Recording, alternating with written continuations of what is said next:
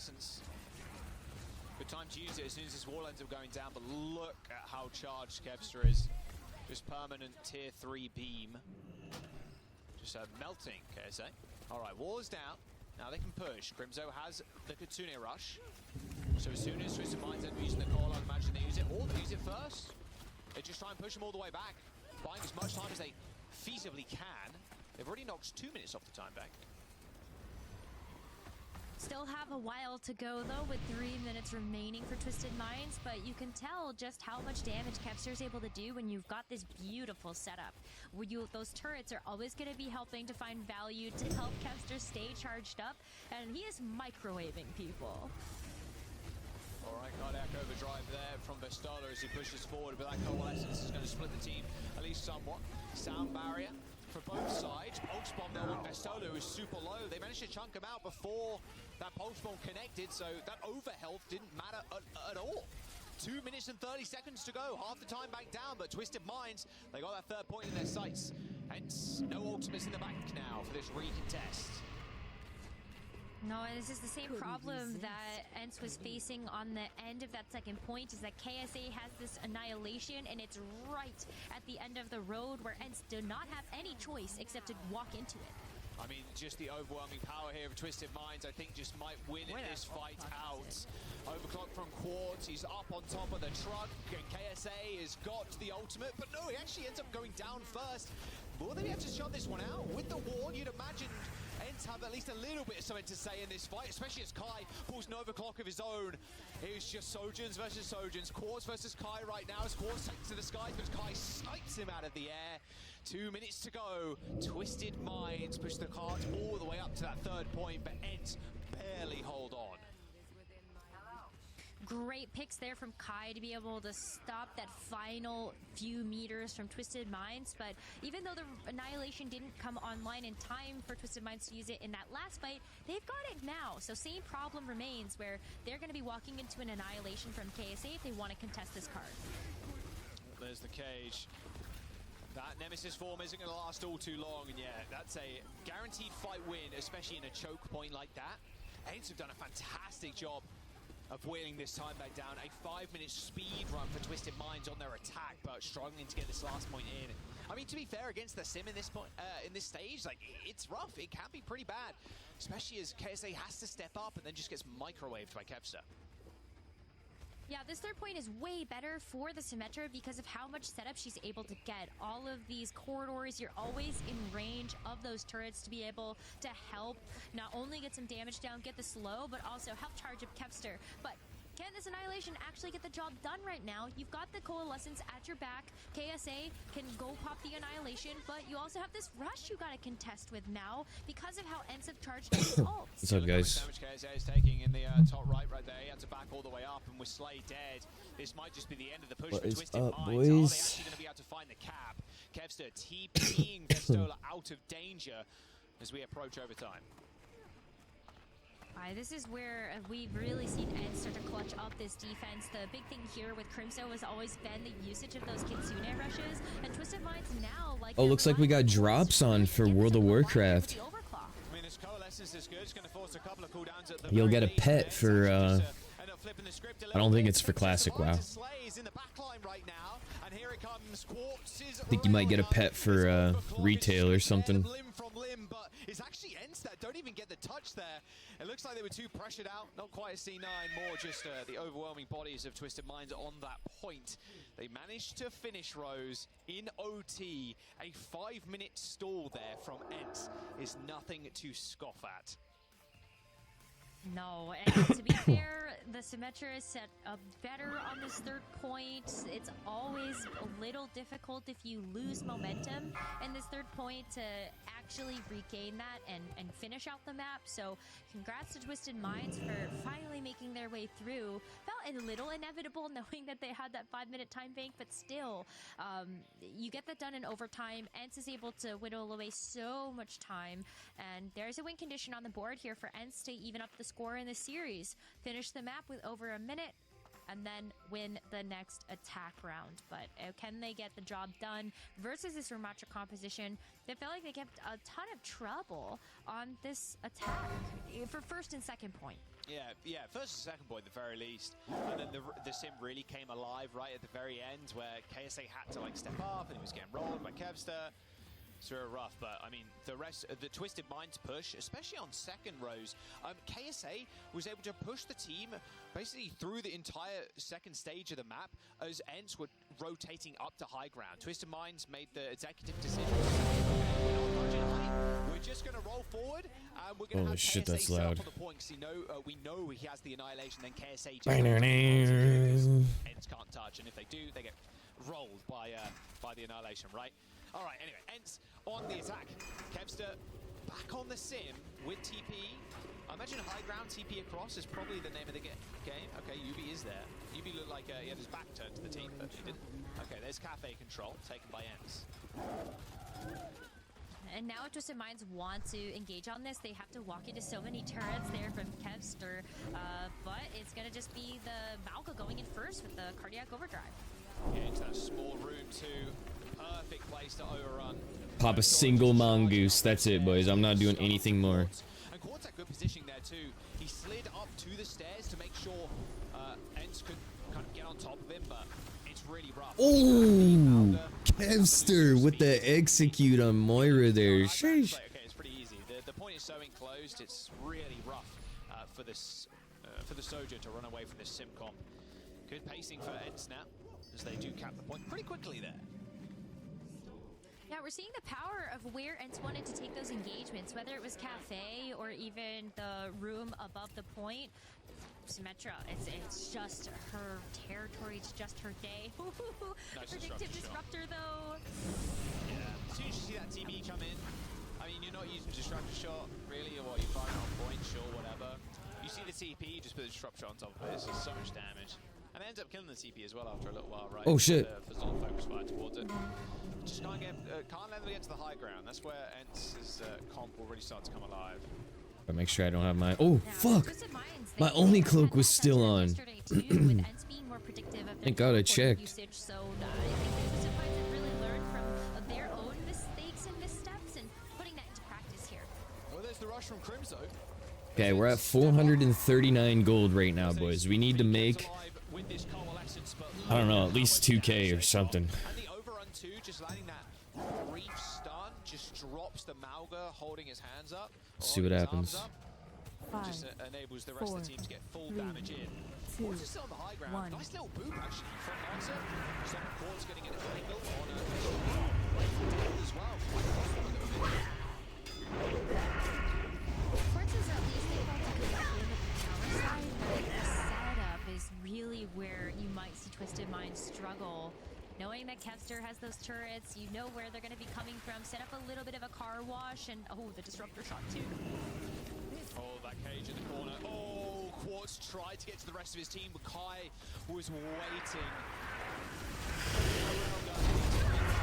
Like you mentioned, Rose.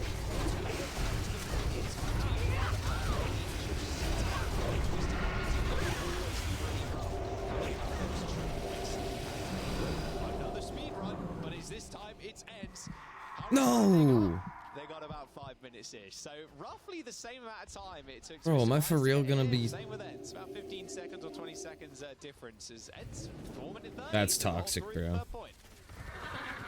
I mean, how much momentum does Ents have right now to keep working with? Can they just snowball through to finish with over a minute left in the bank? I'm looking at this from Kevster as a response mechanism. Yeah, I didn't miss out on that much damage. I don't even know why I care. It's just a freaking ZG. This is just what we're going to see here. So very little value that Quartz is going to be able to find with the overclock, but that will set them back a bit with Yubi's pick onto Crimzo. Yeah, big pick from Yubi there. You could see that entire time. Quartz was so paranoid of the player up on high ground, like, so he wasn't able to really do much in the front line. If you end up winning this proceeding here, I think that's a really important fight to take too. The Ram is so good at holding these corners and these choke points and the arches against the Malga comp. So taking the early fight, popping the Annihilation, good standing at Twisted Minds in right now. However, sound barrier advantage for Ents.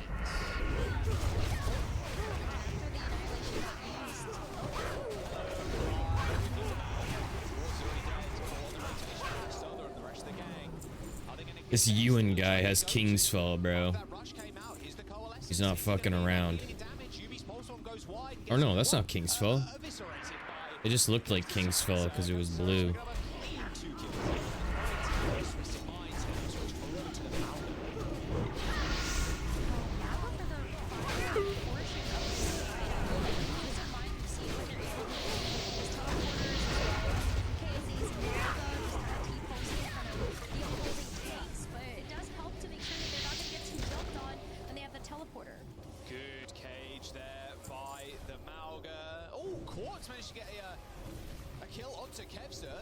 Bro, I was kind of sweating a little bit because it looked like he had King's Fall, but got the Grand Marshal. Oh shit, he's got Slayers? Yo, what the fuck? And they're just going to slowly feed onto this points. A kill onto Kai is good. Ents lack the damage and the capability to actually finish off kills now. So Twisted Minds with that single kill managed to hold on. 2.5 minutes to go. Looking like it's going to be the same story, Rose. For 2 minutes. Then we got Bravery, the up-and-coming AFK rogue. Very well could be. Quartz has the potential. Rocking the Ravenholt Slicer and Mira's Song. These are actually insane pre-raid Biss swords. Like, this is like one of the best combinations that you can have. Next to like craftables or Dalrens. This might even be better though. I'm not sure. If not, it's very close. Hand of Justice too. Yeah, this person's ready, bro. 6 out of 8 tier 1.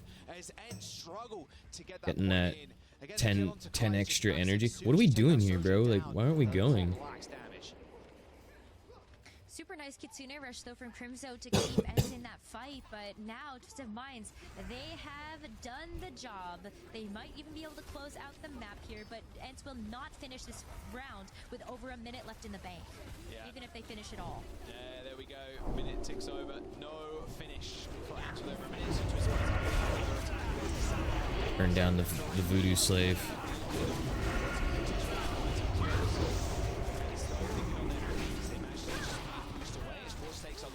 In fact, a lot of spam coming through. It needs heals like desperately.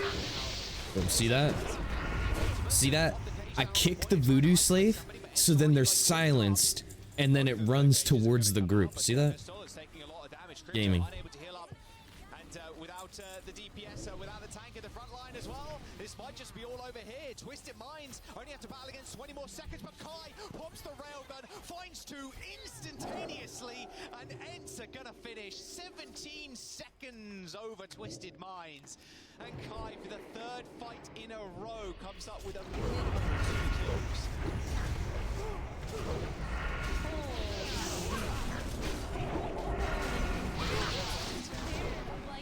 Boom. I know, he's so We do have a voodoo good. pile He's over the there. Best Sojourn in the Overwatch League. He's still one of the best Sojourns in EMEA, and this is just why being able to get those clutch ups when they that Sojourn needs to go against Merit. I want to see Toronto's Sojourn go against him if he's so good.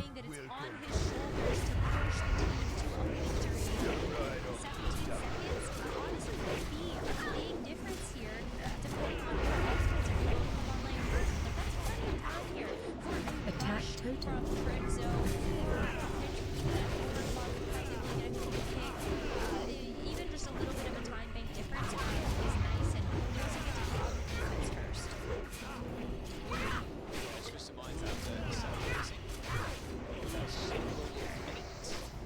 Target you. Attack total. Come on.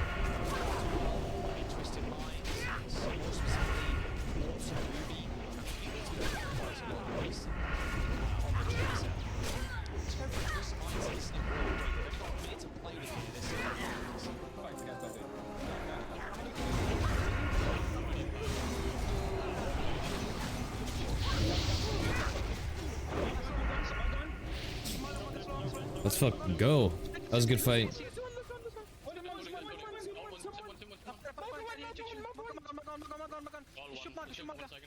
Do I have... Oh, I got my Spirit of Zanza on me, not my Swiftness. That's annoying.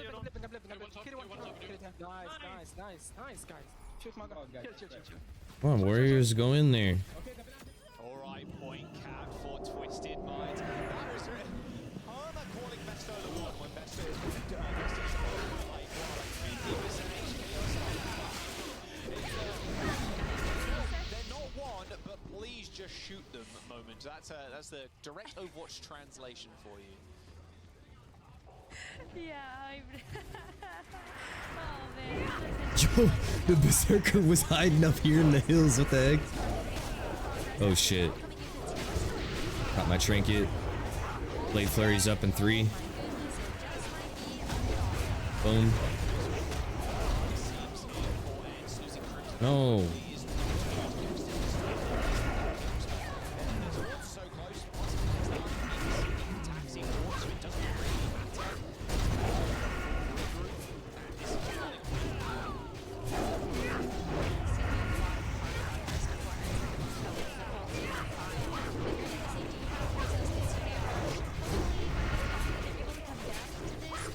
Oh fuck. Did you...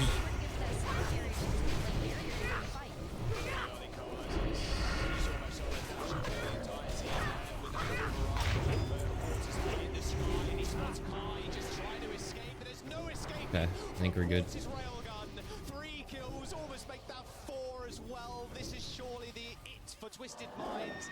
This fight's over, Ents, they're gonna go down, and Twisted Minds are gonna continue that push. Ents, they got a couple of ultimates here, Rose, but it was all quartz all day for Twisted Minds.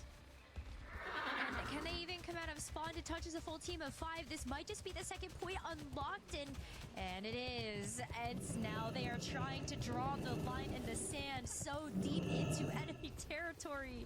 And it might just have to be here. And now Pistola has the cage fight. Kai with the overclock. Yeah, they're trying to count this as fast. Wow, this is a really close overtime. Make sure it doesn't go anywhere, but I mean, honestly, Twisted Minds, you go down here, it does not matter. A minute and 17 to try and make it to second. Okay, They not bad. put up a heck of a fight. I mean, that was all quartz at the very end. Just that triple railgun from high ground. Bro, what are with these like pauses? Like, what's going on? I mean, I'm not reading chat. Let's see. Res. Wait, yeah, I guess it's like mana. People aren't decursing, it looks like. It sucks too, because like if you're on the defensive side and you feel confident in the defense that you can put down, then you're like, 5, yeah, okay, like 4, we can actually just hold 2, and we draw the line there.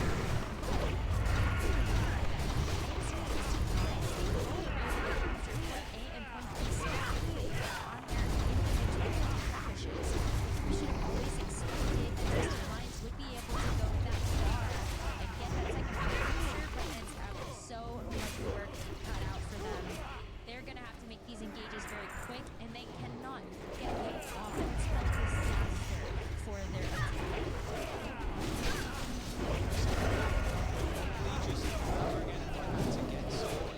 Insta kick the drain life, by the way.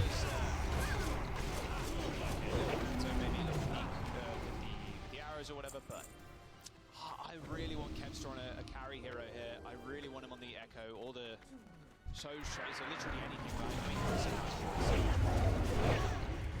have a look at what I say. I mean, you've got a minute 17 to go.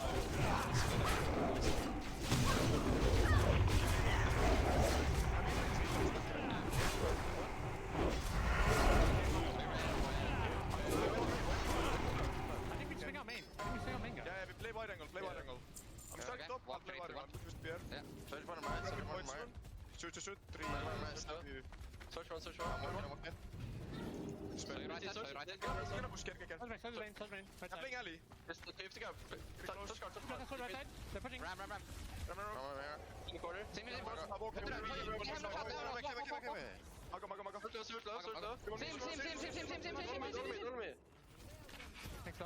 Go now. as Ents end up losing this first fight as Twisted Minds are able to swing out and pick off Kai. You could hear the disappointment in Kai's voice there at the very Let's end. try and one phase this. Yeah, like heal me, anything, try to follow up on a pick. They are able to get UB out, but UB is the teleporter. He's going to be back in this fight, no problem. A little bit of healing here to try to take some poke to get this rush online, but it's going to come down to a neutral pick. Did manage to get a touch. Quartz in trouble, but he just ascends the high ground. UB's taking a lot of fire from Vestola, but not afraid Okay, to guess we're gonna do an walk idol. to the front lines. Especially as you've got the healers right at your back. Matt's taking a lot of damage. I mean, Kev's just trying to find the kill into Quartz. Quartz is so low, but already forced to recall. No one can kill him. No one can kill Quartz. The Suzu's too good. The healing is too good. There's nothing Ents can do against Quartz. Nothing can shut him down. Twisted Minds hold first and take the lead in this series. A 2-0 start for Twisted Minds as Ents go down on first on Hollywood after a ridiculous push as well from Twisted Minds on their second attack. This has been a very different look than what we saw in yesterday's series in the winners finals between these two teams. Twisted Minds, they're on it. I don't know what Quartz. Bro, Twisted Minds is actually owning this team. I don't even know what they're called. Ents? They feel so locked Can't in. remember. They feel so confident, and you can see that really coming through in their play. Okay, we're For pulling. Ents, how do they turn around from this one in the mental? Yeah, this 5, it is a 4, rough start 3, for Ents. This is 2, tripling 1. their losses in the Oh, are you kidding me?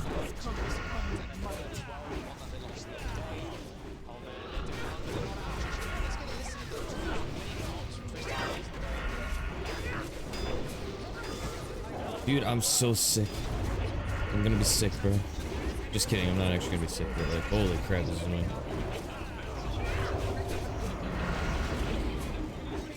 I'm not even looking behind it, bro.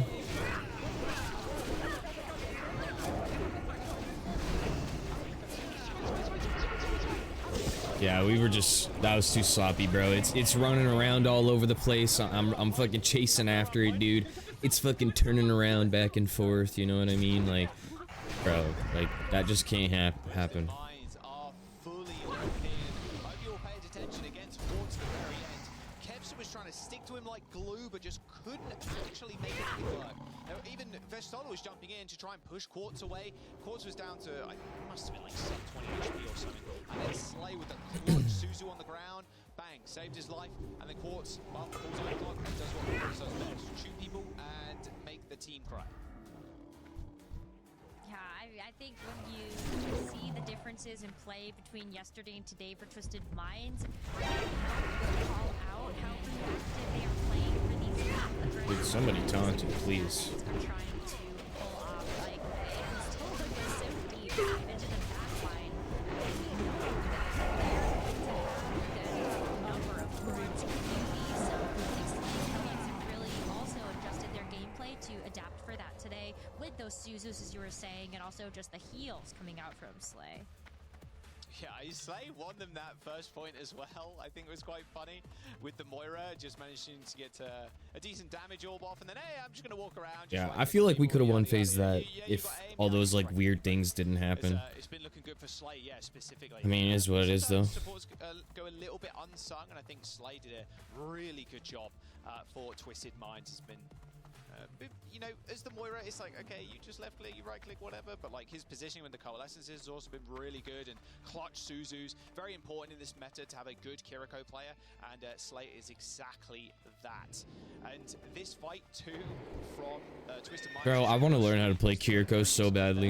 I mean, you go into that fight and you're sitting there like, okay, if we don't win this, that's fine. Like, we got it. I want to be far, him, you know, that guy with the second clutch point. Winning Suzus. the preceding fight after you win the fight in Archway can be quite difficult, as the enemy team can jump onto the high Why don't we ground, just kill look this down at pack, you, bro? and then just jump on top of you. But Twisted Minds take it in their stride as they go up 2-0 now. First of 4, remember, Rose, so they're gonna have to win another 2. Like, we literally have to but sit here until it's going everybody down like comes, this. right? I'm not sure many people expected it to be what, map 2 and then not getting a single one. Like, Okay, he didn't man, pull, this we're is good. Twisted Minds turning up to another level right now.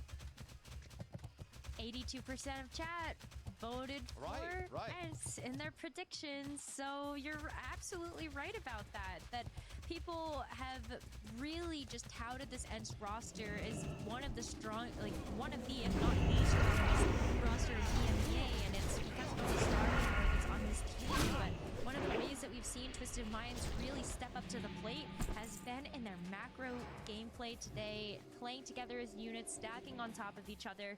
And that is one way that you can really break this Echo comp that Ents are running, is just, hey, you can't play Echo. The desk is coming to them already at the start of the series, and we're seeing that effect in real time.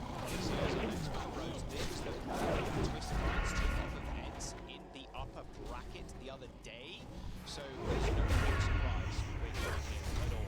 There was an Esperanza ban so they could have found the you know, so they were happy. I guess they're happy going to No Costco. shot. I don't know, we'll have to wait and find out. We are jumping into the next map right now. Number 3 on the screen. It's going to push, going to Conceal. Twisted Minds 2-0 against Ents. I just see raid warning behind. Oh my god. Twisted Minds definitely feeling themselves right now. Close out in the next couple of matches. Very much feeling. I'm honestly a little surprised we're actually not seeing the clean streak. Like, we want to keep up the, they're going to sort of a lesser picked map for each of these game mode types. I don't know. Your Queen Street was on the menu, so maybe just not feeling it today. And yeah, what is up the sleeve here for Twisted Minds on Colosseo? They've been looking really great. Bro, on this what the roster fuck is composition, happening? maybe just feeling a Why little is bit there more more? confident that that's gonna work out a bit better. Freaking Panthers, dude. Yeah, I mean, Like how? I'm not sure they're going to be playing Queen here, but Mauga, I think Ents right now are trying to formulate something to stop Twisted Minds in their tracks. Maybe Mauga is the way to go. Is Kevster just TPing people out is my kind of question, or is he sticking with the sim? Looks like he's just sticking with the sim. Okay. KSA, UB, Quartz, Slay, Kellex just on the Moira Ram rush again. All right, what can Ents do? Maybe they really believe in this Kevster sim here, trying to recreate what UB was doing on Blizzard World earlier on. Dude, are you Kevster's kidding me, Symmetra still man? look really good, especially if you're going to be stalling out Like, the is neutral it- like this, set up the turrets, get a little bit more charge, and then go in with all of that extra DPS Dude's got- power. TP, a little bit of a fakey there. I don't know. Never mind. Sometimes this helps just to launch people that set up these little small little outlets. Vortex is quite annoying to kind of deal with as well, but Kevster, yeah, he's going to have to TP across. Doesn't want to test Quartz's railgun accuracy. I wouldn't either, to be fair. Crypto can see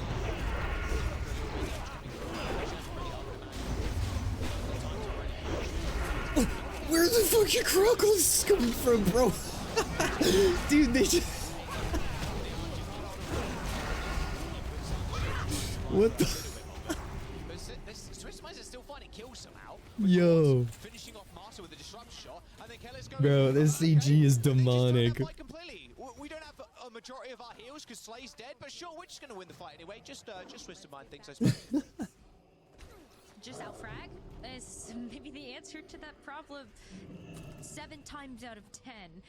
And it's working out great for Twisted Minds. They're getting some meaningful push bot progress, and they also get a chance to set up on the high ground. But that's where this teleporter from Kevster can really come into play. They force Twisted Minds back and also force them out into the open, as Ents have to walk forward to take this contest.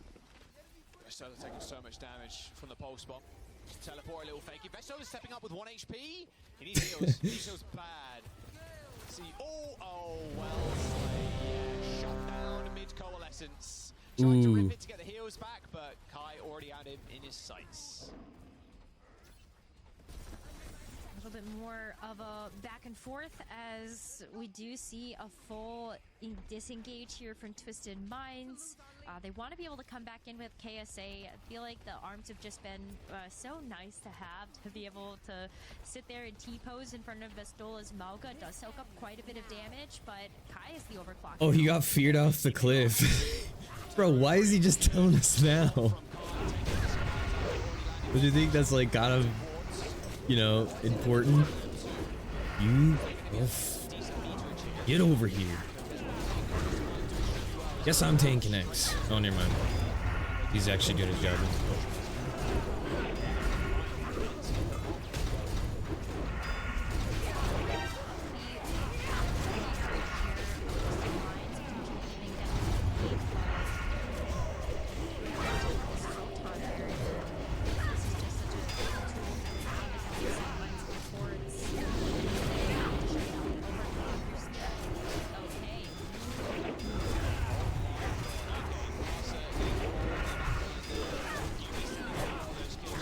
Oh shit, kill skull, kill skull!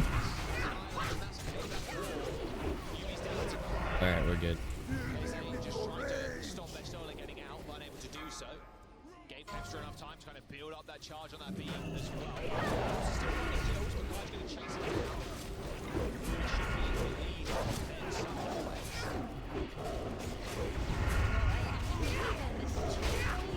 Depends on how far you want to see us go a push, but we feel pretty unwise to put yourself so something like that. Certainly with this Kitsune rush, it's going to be so high impact to be able to You freaking dodged one of my last attacks there, dude. I would have got top DPS if he didn't dodge that attack, probably. That's crazy. Surely he goes down. Sound barrier is going to make sure he doesn't. But already, Crimzo and Kevster are dead. The railgun from Quartz. Oh, it's hidden. Kai and Crimzo down. And You never have enough hit percent. That sound barrier coming through from Master. I guess you can. Just got shredded. Sucks that no matter what, enemies will always dodge, and there is that chance you will still miss. Sitting at 2 HP, with Twisted Minds being able to go in and feel comfortable knowing that they had the Coalescence behind them. So I don't know where Crimzo was in order to not get that sound barrier, but we are back to this neutral as Twisted Minds start to push this bot away. Oh shit! But Eds do have high ground control. Oh my god, we pulled the imps, dude. Just being annoying in the back line for the time being, and setting up Quartz. Trying to find some heads to click on right now. Oh, he finds Yubi on the high ground. Body shot, and then Master finishes off the kill. But neutral just with the star. And we got the snakes.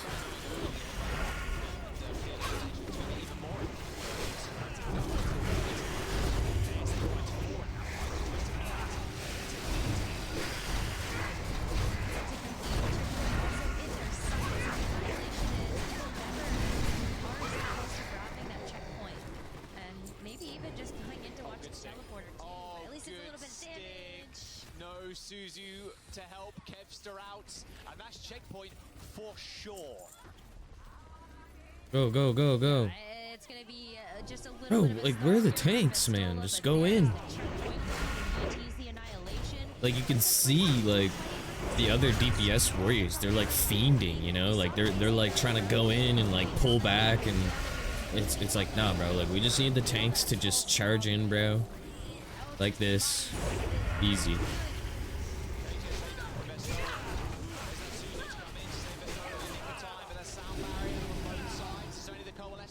Trying to help people out now. This layout was got moved up into the map. Finally, Ents end up winning that fight. That was an expensive ult fight for both teams. Twisted Minds fought the hole. They used the Annihilation. They used Sound Barrier. They used the Overclock, right? They've got a Pulse Bomb, I suppose. But yeah, Ents end up coming out with the help of the cage. It was very just Kai to shooting down everybody who's trapped in the cage. That's a lot of collateral damage. It is, and Photon Barrier here too for Ents. Great tool to have for this next fight, especially when Twisted Minds are at that ultimate disadvantage. There's the wall. Now Kevster can get all charged. Who's the tank? Twisted Minds are going to try and get out of there, but a quick teleport. But a good move, a really good move from Kellex. Stops them from getting on top of the rest of the team and actually boosts them into the sidelines of Quartz. Just hook, line, and sinker for the. Could be worse. All right, Twisted Minds hold the bot yet again. Now we've reached this point of the game in Colosseum where the bot doesn't really move the barricades either way. It's all about just trying to win 2 preceding fights, maybe 3. Checkpoint in favor of Twisted Minds too. It's going to be hard for Ents to come back in this one, especially with 2 minutes to go. Alright, they have the cage fight coming online here for Vastola. Kai with another overclock. He's been pumping out damage. Oh, you cannot die like that. Disrupt the shot. You cannot go through like that.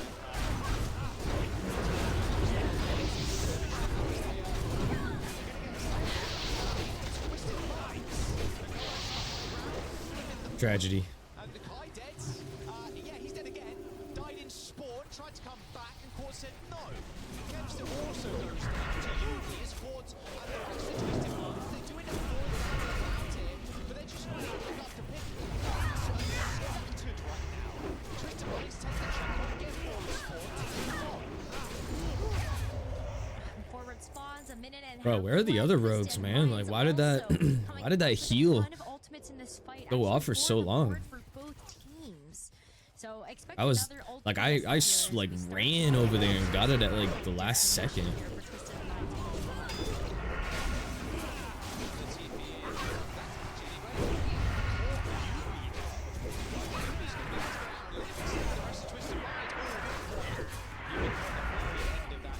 What the fuck? The goddamn berserker's here.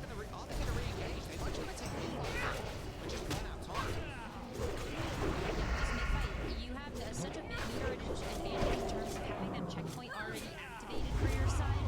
With 40 seconds left, to play defense. Fuck, I hate it when I'm one energy off of using my slice and dice. That's so annoying. Able to close out the map here, and now it's going to be 4 with Slays coming up soon.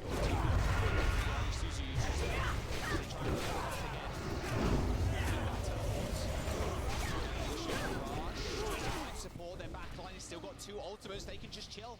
They can chill here. They can make a swift rotation again, but they don't need to worry about the rush. They don't need to worry about the overclock. Again, it could all come down to just Quartz's railgun.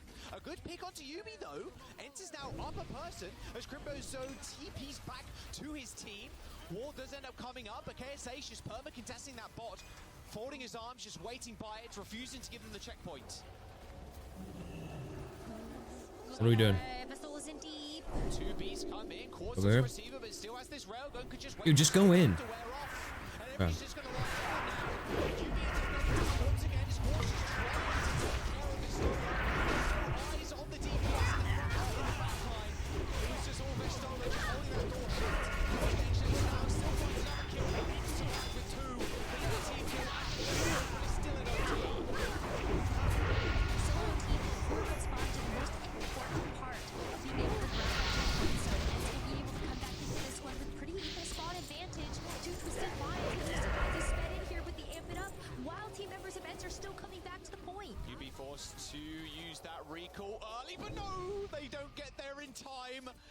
It looked like it was going to be another touch, but Ents end up going down, and Twisted Minds now on match point. A 4-0 in their sights. This is a very different Twisted Minds from what we saw against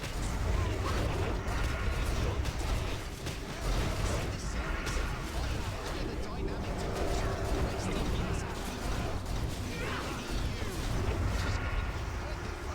QB didn't have the best game of his life in that last one, but every single game feels like a Quartz show or a UB show. Quartz's railguns are hidden. And right now, Twisted Minds sitting on match point, confidence through the roof, but hence looking a little lost.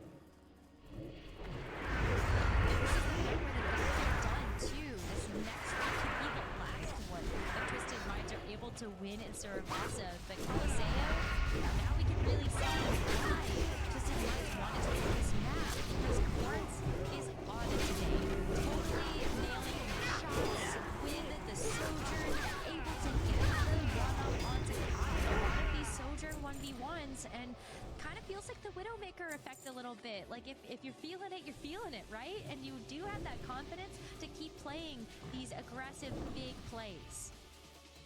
Yeah, the DPS and Twisted Minds looking ridiculous right now. Even the backline too. Kelly's having some really nice sound barrier timing. Slay with the coalescences, and KSA in the front line holding his own against the Mauga. I mean, KSA's job here is really just to play front line and just help Quartz succeed, and UB2 for that matter. So nothing like no like 5k annihilations, right? But like the annihilation timings are really good. 5, Just being able to stay 4, alive can be quite 3, difficult against 2, the Malcom. 1. There's just so much damage thrown at you that KSA has to cycle the cooldowns extremely effectively, and he's doing just that, keeping himself up, keeping the team up too with the first to 4 format. Twisted Minds now on that point. They're ready. They're I can get some aggro. I don't want to fuck with this boss.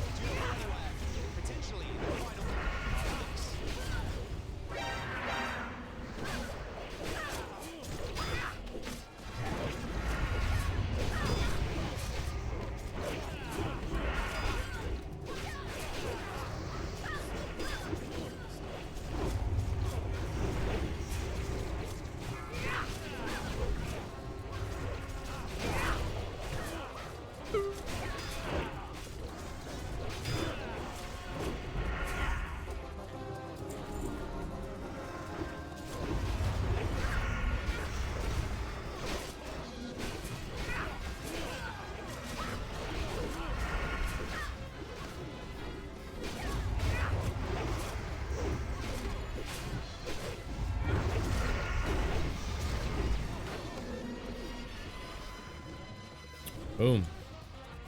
I don't think we got a mount though. We got Tabard, Idol, Crimson Bane, and Primal Seal.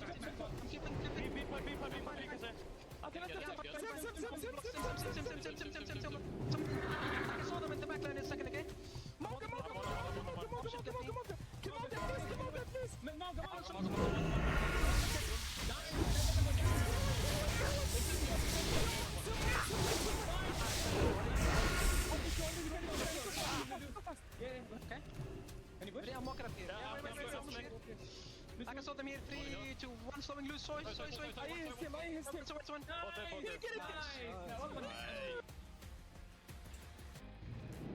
With the final map potentially on the horizon for this grand finals in EMEA between Team ENCE and Twisted Minds, everything leads up to Saragossa, the flashpoint map of truths here for Team ENCE.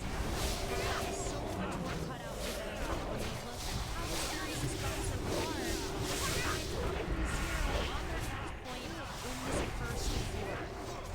It's gonna be really tough because ENCE has brought such a unique composition into this matchup with which is something that we had seen from Twisted Minds, but maybe it's that experience that Twisted Minds have had with that composition allowing them to be on top of their game. Only time is going to tell as we look forward to this fourth and potential map. Yeah, Final map. But yeah, potential final map, right? I mean, this could just be a 4-0 right here, right now. Reverse sweep starts now for ENCE, a team that was so dominant throughout the entirety of the bracket, and now they're facing down the barrel of a 4-0, which is insane to think about. And this team was, you know, newly picked up and was one of the hottest prospects coming into this stage 1. 82% of chat predicted that they could take this match, and it's no secret why. They got the win versus Twisted Minds yesterday. They have all of these incredible players that we've been able to watch their journeys in the Overwatch League. Now that we get a chance to see them in this new ecosystem, like Twisted Minds, a top EMEA contenders team, gets a chance to be in here in the mix with all of these incredible all-star players and make a name for themselves. Saravasa on your screens. Have they got the answer? 5 to KSA? 4. And well, either the Malga or the Ram. Time will tell.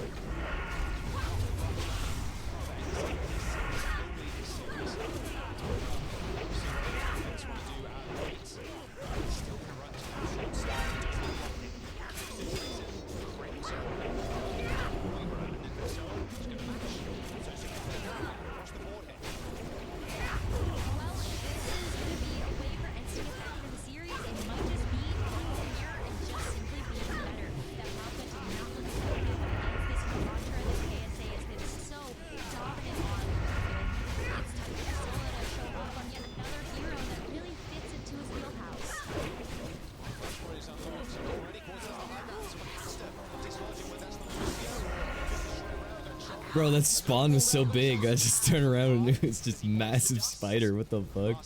His head gets clean, gets taken clean off too by Quartz. Someone's got to shut him down.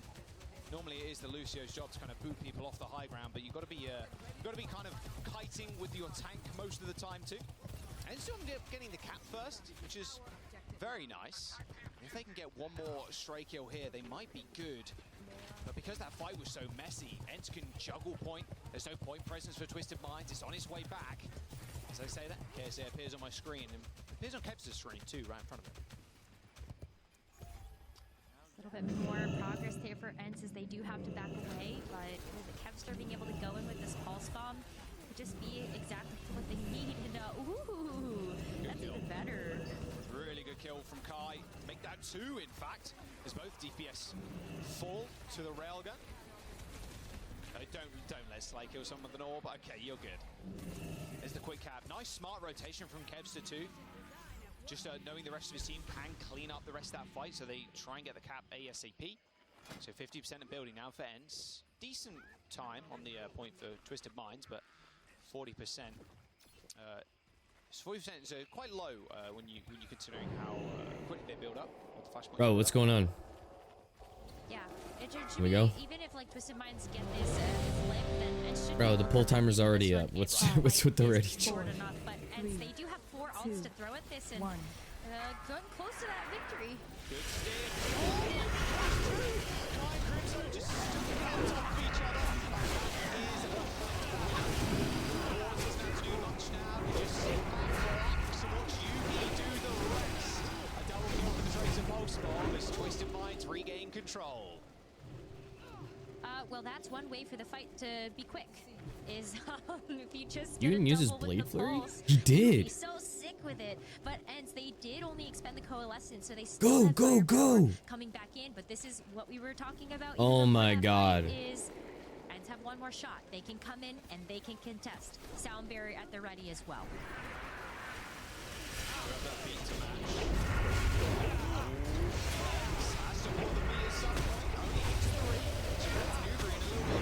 Bro, normally I'm not this impatient, but they're being like extra slow for no reason at all. I don't understand. Like normally I'm just chill, but like I don't know, like I just feel like we've been wasting a lot of time in here, pulling extra packs and sitting around doing nothing. Like I don't know. Okay, well, the last time we did see both of these teams on this map, it was Ents that got the victory, but this pulse bomb is so nasty. Crimzo got stuck, walked into Kai, maybe just fade. Fucking Ewan's blade flurry is gonna be up by the time we pull. We've taken so long, dude. I was hoping we were just gonna run right in. I get big DPS on the boss. Oh, quick rotation here. His CDs are on cooldown, but that might not be the case anymore. On the point, but they managed to catch Twisted Minds on the rotation pretty early, and Kevster just cleans up. And they do cap. Oh, there it is. Definitely has it up by now, or at least through the fight. Capture, and again, just Eds being able to get the better of Twisted Minds early on in this flashpoint. So being able to play a little bit closer to Twisted Mind spawns. Wow,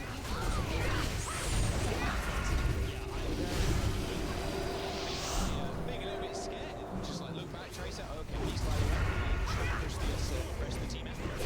Did exactly that. Yeah, his Blade Flurry was back up by the time I should have just used mine on the first pack. That's crazy.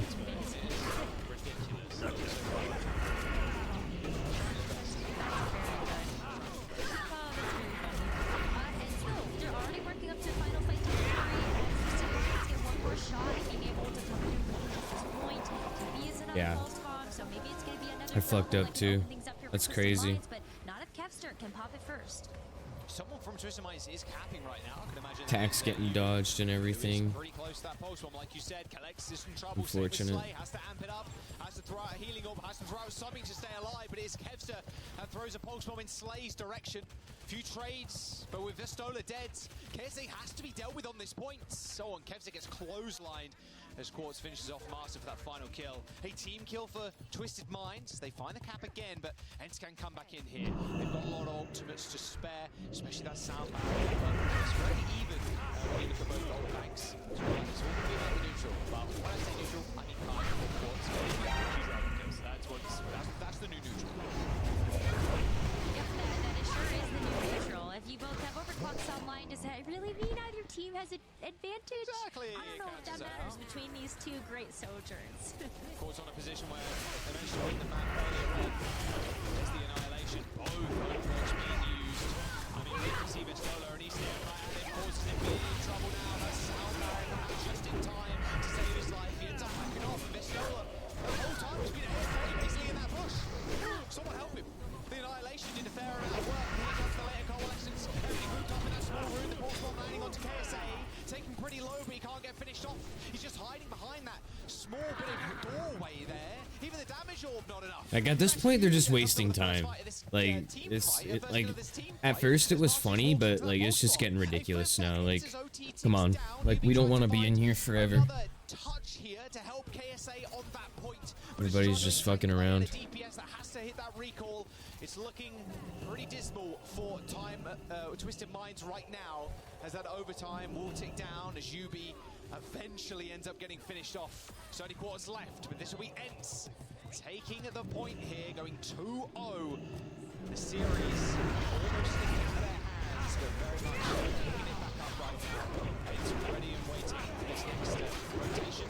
Twisted Minds, but it looks like it being so far away, they can't come across again.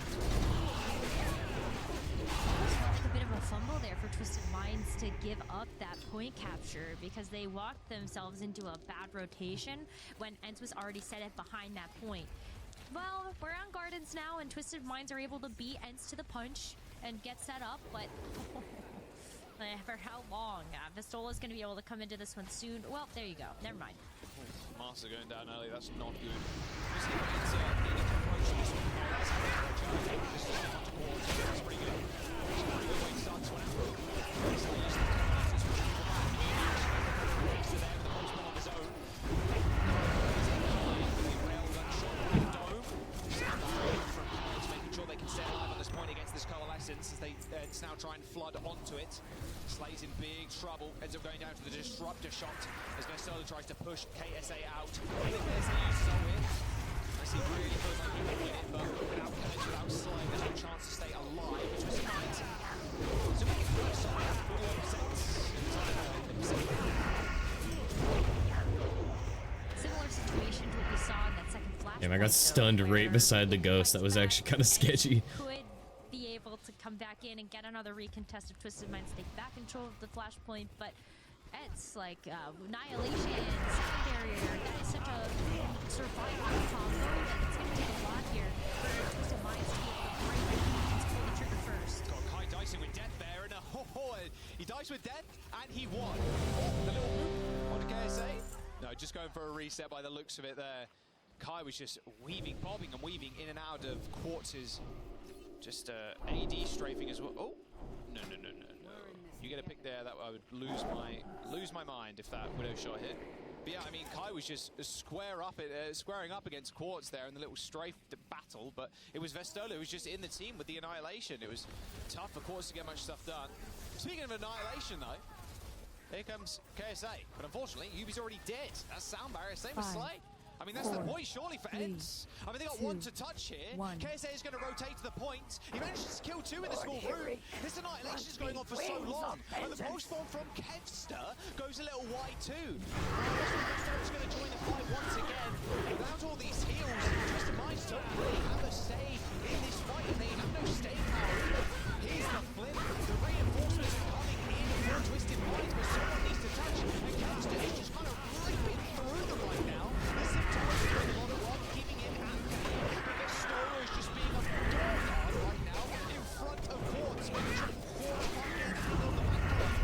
And finding just the overclock for free. And Coalescence surely ending here as Twisted Minds trying to get back to the point. But it is Ents with the shutouts. And back in this series, Twisted Minds go down and Ents find their first map. Ramatra! We love the Ramatra from Vestola. What a big difference maker that tank choice has made for Ents to be able to get back into this one. So much engagement pressure when you're able to just walk forward, and it's a different utility than what we see from the Orisa and obviously He's pumping for but it looks ring 14. So much better. So much better. Just looking real good. Maybe taking a lead off KSA's book, you know? I mean, you don't mind that at all. Going to the halfway point of the series now, or what could be the halfway point. Still Twisted Minds on match point. Ents have to be perfect. So first of all format, they could just shut it out in the next couple of maps. Let's have a listen to the winning comps that were played to see how that confidence has changed out. Healer coming. So still main, Ken. I'll cap it, I'm low. Okay, I'm walking top. They're gonna touch me. Yeah, keep push. Sim. So you no slide point. More. Good shot. I'm back to Navo. Dead. Back. Du kör på. Böss. I'm gonna shoot. Killer.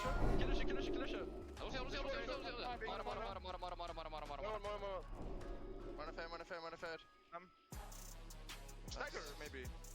Ents not phased there in the comms. They're ready. They're locked in. Shambali Monastery as well is our next map here, Rose. We'll see how it fares and what kind of comps that Ents want to run. I think it's still run with the Ram. Feels like it. I mean, you find success there, you got to be thinking that's the comp they want to play with. Wholeheartedly agree. The Ramatra just looks so much better. Vestola is very well known for his Sigma, and feels like Ramatra is kind of that, but better. Just bubble down a target, punch them in the face. You also just have the opportunity for a bit more AoE healing. You miss out on the stun that the Sigma tries to be efficient, but Vestola is obviously very well practiced on this hero. Sort of adapted to this, and it just looks so much better than the Orisa right now. Yeah, I mean, makes the most sense. Shambali Monastery too, pretty good for the Ram. It's pretty effective. The shield, with the Nemesis form, a lot you can do with the Ramatra. We'll still have to wait and see as we jump into the next map in just a moment. There's the stats, for any stats heads out there. Nice little KDA diff from Ents. We didn't expect that, especially with how one-sided Surabasa was. Yeah, there's not a whole lot else to kind of say there, except for that it's just Ents dominance from the 3-0 on Flashpoint. Shambali Monastery. We have seen this pick from all of our matches in this series and the main event, so Shambali doesn't surprise me. What I'm interested in is, like, I see a close hold from either of these teams. They have like back pocket May that maybe will help to build that up, and one day, because we've seen Ramatra, Orisa, Mauga. I hope it's the Ramatra here. Well, only one way to find out. Shambali Monastery. We're going all the way. I got a good feeling. First of four, Twisted Minds still on match points. Defense for them too. So yeah, same comp. All right, they're just going to run it down with this. Just Slay on the Moira.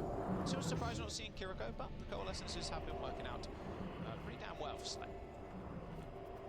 Yeah, I think like when you look at the Ramattra composition, Kiriko on paper always looks like such a good support hero because of the utility, the extra damage, but you have so much healing for the Ramattra that just sits there in the tank form, just soaking up all that damage with the arm pose, and I think the Moira as well with the coalescence just has great sight lines for these straightaways we see on street phases. So I think overall the Moira is just a little bit better, not to mention you do have the right click for those slippery little tracers. Yeah, that is true.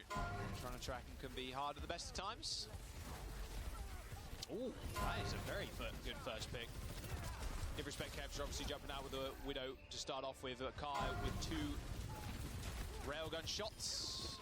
That'll crack open the defensive hole. And I always really enjoy watching the defensive holes here. I think they do very much work in your favor. Although you're going to give a little bit of ult charge over to the enemy team, especially when you do lose the fight. You just guarantee yourself that extra one. And even if you, and to be fair, if you win it, like you just burn off so much time out of the time bank too. So Twisted Minds, no surprise, they want to hold super far forward. See how far they want to go. They should be able to hold this on this corner, especially with the Lucia speeding them up. Oh, Kai taking a lot of damage. Yeah, they're gonna hold this really close because, as you said, want to get those 2 contestants. So this is the best corner to do that second one. There's a Vortex on the points. Stop people doing any cheeky things. 5, 4, Speaking of which, 3, Kevster is 2, just hounding 1. down Yubi right now. Both DPS players end up trading. So Kai, Yubi dead. So straight to us. Towards Aaron getting lost. Kevster with a pulse bomb. Does land on the core. It's going to be Twisted Minds back all the way up to the box. Actually, Sergio Ford, take that back. Oh, and that's dead. It's go time. More speed? Okay, sure. We'll try it.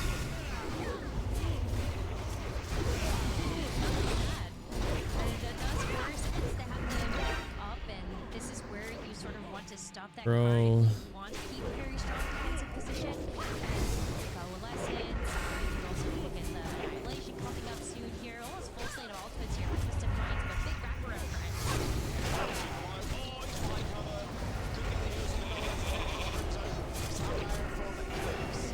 Didn't last all too long, especially with the annihilation. The ultimate from Slay. Force playing at quite a distance too. Just basically free-firing the backline of Ace. Reset from Kevster, a minute and 40 seconds to go. Menzi's offense right now, looking that great. However, it can all be changed around. These railguns, these overclocks, have been the difference makers. Once again, it comes down to Quartz and Kai. Well, if you do stop the cart where it is now, it just becomes so difficult for the attacking team to assail. You always have to go under this archway. Kevster. It's kind of shrugging that one off, Rose. Just dodge out of the way. It's like, yeah, whatever, it missed me. I'm still going to stay here, fire a few more railgun shots off. Alright, now it's Kai's turn. What can he do? Nice headshot onto the tank. After that, as the Vortex goes down, he can make that movement, finds another angle, but he can't quite click any heads. Not finding any purchase, as Kevster just jumps onto the point. Now, the flanking DPS. Yubi ends up falling. That was a 180 there from Kai. Saw Yubi trying to take out Moira. Quick win, quick kill. Now Quartz in trouble. Has to back off, use that sword for the caves.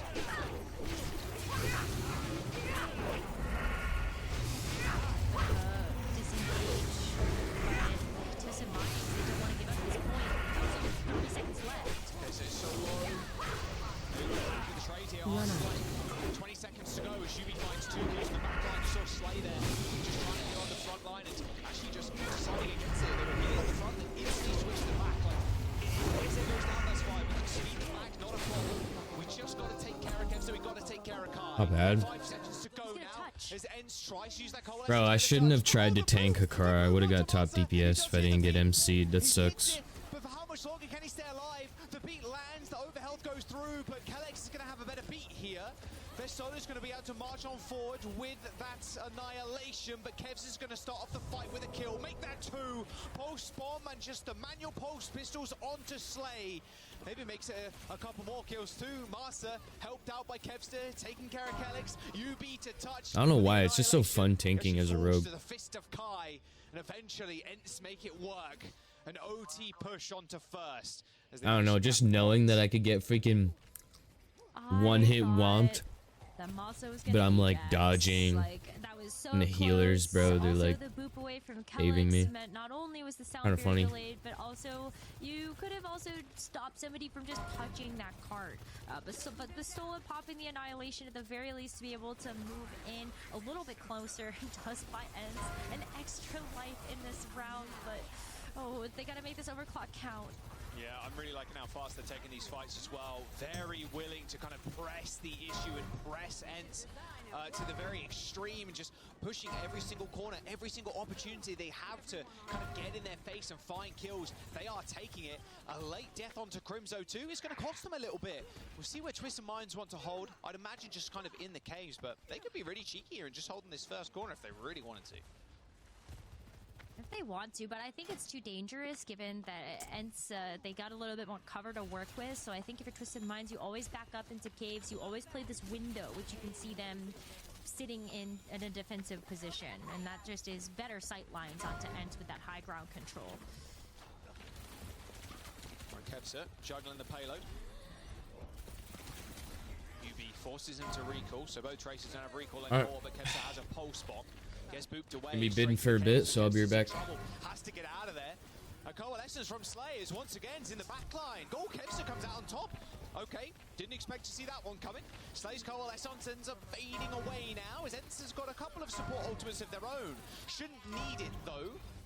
As just kind of dance around KSA, but with a kill onto Crimzo, this could be a different story. But of course, Kevster just existing and being alive has very much turned the tides in their favor.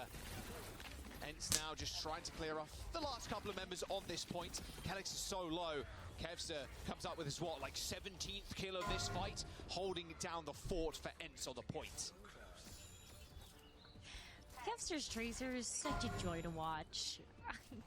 I love this hero for him. He gives us such a good show every single time. Just the pop-offs, the pulse bomb. But this is it, Jaws. It could be it.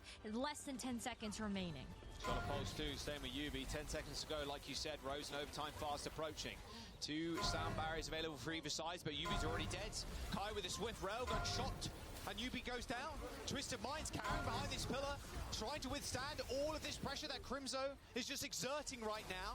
Speaking of pressure, that's Festola in the front lines too. That annihilation, ripping and tearing, throwing Twisted Minds. Slay ends up falling down to it too. A sound barrier from Kelix just goes by the wayside as Ents once again in OT find the point.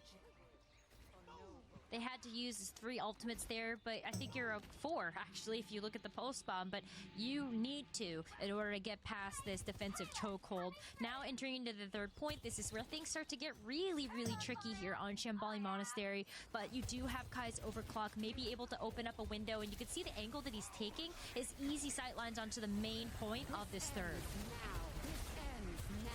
Both the Sojourns pulling the overclock. Here comes the annihilation. Of course, Vestola used his in the last fight. Oh, how does Kevster get out of there? Against the raw aim of Quartz, it looked impossible, but he still managed to make it happen. All right, that should be fight done. Now, 45 seconds. You've got maybe a couple of fights, if that. Twisted Minds can take a little early peek here. But with the payload and where it is, it shouldn't be too long for Ents to kind of get back to the point, even if they do die in this preceding one. But Twisted Minds want to make it their last. And they can too, with like the 30-second time bank is whittling down ever so slowly. Slay having the coalescence too, and don't really have a whole lot of choice except to kind of walk out into the open here, which is what makes this 3rd point so difficult.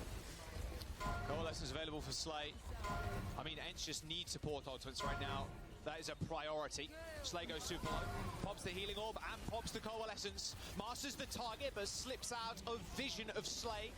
And a pulse bomb go off there from Kevster. Found a lot of damage actually on KSA. Ends up paying for it with his life. UB's pulse bomb not finding the same amount of damage as Festola. It hit a shield.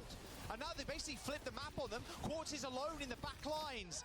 A quick jump up onto the high ground for Crimzo as he takes care of the Sojourn. And then there's now Kellex and Slay behind enemy lines, still finding kills somehow. Crimzo's chasing them out. They gotta find these. Kellex cannot get out of here alive, but he does somehow. The supports from Twisted Minds manage to slip out of there. Well, now that their supports are keeping each other busy, it's all about this frontline pressure, but Kellex gets the beat. Vestola's got to stay up, but he ends up going down. He was so close to the annihilation, and that's where the cart will make its end. 2 points and 65.5 meters just round that final corner, or just on it. Twisted Minds, they stamp their flag there, and ends. Look, they got an upwards hill battle. They finished both those points in OT, and we've seen what Twisted Minds can do with a payload push. Look at Hollywood, for example, in an overtime situation. They managed to get it to second point with only a minute in the time bank, Rose. I mean, I'd be scared if I was Ents right now, and especially with how the score lines are going to Twisted Minds. They're on map point. Let's have a look at a small replay of this final fight here in OT. And look at Kellex. I called it out there, Rose, but Kellex and Slay staying alive. Kellex is 9 HP, went to 9 HP, and then came back with the beat. Kellex staying alive there was life or death for Twisted Minds. It really was, because like 9 HP in a dream, you still get out of there. You earn the sound barrier in the process for how busy you kept the supports of Crimzo and Masa. And if they are busy trying to duel out with the supports on Twisted Mind's side, well, then they're kept busy from being able to heal the front line that we had with Vestola and Kevster. So great stuff from Twisted Minds to be able to stop that cart in its tracks, and you're right here. Twisted Minds is a team that works really well with generating momentum, and it's gonna be the Mauka against this Ramattra. Maybe they can fare a little bit better, but it hasn't looked good when Ents has tried to do that to Twisted Minds. The Widow.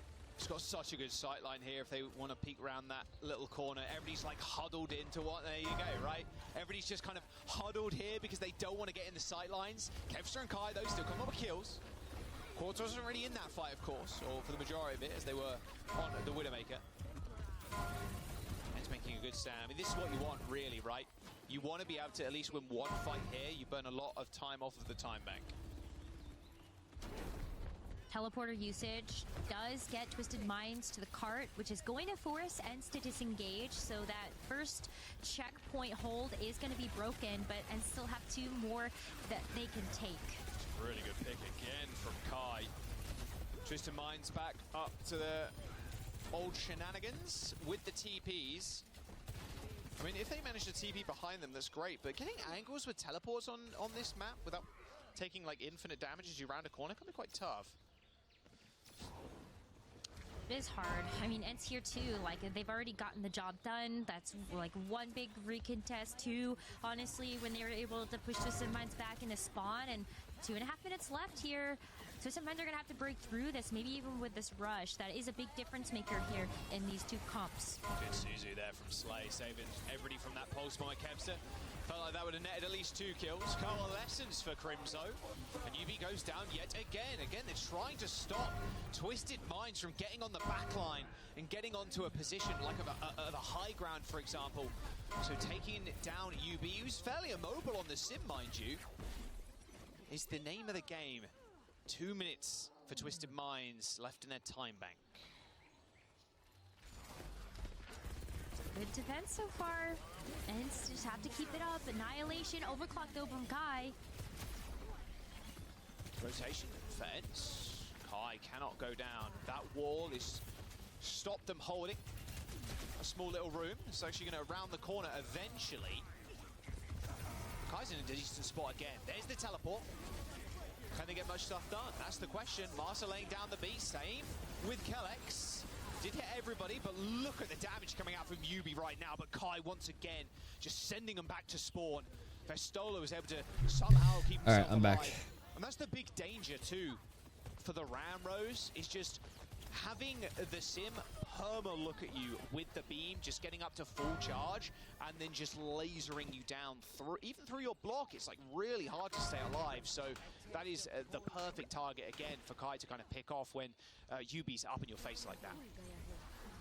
Yeah, and major credit to Crimzo and Masa to be able to keep Festola up in those scenarios, because that's a lot of damage in from UB. But right now, I'm looking at the fact that Ents could get a full hold. 45 seconds remaining as they make their approach. Again, Twisted Minds have one more shot. Fakey TP for UB that time around. There's a coalescence, and Crimzo is just staring at UB right now. That's all he's doing. Ends up having to fade away, you know, healing orb available, and of course, Quartz pops the overclock, finds 2 almost instant kills. Kevs is lined up in front of him, hits the recall, judged where he was. Kevs to 1 HP. Oh, predicts the blink onto the mini health pack as well. Quartz finds 3 in that fight, and there is the point. Not in OT, but pretty damn close. Looking like Ents' defense as well. Both teams extremely competent and like know how to play their comp on the defense of point A and point B. I'd imagine we'll see how quickly Twisted Minds can push up to point B. That Sojourn reaction for the Disruptor shot over the health pack, take that one to your ranked games if you have a Tracer that you are having trouble dealing with and you're playing the Sojourn. But now on the defense, like if you take a look at Caves and the positioning that Ents have, you've got a little bit better sight lines here if you are Ents. Kai able to shoot down this high ground. Jeff's still got a pulse in his hands. Once again, wall used to stop Kai getting Need that ring on my priest. Don't have to invest the sound barrier either. End up backing up here. Oh, pulse one. That landed too. Didn't matter. Suzu exists. Sound barrier from Master. Sound barrier from Kellex. A little bit of a better one there from Kellex, as this one didn't hit Kevster. Oh, this charge too. It's going to be a bit of a pain. You've got to kill Yubi. If Yubi stays alive, the longer he stays alive, the more havoc he's going to cause. It's up to Quartz. I mean, now it's up to Crimzo. Quartz has been the man of the hour and the man of the match so far for Twisted Minds, and ends up killing Crimzo and the rest of the team. As they got a minute and 30 now to push towards this second point. Ents should have a retouch here. It's going to be a bit of a staggered one, at least for Twisted Minds. They've got the TP, so they're able to actually group up fairly quickly as 5. But Crimso's coalescence could be big here. Pushing him all the way back. Here comes the rush from Slay, pushing them around the corner. Coalescence is off in a second. Crimzo using that healing orb to sustain everybody up. And now Quartz can try and get a high ground advantage. Hits one body shot, looking for Kai. Swing and a miss. Kai ends up just taking him out as he tried to dash towards him. If Quartz wins that, maybe 180s gets another kill, but Ents shut Quartz down. And Twisted Minds have one more fight now to try and get this payload going. 40 seconds left, not much in the ultimate bank. KSA should be the first to an ult for Twisted Minds there with that cage fight, and that is a great ultimate to have to be able to put right on top of that payload. But Ents, like Masa, if he's able to get even just a little bit more damage, may have the sound barrier as a good response to that, but it comes down to this, Jaws, if Twisted Minds can extend their time in this map. Beat, cage, wall, everything they need to win the fight. Well, apart from that overclock, I suppose, from Quartz. Speaking of which, there's Kai, there's the cage. Festola in trouble, so much damage. No beats for Masa. He ends up laying it down, but he doesn't catch Festola. It's a 4-on-3 now as the health bars for Ents are dwindling. And Twisted Minds, again, near OT or on OT itself, managed to cap point. Both teams struggling on their attack, but just managing to make it work. Same situation for Twisted Minds as Ents were faced a moment ago. A minute and 20 seconds, rounding this corner, and that golden box of victory in their sights. This is so close. This fourth, this fifth, this, I don't know. So many contests coming through here. So many ultimates now on the board as well. Rush or Twisted Minds could open this up. Yubi's got full charge. Yubi's just running a Festola there. The coalescence from Crimzo does nothing against Twisted Minds. Wow. The rush too powerful, and Twisted Minds are going to be able to push up. This is a delayed fight now for Ents. Delayed fight. UB has the photon barrier as well, so all the sight lines in Twisted Mind's favor. Quartz can just sit out in the open with that photon barrier coming through, and ENCE, they have to get to the point. They have to close it now in order to win the series. There's a quick touch there from Kevster. Gets the touch. There's the wow. wall. For Kev has to go big. Come on, the pulse. He has to do something with the pulse bomb. Just gonna run away with this one. The new kings of EU have been crowned as Twisted Minds take the series 4-1. Twisted Minds, new kings of EU. Sheesh. Such amazing play coming out from Twisted Minds, really showing everyone why they are one of the top teams. NA's coming up, by the way, after these games, guys. Proving it by grabbing the title. Such a big revenge match for Twisted Minds as well. When ENCE beat them in the winners final, sent them down to the lower bracket. Twisted Minds had to win not one, but 2 matches today in order to take that title, and they got warm in that first one. Worked with that into this grand finals match. Congratulations to them.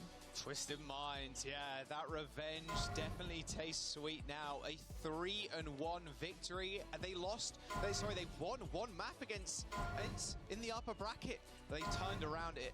Just unbelievable play across the board from Twisted Minds. I mean, this is a force to be reckoned with.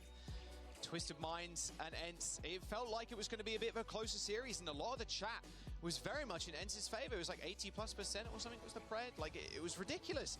No one expecting that. Large payout for the Preds, for the Twisted Mind Predators in chat, and everybody I think can breathe a sigh of relief. Twisted Minds take the crown. They win the main event here in EU in stage 1.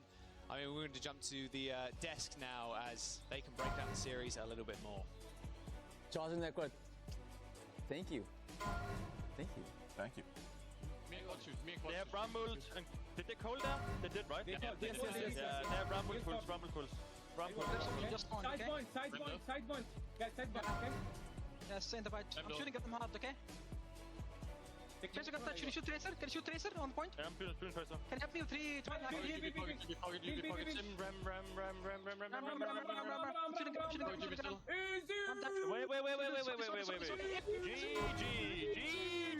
GG's. Sheesh. There you have it, guys. Our very first OWCS stage champions, Twisted Minds. What a crazy game that was. Wow, that was so tense in the end as well. Yeah. I mean, Twisted Minds carved out an early lead, but those last couple of maps. Once Kevster was on Tracer, I kind of felt that is like the last stop to pull, right, for ENCE. You know, throughout the first 3 maps, nothing they were trying was working. It wasn't coming together for them. And then with Kevster on Tracer on Flash, I was starting to believe. We were backstage. What were you saying? Chanting, Lisan al-Gaib. But even Lisan al-Gaib couldn't take down Twisted Minds there. What a fantastic performance from them. And I think crucially, right, they win with the Ram comp into the Bauga for the first 3 maps. It starts to look like, oh, maybe this comp just wins, right? And then to flip the script and do it the reverse on Shambali, there can be no doubt really that Twisted Minds is the better team here. They won both sides of the matchup. They're just better. Yeah, it's crucially what you said in the end there, that yes, Twisted Minds, they dominated early on. We saw a bit of an adaptation come out from ENCE Esports. They said, all right, let's mirror it. Let's go head to head. But immediately, you see a quick response from Twisted Minds, really confident in their ability to bring out this Mauga composition when they felt the moment was right. UB, like you said, Jake, You saw the future. Swapping between the Tracer and the Symmetra at perfect times. It really does feel like Twisted Minds, they earned this win so very much. They were so prepared coming into this. So many different compositions they showed as well. Being able to play both the Mauga and the Ramatra. Great adaptation coming into today after losing to ENCE Esports yesterday. So there can be no doubt about it. This is the best team in the NBA right now. I think this is Overwatch 2, right? This really bodes well for a lot of the teams around the world that have dedicated themselves to mastering every composition, every strategy. You know, you can be a one-trick pony, but when you go up against these highly flexible teams who can just go back and forth to different styles, it's so hard. It feels like they always have the edge on you. And Twisted Minds, no matter what comp they're playing, they're keeping it clean, focused. Whether it's like the individual plays from Quartz, so reliable on the Sojourn, you know, UB's flexibility across the hero pool. I just love, though, Kelix and Slate, very consistent backliners. And then none of this works if you don't have a tank that can handle the whole roster. And that's exactly what we're seeing from KSA, just a rock-solid frontliner throughout. And his comms as well, right? Always keeping the team on the same page with him, letting them know what he needs, how to get the most value out of him. I mean, this is a full team play here. Whereas I feel like for ENCE, we're talking about these individuals, we're talking about big pop-off moments, but the team strength, the fighting together, that's where Twisted Minds. Yeah, that's one thing about Overwatch now, with there being one tank. Like, the team needs to play around that tank. Tracer as well, because when that swap came on from Kevster, okay, it's on Flashpoint, we're gonna swap over Kevster to the Tracer, and that's the hero he's going to dominate on. Yubi swapped over to the Tracer as well, and definitely gave him a run for his money. You know, Kevster is one of the best Tracers in the world, but here was he playing the match of Quartz. I mean, this is one of the best hitscan players in the world. Like, you're playing Sojourn, Ashe, Soldier, Cassidy, you name it. Being able to have Quartz on your roster, big boon. I do think we have to start thinking about outside of the region for Quartz, right? I mean, he's coming off a World Cup championship. He's now EU champion in OWCS. I mean, this is Twisted Minds being EMEA champions for like over a year now. Like, they dominated contenders last year. They won World Cup, and now they win OWCS EMEA again. Like, this is they are like the crowned champs of EMEA. Wow, he's cracked. For a year now. And for me, Quartz is the better Sojourn in the lobby today. I mean, Kai's a fantastic player. I don't think he had a bad game. I think Quartz is just that guy. I mean, we got to start putting him in the same conversation here as the best in the world, right? Like, I think this is one of those guys we need to see now at the majors on LAN against the best teams from every region, because I think Quartz has already kind of put himself now. He is the best hit scan in EU. Yeah. Is he the best in the world? Is the sort of conversation we have to start asking ourselves. And also, I think just Twisted Mind just surprises every single time they're on the server. It's just so surprising how good they could be playing Overwatch. All right, let's move on to our post-match interview. We're gonna have time to talk to one of the champions, and it is none other than KSA. KSA, big congratulations on getting the win. I just want to start, how are you feeling right now? Yeah, I feel very, very good. Of course, yesterday was quite rough. It was like, yeah, I mean, we played the Mauga, it just didn't sit right against the Rooster Cop for some reason. Just every time you're getting poked out, every time you go in.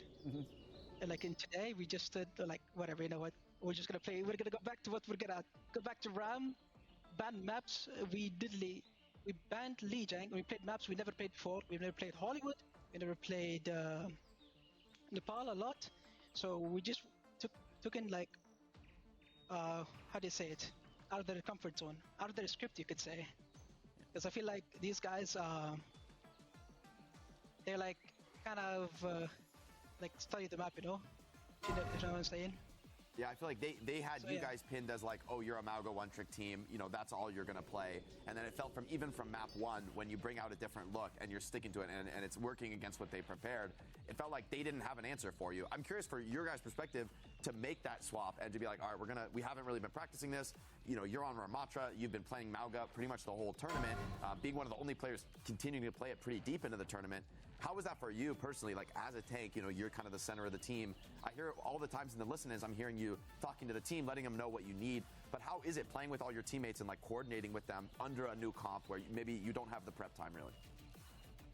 Oh yeah, I mean, we all went in with a mindset of, you know what, guys, we're in grand finals. Let's just do something different, you know, play for fun, then go back to Ram Comp. We were expecting to go Mauga after we won like a couple of maps. We expected like it to be like really hard. Then all of a sudden I'm just holding block against Symmetra and Mauga, and they're just focusing on me. And then my Tracer is free, my Soldier is free because they're all trying to kill the ramp, but they can't kill the ramp because I'm just holding block. It's been a pretty long run here of, you know, dominance from you guys now. Do you feel like you have anything left to prove here? Like, how do you feel like as an achievement as a player now, winning OWCS? Do you have anything else to prove, and maybe how are we gonna go celebrate this win? Honestly, I don't know. I'm just gonna go outside, have fun, you know. Not much else to do. But yeah, I think we definitely established that we're the best team in EMA once again. 100%. Hopefully we keep this into the next stage. Yeah, I mean, you guys are the best. I think you guys deserve that rest. Before I let you go, KSA, I want to do a final question. I want to open up the floor for you because you guys are definitely the best team in EMEA region right now. So anything you want to say? I just want to shout out Yubi. That guy is the best team that I've ever played with. Like, I know Quartz is just purple patriotic people. You guys don't see what Yubi does. Like, but he's just basically, yeah, like in-game leader, does so much for the team. Yeah, and of course I shout out Quartz because he's helping everyone. But yeah. We saw the UB Tracer. The UB Tracer. Was UB crazy. Tracer was crazy, yeah. 100% right. Yeah, All he's right. really good on Tracer. KSA, thank you so much for your time. Again, big congratulations. You guys are the best team in EMEA. Get some rest and hope to see you soon again. Thank you so much. Yeah, thanks for having me. All right, everybody. That was KSA. What a fantastic answer. Like, I think at the end, him like crediting, you know, his teammates as well was a very nice thing that you could do in an interview as well. I mean, you can tell when you hear the comms that this is a very team play focused team. Like, always they're playing off each other. No, it's not about the hero plays. I mean, yes, we know Quartz is delivering hero play after hero play. He's getting tons of kills, but that comes from the way the team plays as a unit. They open up the map for him. They give him space. I mean, if he's not an insane player, don't get me wrong, it doesn't look nearly that good. But it's those opportunities they build with their teamwork, their coordination, and their strategy. Calix, I feel like he always had the later beat this series. Every time he's able to hold on to those ults and deliver it, you know, to kind of close out the fight rather than needing it to be, oh, we have to use an ult just to open things up. It's their team play that's giving them the opportunity, and then beat is a formality. It finishes off the fight. So across the board, I was really impressed with Twisted Minds. I want to see them on an international competition. Yeah, exactly. That's where I was going to go next. You know, putting this win into like a larger contextual kind of situation here now, because this is Twisted Minds, as we said, dominated EMEA all of last year, and then as well, you know, Saudi Arabia, they won the World Cup and really, you know, established themselves on an international stage right there. But then, you know, doubters, you know, people criticizing could be like, well, it's the World Cup, you know, it's not really these professional franchise teams or whatever. Like, now you've taken down esports here. You got Kai, Kevster on that roster, Masa Crimson. Like, these are you know, tier 1 professionals right here. So this is Twisted Minds over and over exceeding expectations, proving doubters wrong. And now international comes next. You know, you've already won in stage 1. If you have a good result in stage 2, that means you're going to qualify for DreamHack Dallas. And then we're talking like Twisted Minds against Toronto Defiant, Falcons Esports, WAC, you know, in that. This is a pretty good, so this has consistently for over pretty good CG, I'm not gonna lie, and I got top DPS. Proving doubters wrong. Yeah, I mean, hopefully that happens very, very soon. I'm very excited for that. Let's take a look at some of the highlights that happened today, because we had some great plays.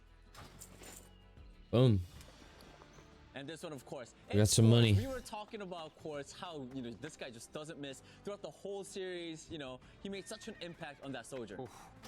Yeah, he's fearsome on this hero. You can see why he doesn't swap off it all series long. I mean, why would you when you're delivering results like this? And for the team style, how much they play aggressively, push in as a unit, Sojourn's that hit scan who can really follow up on those moves from the team. You know, not leashed to the back line, doesn't necessarily need tons of defense all around him. He can play flexibly and move around with the team, which is clearly one of the biggest strengths, I think, of this Twisted Mind squad. And as far as doubters go, I feel like at this point, it's just a little silly to be doubting a team that's been this dominant for this long. Yeah, I agree, but then you saw 12% going into the next. Exactly, I agree. People still An want Oni? I'd like to do an Oni right now.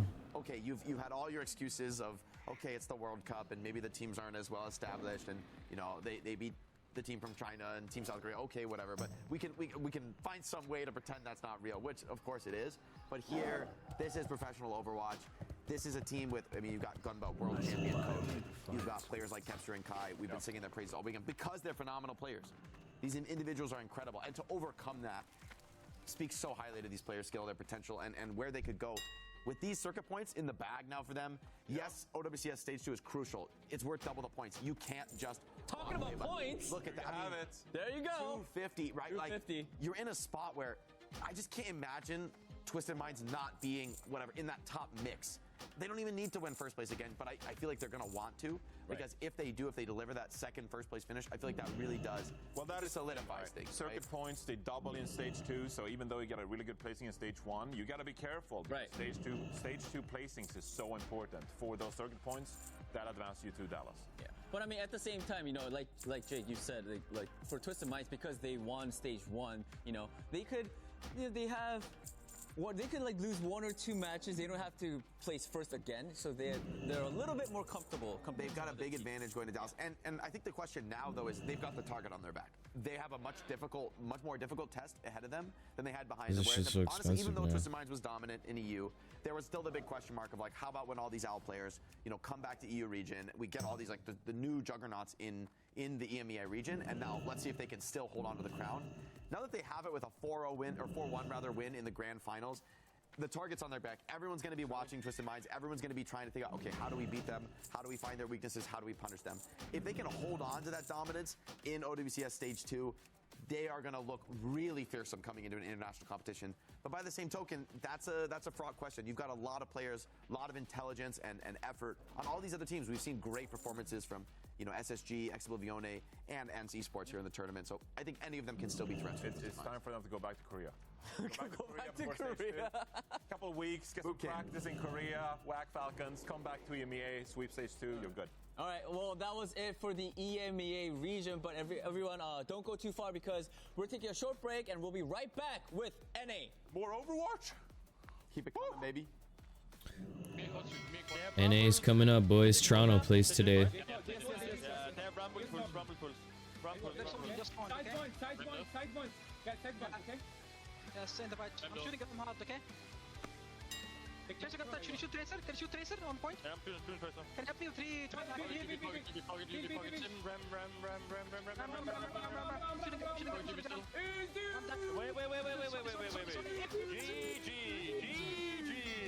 GG.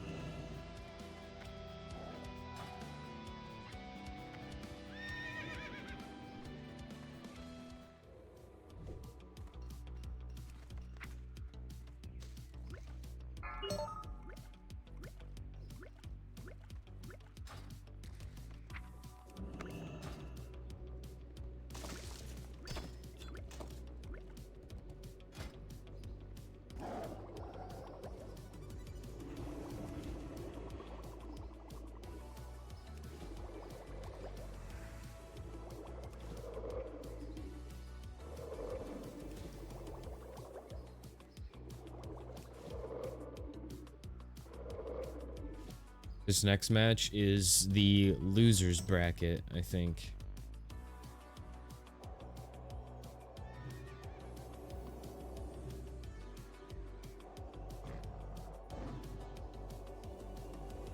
Because M80 lost to Toronto yesterday.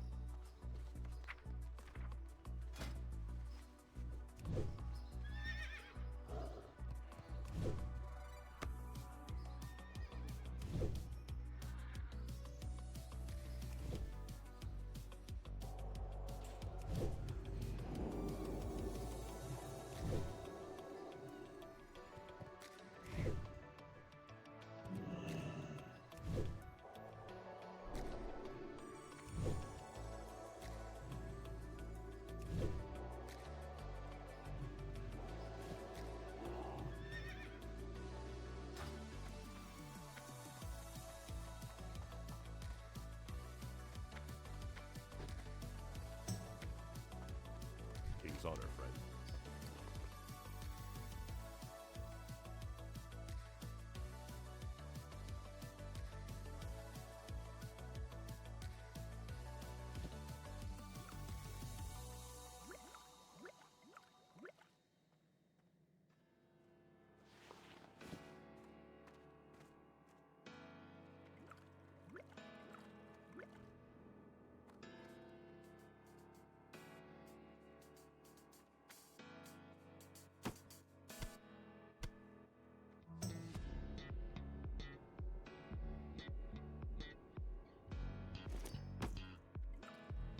For the Alliance.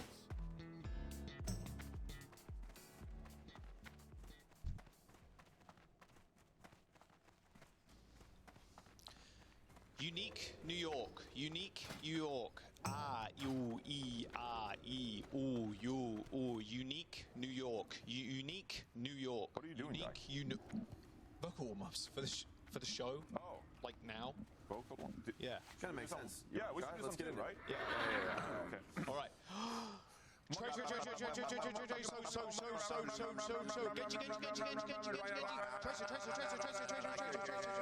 Oh, yeah. What the? Immortals will take contenders Season 0. They will fly high. San Francisco Shock like a champion. Whoever said lightning doesn't strike twice has never met San Francisco Shock. Shanghai Dragons are your champions. Dallas Fuel take their place amongst the stars. Florida Mayhem are your kings for all time.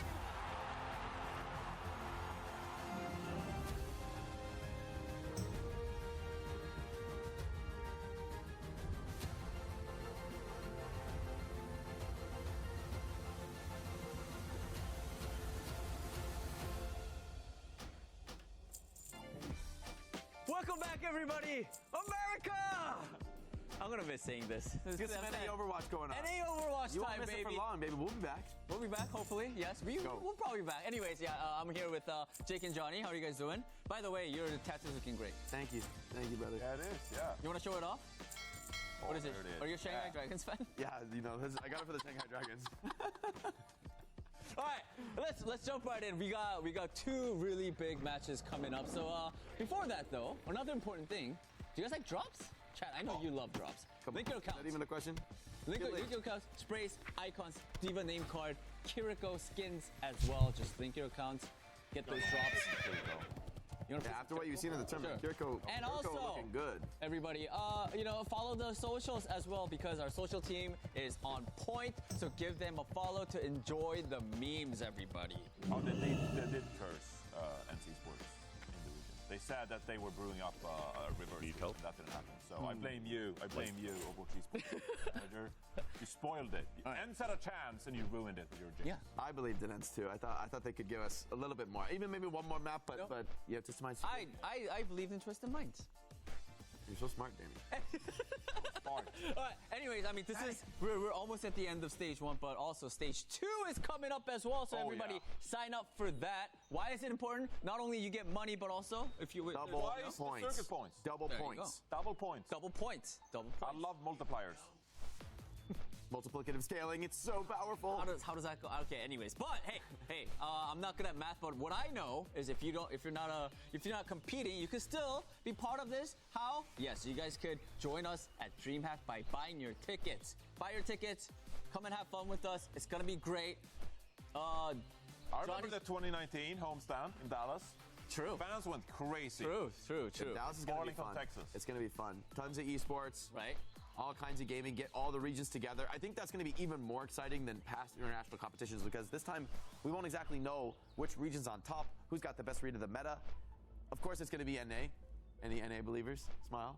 But let's say it could be someone else. It could be someone. Theoretically, it's not guaranteed. So we gotta find out at LAN. And I think that's one of the most exciting things about Overwatch. So everybody, buy your tickets for DreamHack Dallas. It's gonna be great. All right, we're going to get NA started, but I think before we get into the thick of the action, we should check in with someone who's been following everything.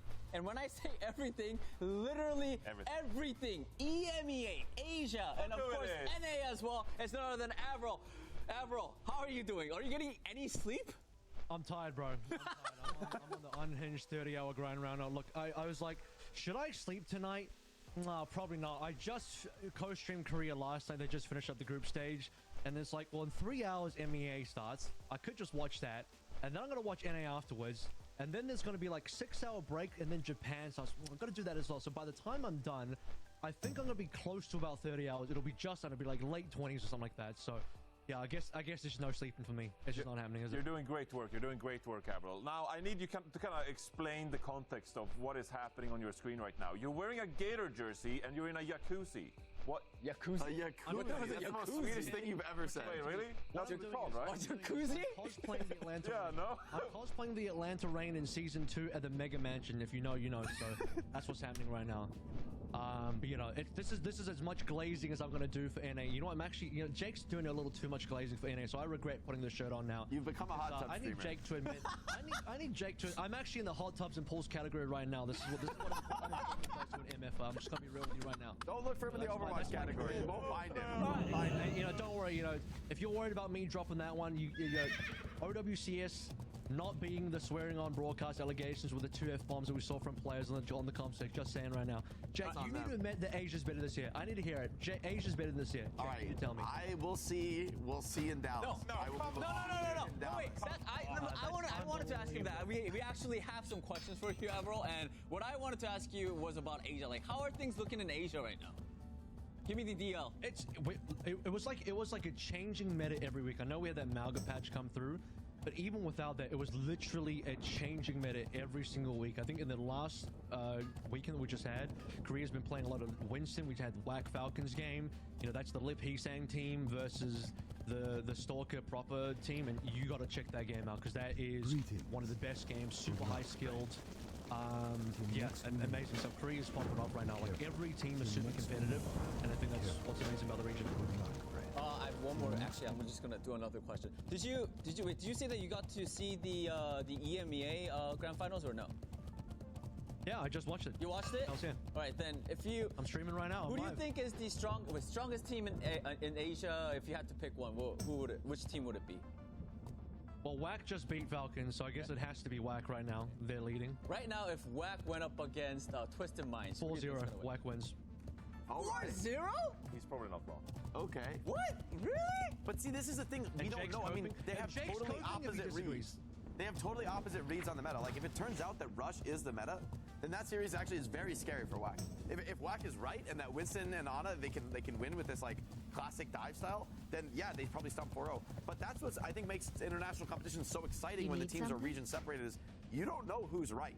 Like, nobody knows until the teams actually clash.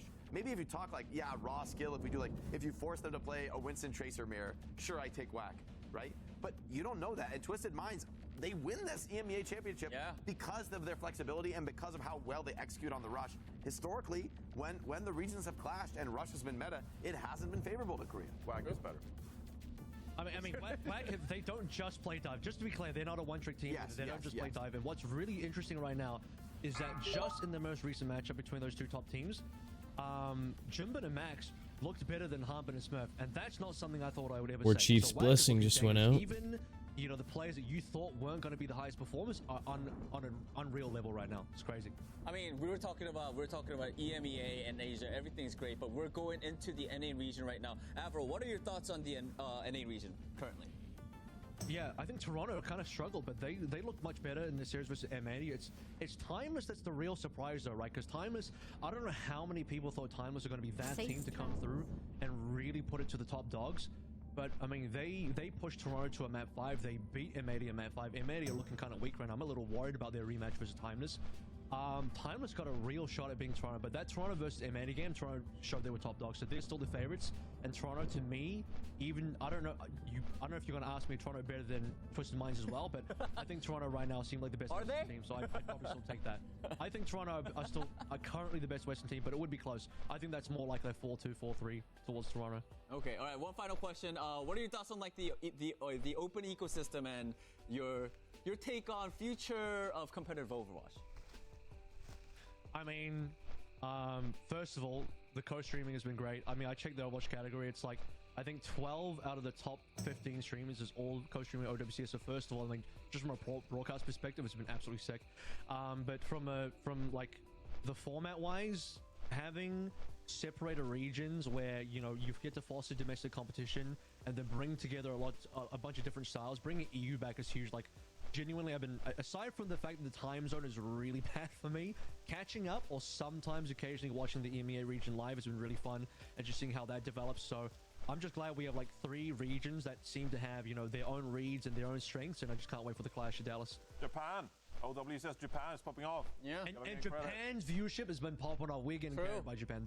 I saw that. Japan's going hard right now. Yeah. All right, Avril, thank you so much. Before we go, I mean, I'm sure you know, I mean, we don't have to say goodbye because we are going to be rating you after the broadcast. So be ready. I'm just telling you to be ready. We're going to go in there. I'm looking forward to it. We'll join you in the hot tub. We'll join you in your jacuzzi. Yeah, please. There's enough room. I'll make my cam smaller that we can fit more people in. Let's do it. Smart. That's gracious of you. All right, brother. Thank you so much, man. Thank you, Avril. Thanks, guys. All right, I mean, Avril, another great co-streamer for the OWCS series that we're doing. Hey, you could also be a co-streamer as well. The applications are now open. If you want to co-stream these amazing games, put in your applications. Be a Get your co-streamer. application in. Let's get more co-streamers in. Yeah. 16, like you said, so many of the top streamers co-streaming. A lot of small streamers too. It's been tons of fun. Sort of like a different vibe to follow the games with. If you're into that, you follow your favorite streamer, but still follow the esports broadcast and still kind of bring all the community together. That's been the mission of OWCS so far, right? Is bringing people together, bring it all under one, big Under welcoming one roof. jacuzzi. Under all into one jacuzzi One big together. jacuzzi together. Leave me alone. Love jacuzzi. Anyways, all right. We want to highlight some standout players from this stage, but we need your help, everybody. It's really hard to pick. So the three of us, along with a special guest. Any guesses, A everyone? special guest? Fish? Who is it? Not that Real life special. fish. He just comes in. Wait. Whoa. Oh, you're gonna sit on it. Oh, okay. I thought you were gonna use it. All right. So it's gonna be us, and also with help of Jacko, we nominated 4 players we think stand out as stage superstars. But we need help picking who will take it from this stage. So we'll be doing this 4 times this year. By the way, so it's stage 1. We'll do it again for stage 2, stage 3, and stage 4 as well. So let's see our 4 nominees, and we'll chat about them. Starting off with my personal pick, everybody, Pelican. I think that's he's great the alliteration. best. What? My personal pick, Pelican. Love it. Yeah, right? Better than PQP. Jacuzzi, no? It's fine. Anyways, Pelican, we get 30 seconds each, all right? I mean, the only thing I like how Jake just looks back at the camera like, remember that he's playing what the for fuck? He's playing on 120 ping, and he's still dominating. Like, I mean, I don't want to say he carried the team, but I mean, he leads his whole team, I guess. Yeah. And I mean, there were a lot of times. It's also in the interview that I did with Pelican, he did say Tracer is one of the hardest heroes to play on ping. And you guys, we don't even realize it. He still gets all the kills. Like, what else do I say? I think that's literally it. Pelican. His name is Pelican, not Pelicant. Wow. Damn. Tagline at the end from you there. You're selling it. The sizzle. Well, okay. I guess I'll combat that with my pick then, which is going to be that Rocket has been rising like a rocket ship. Oh, that's funny. Okay, this is OWCS, okay? We know that Pelican and these Overwatch League players, they've established themselves as the absolute superstars in our ecosystem. But this is OWCS. It's about an open format. It's about new prospects coming into the scene, making a name for themselves. And who better to vote for than voting for Rocket, who has come in here with Timeless and just made so many fans of us. A vote for Rocket is a vote with your heart for one of the more incredible storylines we've seen so far. You're reusing the same speech as you did for EU. No, I'm not. Kevster is a sick legend. Kevster's a sick rookie, an up-and-coming player. Rocket is Kevster, like we've an never seen him up-and-comer, before. just turning things around. I'm pretty sure I heard the same speech for Ian. No. I mean, I have to agree. It was a good speech. Johnny. Give him some credit. Rocket might be this like insane up-and-comer. You know, it's so exciting to see a new player like that make his name in the scene. But we got to talk about Merit. We have to talk about Merit because he is the standard bearer right now. We talk about best hit scan in the world. For me right now, it's Merit. For me right now, it really is Merit. I think across any region, this performance he delivered yesterday was absurd. Yeah, Merit was going crazy. No one could challenge him. No one could stop him. He was just unleashed. And if he can continue to deliver on that level, for me, Merit, he's the heart and soul of Toronto Defiant. He's the one. Yes, you've got someone, you've got all these flexible players. What are they there for? They're there to make space for Merit because this guy delivers frag after frag after frag. He is a freak of nature on any hit scan you put him on. For me, this guy's the best in the world right now. All right. Best in the world. Great. Wow. Why is everybody? Fantastic High answer, praise. Jake. Why is everybody picking DPS always? What do you? What's wrong with the other roles, huh? It's a bit of a DPS meta. It is a DPS meta, but I'm True. picking Riker as my Okay. as my All star. right. I'm listening. Let me hear it. Let's go. Riker play Winton, and Winton jump, but Winton don't nap because no honor. No sleep? So Winton win. Winton primer, Winton backline, Winton kill, Winton win. I don't understand what's so hard to Banana? think Big about. argument right there. It is. I It's never very thought of it compelling. from Yeah. that No honor. Winton means wins all good. because I there's like no him. Ana. Him and Okay. Icy's trading in and out, but he's still looking fantastic. Winton go hard in this meta. Wow. Winton win. I'm Winston. Greetings. I'm Winston. All right. Well, I mean, Greetings. those are our picks. I don't know what you guys think. I think Pelican is. Never mind. All right. Anyways, tell us who you guys want to pick as the best NA player for stage 1, and Jaws, I think. Yeah. Go. Bye. We're done. Okay, are we just done with me? Okay, I'll take it. You'll be back. Since you did the Lucio. I'm voting for sliding, Merit. you did the monkey jump. But that's because I'm biased and I want Toronto to be successful. You should have Primal Rage the chair away. Primal Rage and start punching us on. All right, here's the NA bracket, everybody. Let's take a look. I mean, you got 2 great matches. Bro, these guys are wild, man. First, Best casters ever. into the grand final. They're waiting. They're waiting. M80. Honestly, I feel M80, they did look weak in that match against Toronto. They kind of got slapped around. I think they're veteran players on this squad, though. They can pull themselves together and put up a big fight. But there's no doubt Timeless are smelling blood in the water here. This looks like a very winnable match with the way Timeless has been playing. I think Timeless has been a bit variable, but the more the tournament goes on, the stronger and stronger they look. I feel like they are peaking for this match. Yeah, Timeless looked so good versus Luminosity, though. I mean, they're so good when both Rocket and Chopper are just firing on all cylinders. And like Riker's confidence yesterday in the interview, he was so confident between him and Icy being able to cover so many different tanks. They don't even know who's going to play before the day arrives for the match day.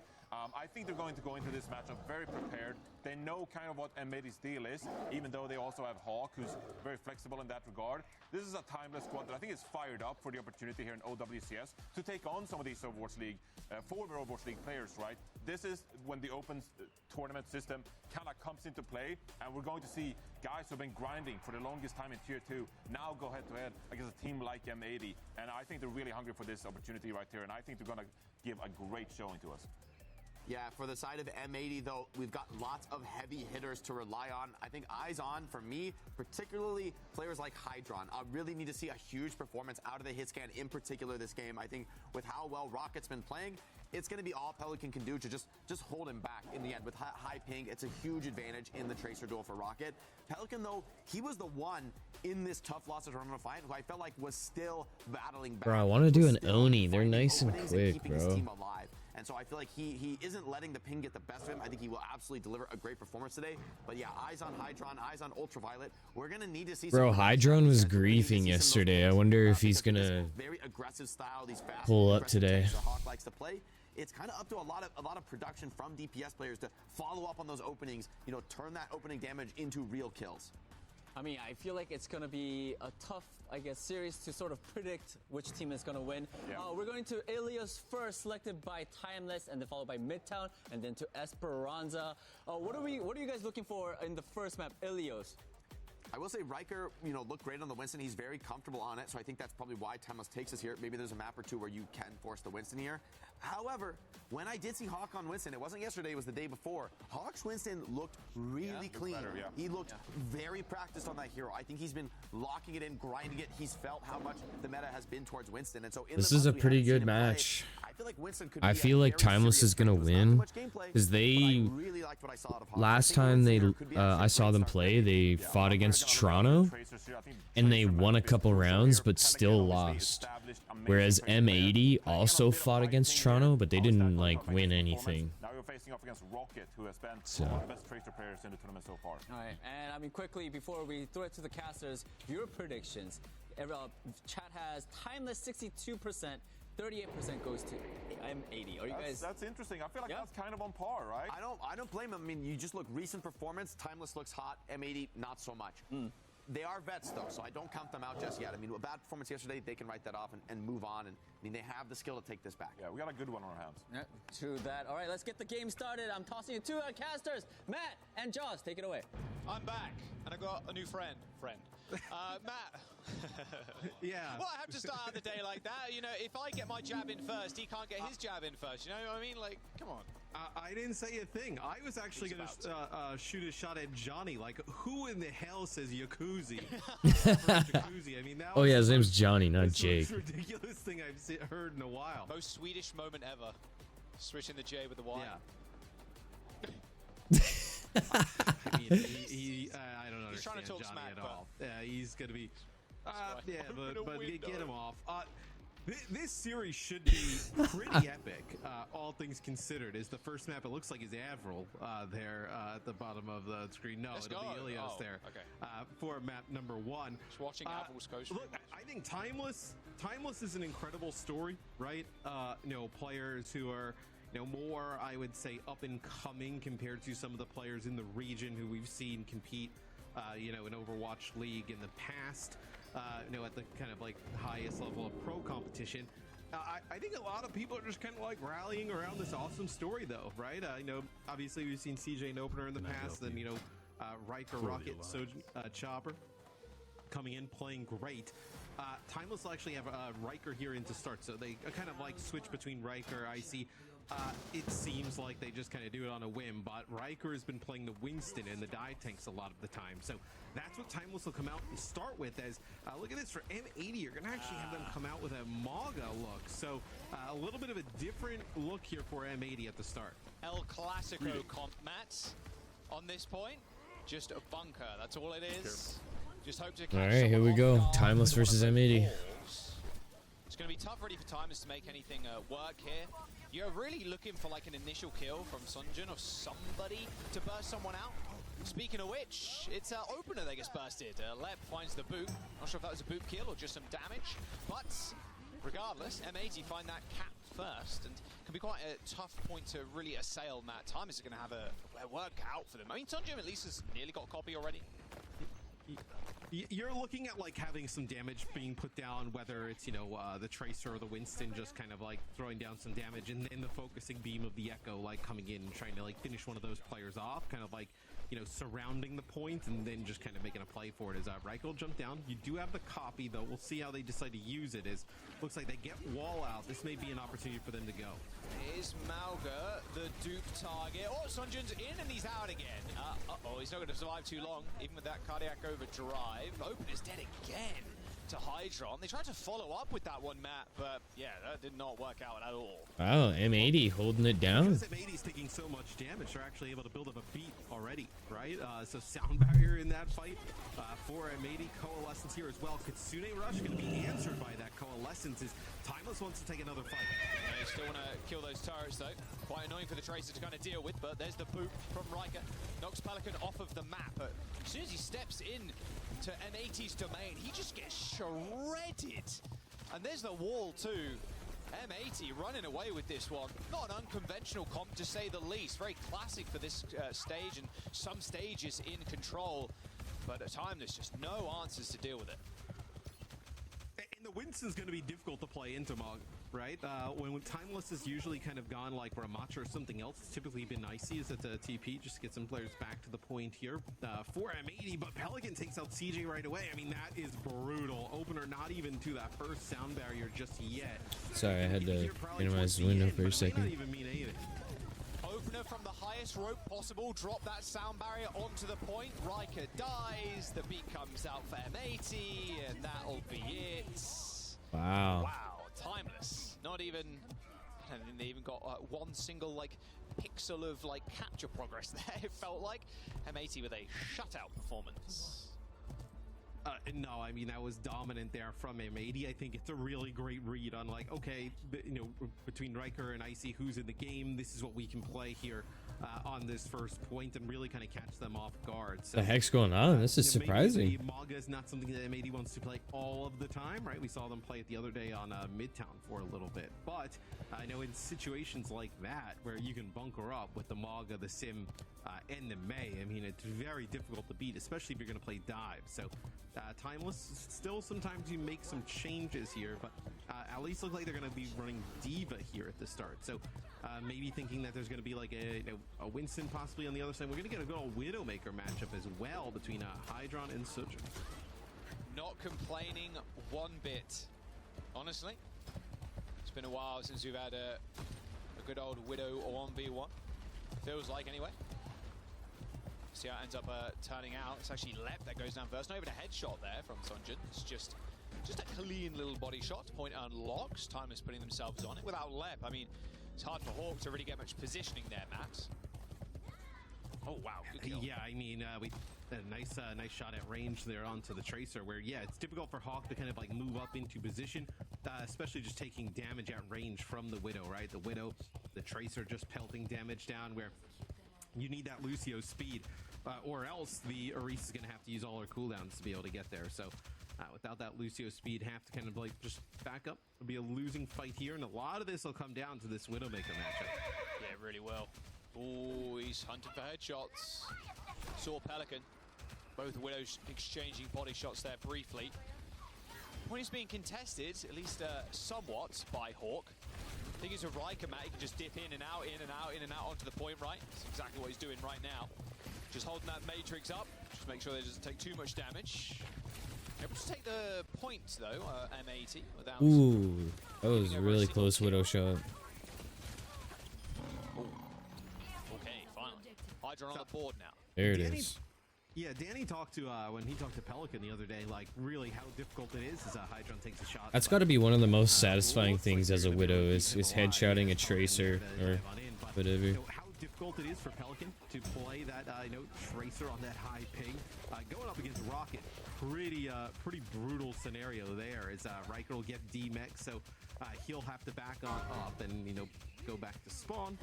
Maybe you switch tanks here, you consider it, right? You're going to give up that ultimate. Maybe you don't want to play the D.Va here, as they're gonna match the Orisa, so I think this is a good swap. I think the D.Va was really good to kind of like access that backline. Maybe if they're playing the Maga, you can kind of like survive a little bit better with the Matrix. Widowmaker in for sight here for Timeless, as now they try and match the tanks and move on it. Yeah, here comes the rush. Both of them, in fact, on the points. Sunjin can see Hydron through those walls. Same with Rocket, though. Hydron's so low. I mean, surely doesn't get away from Rocket. No chance. Pelican with the pulse bomb does kill Opener. Pulse on Rocket goes wide. Still peppering the back line, taking them low. UV in trouble. TP's away, but doesn't TP far enough for Rocket to hound them down. Even CJ taking care of Pelican there is Timeless. They're going to get the cap again. They can probably stagger out. Okay, they don't stagger out too long. M80 72% to Timeless is 50 now.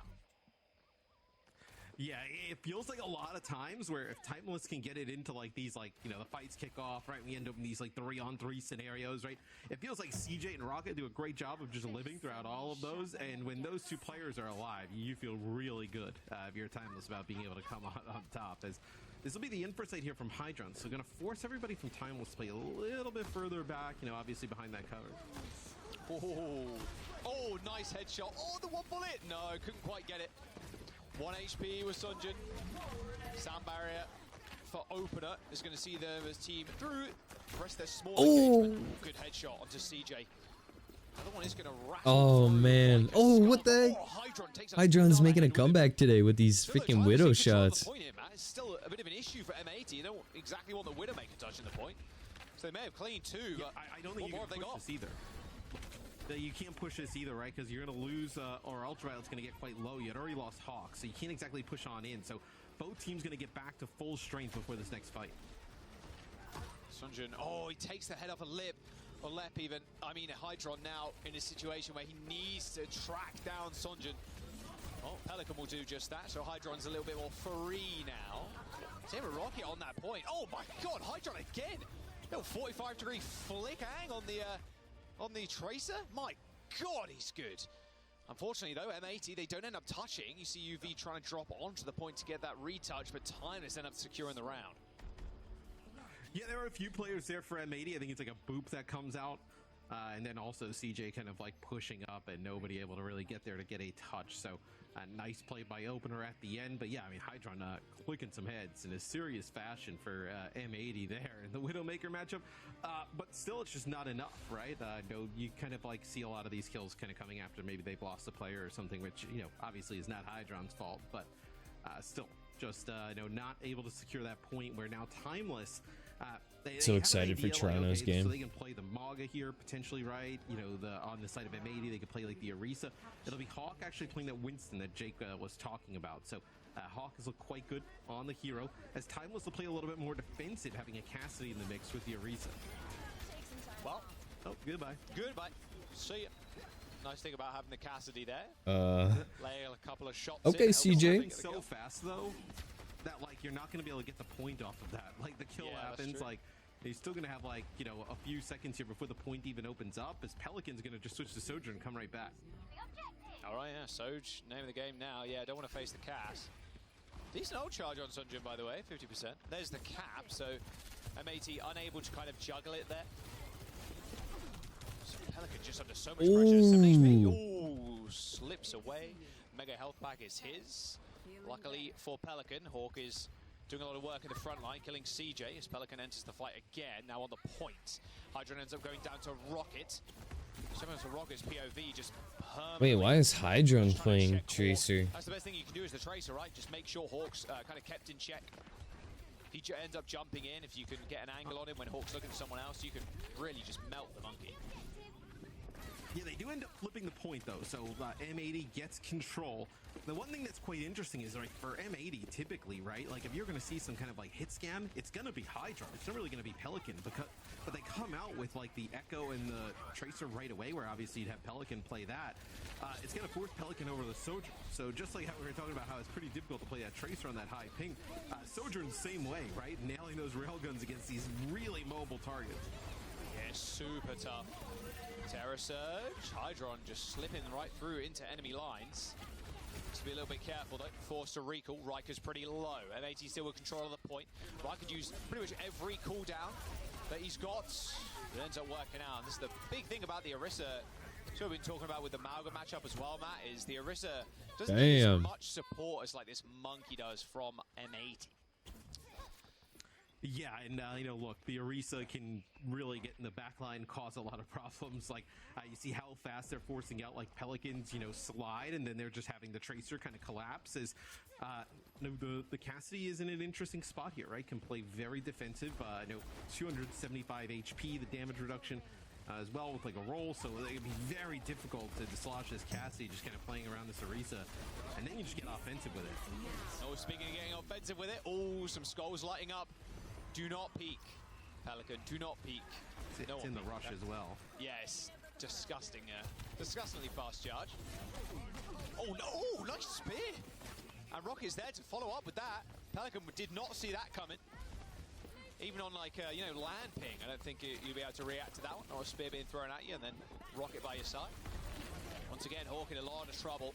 Forced upon that primal rage, but it's just getting chunked out. What's Rocket gonna do with this pulse bomb? But there's always someone there to kind of juggle, make sure there's no free caps going through. Hydrogen also has his. Oh wait, no, Rocket just used his on Winston.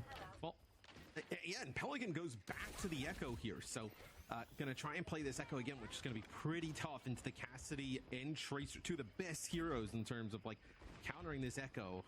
Bro, M80's got a touch point here in a sec. Has to be huge. Consider Russia Ultraviolet as Here they well. As Hawk starts off the fight with a kill. Before the sound barrier. Yeah, opener dead, no beef for Timeless. Okay, fine. Wow. Not too scared of losing this one. M80 has to win this fight. They killed Lucio. There it is. Oh, there it is. Bro. Maybe no worries. Or maybe a couple. Yeah, you also think that Timeless probably... Killing that Lucio allowed them to grab that right there. CJ is going to be able to build this up really fast. But they have to stop this next push. Take a little bit of damage and then be able to get that ultimate. So Sunjin going to switch over to the Sojourn here. A little bit harder to kind of deal with, you know, maybe the Echo, but also the Sojourn really good against the Orisa, just burning that armor.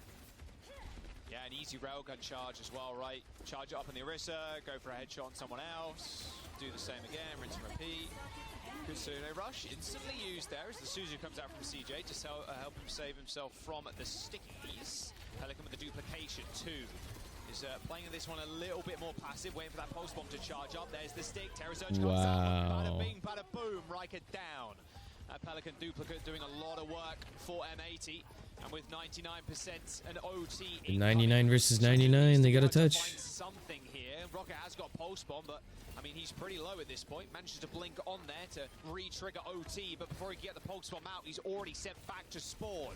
Hydra now got a pulse bomb of his own in about 5%. That Terror Surge holy behind Timeless, and that should be M8. What? And there we go. That's it. It all went downhill after that Lucio kill, bro. If Lucio gets his ult off, they stop that push, overtime trickles down, and they win the game, bro. It was that one Lucio death. They were able to take the point, and they didn't give it up. That's crazy. On the other side, and you're kind of like saving it to like mirror the sound barriers, right? There's no Sojourn on the other side of things, so like not really worried about. If Lucio stayed alive there, he would have ulted. Maybe you thought that Lep had He that would have sound barrier, they stopped would've their dropped push. it, and then things are gonna just kind of progress after that. But could have really used Riker's Orisa alive in that fight at the end.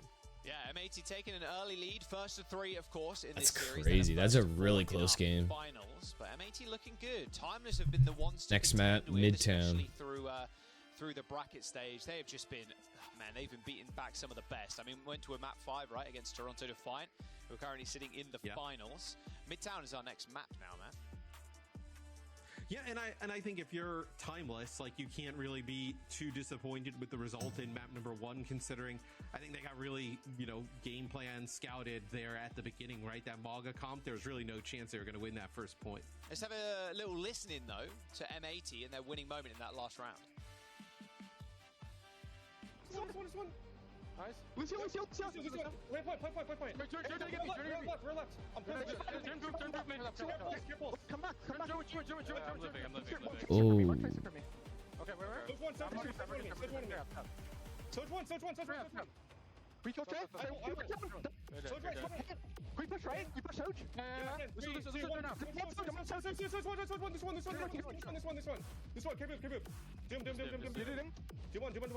Nice living up. I think the Tracer right there is just the definition of being everywhere at a single moment in time, like chasing the Tracer, cleaning the kill up, and then straight to the back line. Yeah, you literally have to be everywhere as Tracer. Like, you're just like picking up all those odd jobs that people like need help with. This is a shutout map, but it's kind of strange. Like, when we go into a series or into a map, And you're also looking out for yourself. Like, it's just crazy. Built for that one stage, especially in control, it can be a bit deceiving when it comes to results, I think. Yeah, I mean, it can be really one-sided, right? You lose the first fight or two, maybe you have to make some switches, you end up with no ultimates, and then there's really nothing you can do at that point, where it feels like Ruins and Well were really kind of the two. Alright, I'll be right back before the next match starts, chat. Something from this series, where both of these were extremely close. Really nice shots here from Hydron on the Widowmaker, like we talked about. But as we move into Midtown, I think the biggest thing will be like, okay, if you're M80, what do they do in terms of tank, right? Is it Riker or Icy? And maybe that gives you a little bit of indication of what they're going to play. And, Hawk has shown he's able to play the Winston, the Orisa, the Sigma, the Maga, right? Then you kind of start to form your game plan after that. Yeah, it was funny hearing from Timeless the other day when they're like, well, we just play whoever, and yeah, we'll just see what happens. It's one of my kind of favorite strats from the strat book from coaches. Like, oh, I don't know, we just do it, and then, if it works out, great, we'll just keep the player in, or the enemy team aren't going to know what we're doing, because we don't know what we're doing. El Clasico, it feels like. Hey, it's better than some of the stuff we've seen in the past, right? We see a player dominate, and then it's like, oh, well, he didn't play this map during the week, so we have to take him out to put in somebody who hasn't been in all series. Yeah, if they're on a heater, keep them in. Yeah, pretty difficult. Looks like we do have some subs potentially for Timeless, so we'll get those teed up in just a bit. But I'd imagine, maybe you see Chopper come in, maybe you see Icy come in, and then what do they do in terms of composition here against M80 will be the story. Yeah, it feels like an Icy map, Midtown, especially with playing things like the Sigma, but we'll have to wait and see. Of course, we'll get those into you in just a moment. The players just sorting them in. Sounds like we're just having a DPS swap, in fact. So Riker is staying in. Okay. It's going to be Chopper coming in, like you said, Matt. So Sunjun is going to take a backseat for now. Yeah, they make the substitution in terms of damage dealer pretty frequently. Like in one of the series we've done with them, we've seen Chopper pretty much the entire way through. Then we saw another one where he played the first 2 maps, and then they put in Sunjun for the next 2, and then put them both in. They took out Rocket on a final map. So. We've seen them kind of do all different things in terms of their damage dealer lineup. I think just looking at it more, it's okay, with Riker in, you're looking at Winston, Diva, or Risa play potential here on Midtown. Yeah, I mean, that makes the most sense to me. And they have a lot of, especially when they go to like long range kind of maps where you can play long range hit scans. Sunjun seems like the perfect fit there. So Widowmaker, I mean, the Widowmaker highlights reel kind of speaks for itself. And then obviously the Sojourn play as well. So it makes a lot of sense. Hollywood, I think we saw him on the other day too. High Ground Hollywood, just another classic.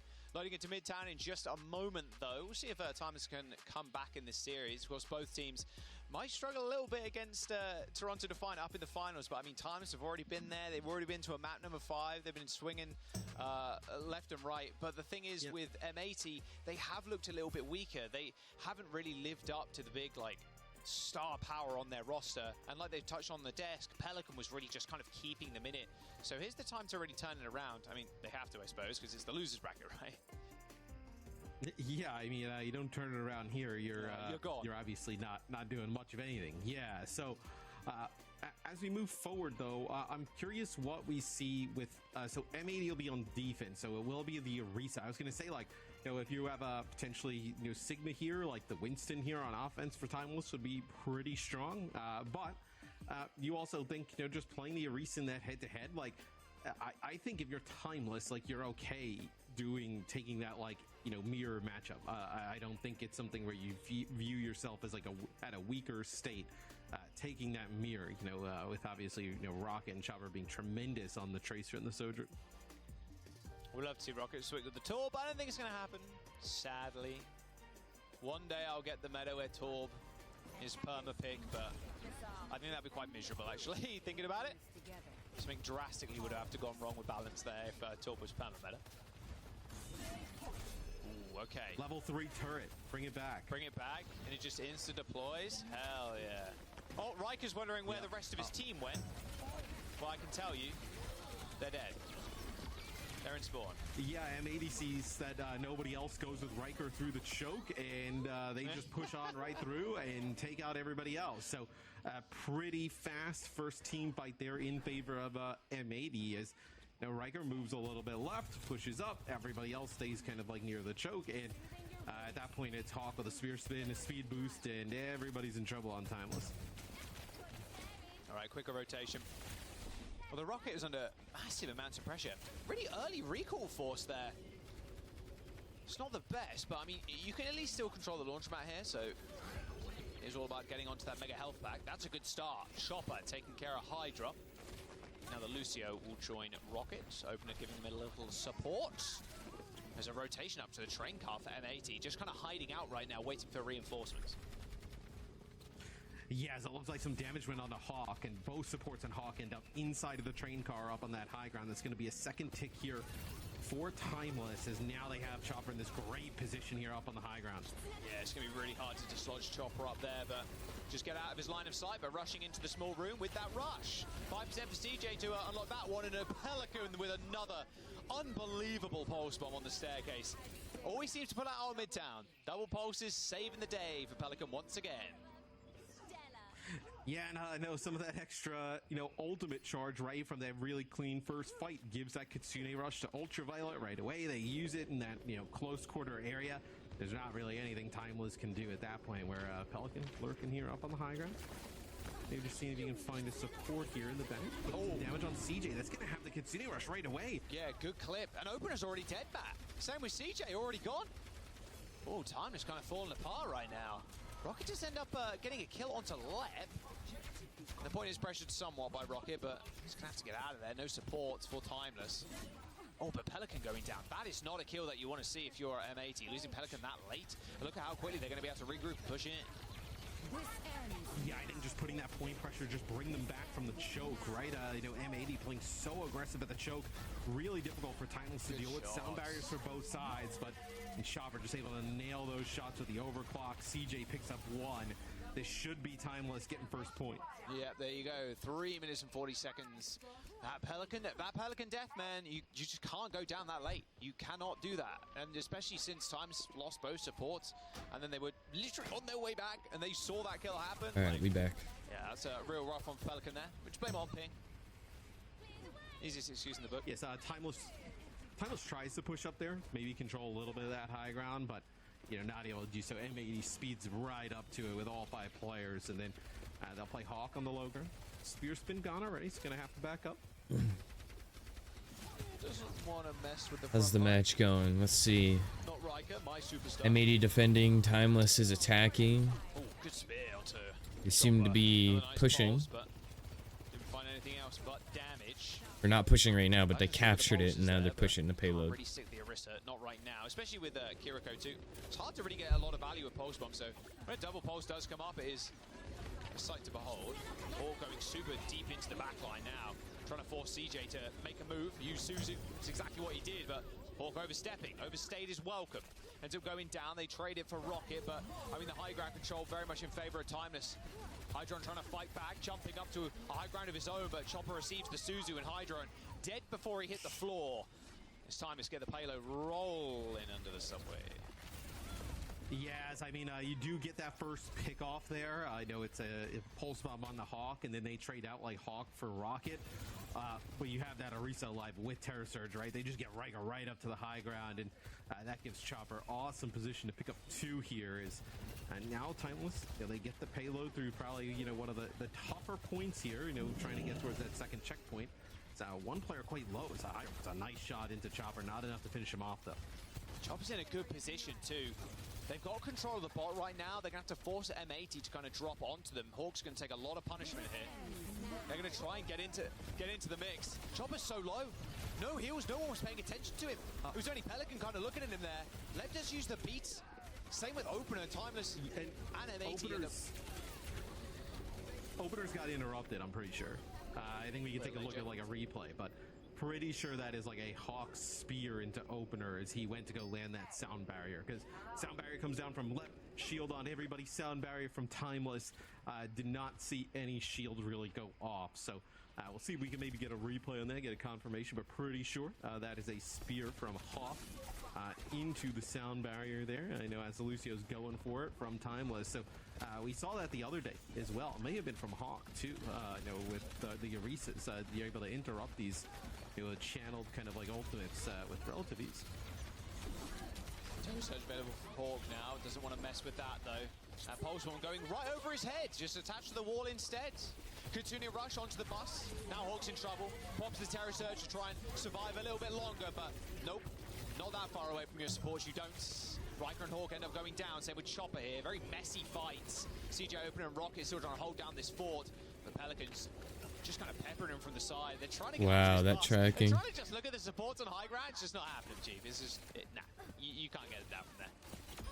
Nice kill. Jeez. Pelican will finish off Rocket there at the end. So yeah, that sound barrier did get interrupted. So huge play there. The blink into melee is so crazy. Work their way back here. Let's see if there's going to be somebody able to get a touch. Looks like Riker's going to try and get the spear spin. Going to get pushed back, but does get a touch. They're going to have their sound barrier yet again, though. Yeah, we'll see if Hawk can interrupt a second one. Another Ajax, maybe? Opener's got it. It's probably going to be a little bit more safe this time. There it is. Beat from the underpass. Everybody running forward with bright green health now. M80 a little bit green with envy, if I'm honest with you. His left is so close to a sound barrier. 99% about to tick over. Chopper in a good spot. Here comes Hydron with the overclock. That sound barrier not quite enough to save him though. Landed a fraction of a second too late. Rocket 3 HP, dipped by Pelican. As M80 continued to try and hold this point. A nice little boop. Lucio just pinned to the payload though, and Hawk tried as he might. Could not get another touch without giving up his life. In OT, looks like time is going to make this one stick. Not even Pelican can save you now. There is spawners coming in though, Matt. I mean, just the spear spin should be good enough. Oh. With a kill to Ultraviolet, that'll be it. Timeless managed to get that payload going. Get that second checkpoint. Add some more time to their time back as M80 go for a reset. Yeah, I saw crazy plays there as they were able to build up towards that sound barrier. Opener drops it, and then it looks like for a second that M80 does a great job kiting, right? They're going to be able to get their own sound barrier off, kind of like in return, but the kill on the Hydron happens right before the beat, so losing that Soldier, it's a lot of your damage. It's pretty tough. That was an unfortunate TP, right to the disrupt shot. All good though, shrugs it off. A lot of ults for Timeless though, that's a big problem, especially for Hydron, as Chopper has that railgun advantage, that overclock. They're just going to want to peek this corner, I'd imagine, just let it, let it fly. Okay, well, Chopper's flying now, unfortunately, up to heaven. Pelican with an easy kill. And And M80 just trying to stagger as much of these kills as possible. Any late kills here is going to be nice. Pelican with a floor pole straight on top of Riker. That'll do. 30 seconds to go, Matt. It's Timeless are struggling to get this fight turned in their favor. Yes, maybe Riker thinks he can do enough damage there that you know, players coming off spawn can follow up, pick up a kill or two, and make it a little bit messy, but not able to do so with the Terror Surge, so we're going to go into OT here yet again. Sound barriers from both sides, but Timeless with that Kitsune Rush could use it to open things up. Yeah, Rush for CJ. He's in trouble though. That's a really nice position there. Rush in the back line, but you can see that to stay alive. Trying to find some headshots. Ultraviolet peeking out for a moment there, but it's actually Pelican. His job was first victim in the front line. That overclock and then a punch. Easy kill onto Pelican. And there we go. Timeless once again in OT. They're going to roll this ball. 80. They got something to say about it, and Hydron's got an overclock of his own, and there's not much left in Timeless's bank now. Yeah, Timeless needed to use their overclock and pretty much everything else. They ended up getting the cart moving, where Hydron's now going to have his with no sound barrier on the other side. So we typically see the sound barrier kind of used to, you know, the damage that the Sojourn can put out. Over the payload, trying to get it away, just wasn't able to do so. Does end up showing Hydron out, but is it really enough? I mean, the back line is bleeding out on the floor. CJ gone, there we go, OT finished. As M80 make their stand on point 3 there, as Timeless. They get it a fairly decent way. Midtown pretty hard to complete with time, to be fair, but a completion would have been the best they could have asked for. Unfortunately, they don't get that. Yeah. I mean, look, their first push wasn't great, right? M80 was able to kind of like hold for a pretty decent time on you know, point A, and then going towards the second checkpoint as well. M80 did a pretty nice job into OT, so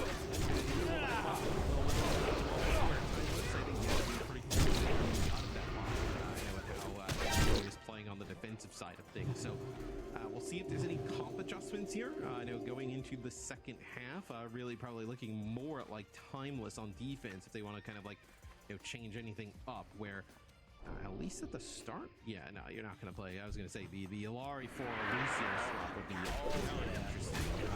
Last part, that is not going to happen. It's going to be mirror matchup. That would be a Robin, the Ilari for our brother.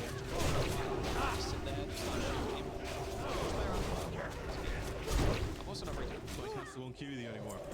Okay, that is not my fault. Scott is just mean to me. I don't know why now. I think you convinced him otherwise since I've been away. Let's have a little M80 listening at the end of the round.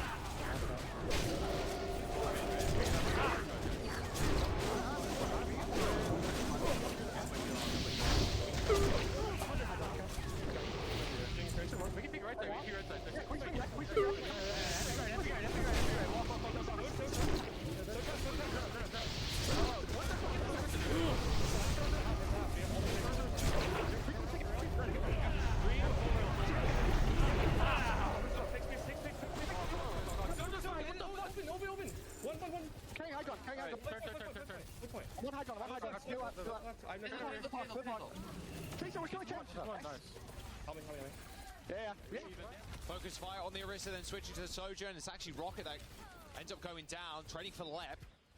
There's M80 getting very, very good space up on that high ground. Initially, at this point. Yeah, I think what the hell is that Orisa doing? Because Riker's kind of like back up around the corner, right? You can't like actually kind of steer plays and move forward up towards that fire truck. So maybe they were like, hey, what is this guy doing? Like, we can probably get a kill on him. They're not able to pressure him down. Kitsune rush for both sides, but they find Pelican again early. Yeah, Ultraviolet said too, it's the end of the fight. They got a tick, but 2.5 minutes. It's not the worst. Good focus fire from Timeless at the very end of there. Lucio must be doing a good shot. It's also like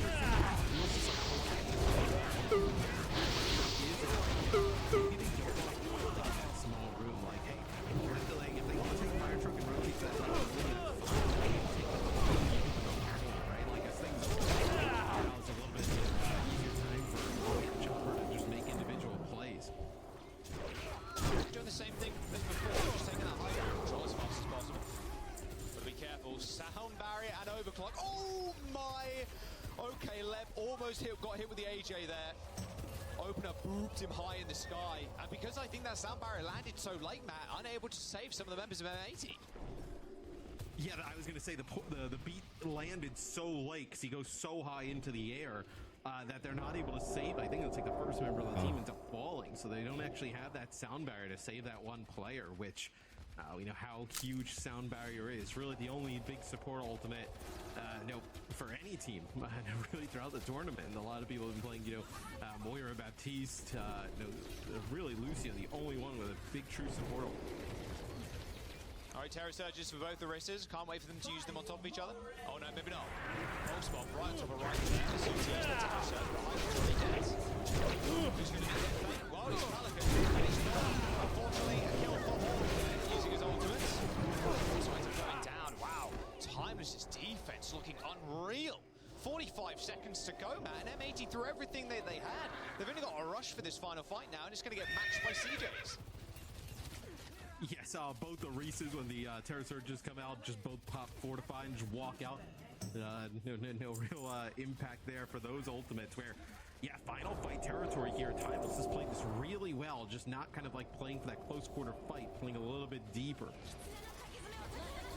Both of them ripped at the same time. Riker super low. Hydron on a nice little angle takes care of Opener. Pelican in the back, forced a recall. Nice pulse bomb eat actually from Hawk with that spear spin. Could have been the end of his life pretty swiftly as Pelican's found himself in the back line. Riker does take down Hydron, but I mean, Pelican needs to come out with big kills here. He's going to get joined by his own Kiriko, and they actually end up trading. 2 ticks on the board. Chopper gets booped off of high ground, but it's only Hawk on the point. M80 are going to get shut out here as Timeless had a beat to spare at the very end and tie up the series. Yeah, really nice stuff there from Timeless. Like, they don't want to play. We see a lot of teams, right? They fight over that fire truck, that like left-hand building when you're kind of looking on the point. They don't want to fight over there. They never once kind of take that close quarter duel there, trying to fight over, control of that area of the map. They kind of give it up, allow M80 a little bit further out onto the point, and then just kind of like poke them down a little bit and then decide when they have the advantage and when to go. Really nice strat there from Timeless. Yeah, I really like that. Thinking about that a little bit more, like you said, the way Hawk did that was go up to the subway on the little like staircase, and then they were trying to like just flood onto the point or like push people out. It makes sense to go in that direction because if you go for a health route, the Sojourn on the enemy team on the defense is so much more of an angle and it is a shot. And like any railguns that get by the Lucio, it kind of makes sense to Hawk there, but Timeless was just able to trump it. On defense, we typically see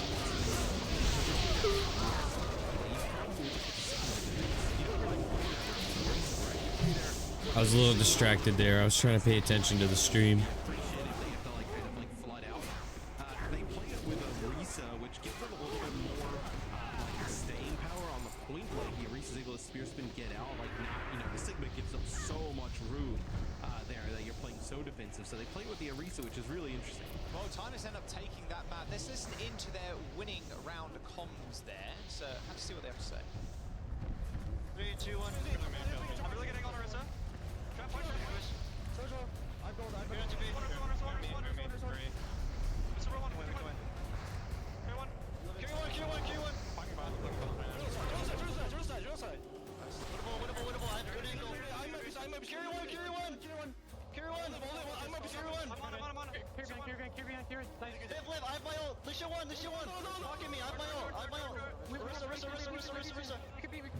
It's just Sojourn. Shoot main.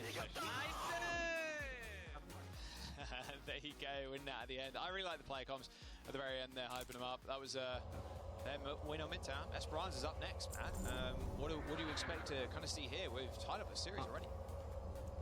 I think both these teams are just going to play like the Arisa mirror. I mean, maybe if you're M80, you think about like bringing the Maga back potentially, but sure. I think both of these teams are starting to get into a little bit of a groove, in this kind of like Arisa head-to-head, right? Fortunate for M80, right? They win that, first map. Obviously, they played great, and they had that kind of like Maga pocket pick, kind of strat there, right? Because, who knows what happens on Lighthouse, otherwise, right? They caught, Timeless completely off guard. Yeah, they really did. It looked very, very winnable there for M80. especially with their defense looking really nice on point 3 of Midtown. But we'll see if the Timers also have any substitutions there, Matt, too. It's also a big question. Every single map, and they've been the ones to use the substitutions the most. So I'll have to wait and see what ends up happening after this small package of highlights here. Mauga, I don't know. I'm slowly falling out of love with the Mauga. The Orisa and what we saw from like KSA and Twisted Minds, the Ram, it just works out so much better for most teams. Yeah, I mean, maybe if you want to play Brush, like the answer is to play like Ramatra. Well, it's a pretty close matchup so far. 1-1. But just Ramatra in the mix. He just powers blocks. It just doesn't give us like much resources to like the entire team. As Renko will come in here for Ultraviolet. So, with Ultraviolet. So this is like you don't want to.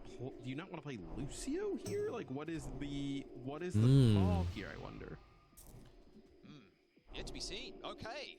Renko's smile is in, Lep is out. No changes for Timeless as well, so not a substitution we thought we'd see, but hey, I'm here for it. I haven't called Renko's name in a hot minute as we jump over to Esperanza, but I think you might be right there, Matt. Maybe Lucio. Rotating Renko in, that's cool. Lep has really been kind of a Lucio player we've seen for, M80 the entire time. Potentially, you still want to play it, but maybe have some flexibility to play some other things, in the mix. You could be looking at like a, do you want to play like a Baptiste like type of situation? So I think this will be really interesting what M80 decides to do. Nothing changes on the Timeless side of things. So they're going to keep Chopper in the game, keep Riker in the game, and just keep on moving forward. Yeah, no changes. No IC yet. Welcome There's some point during the series. This is so right, let's look at M80's content, because Renko can obviously play the Lucio too, but not something that I expect from Attack Totem. You never know. Definitely going to play the Lucio. I think just you see some like Lucio, so it could be something else than just like one Lucio switch, right? Attack Totem. Positionally block potentially to help in terms of now.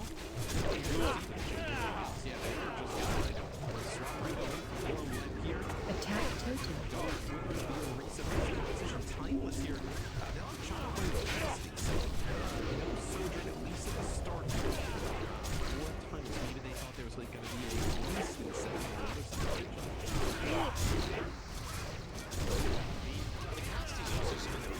Attack Totem. In the neutral fights, Matt, the Sojourn is so favored. The Rauga is just so If you play around like the central pillar and play a little bit more defensive, I think you can get some value out of the Cassidy, but they lose Chopper right away there. I think with how teams are playing this Orisa, where like, okay, if the slide is out, we're just going to dive that character, we're really like looking at the Sojourn. Cassidy just doesn't have the mobility to play into that, so you're going to see Chopper make that switch right away. Yeah, there you go. Yeah, I don't want to stick on the Cassidy for too long. Sunk cost fallacy with ultimates, but you haven't really charged much up anyway. Plus, you still retain a little bit of the ult charge, but meh, you die pretty quick. It's all good. See how taking this fight. Classic. Moments. Pushing around this match. Just back up.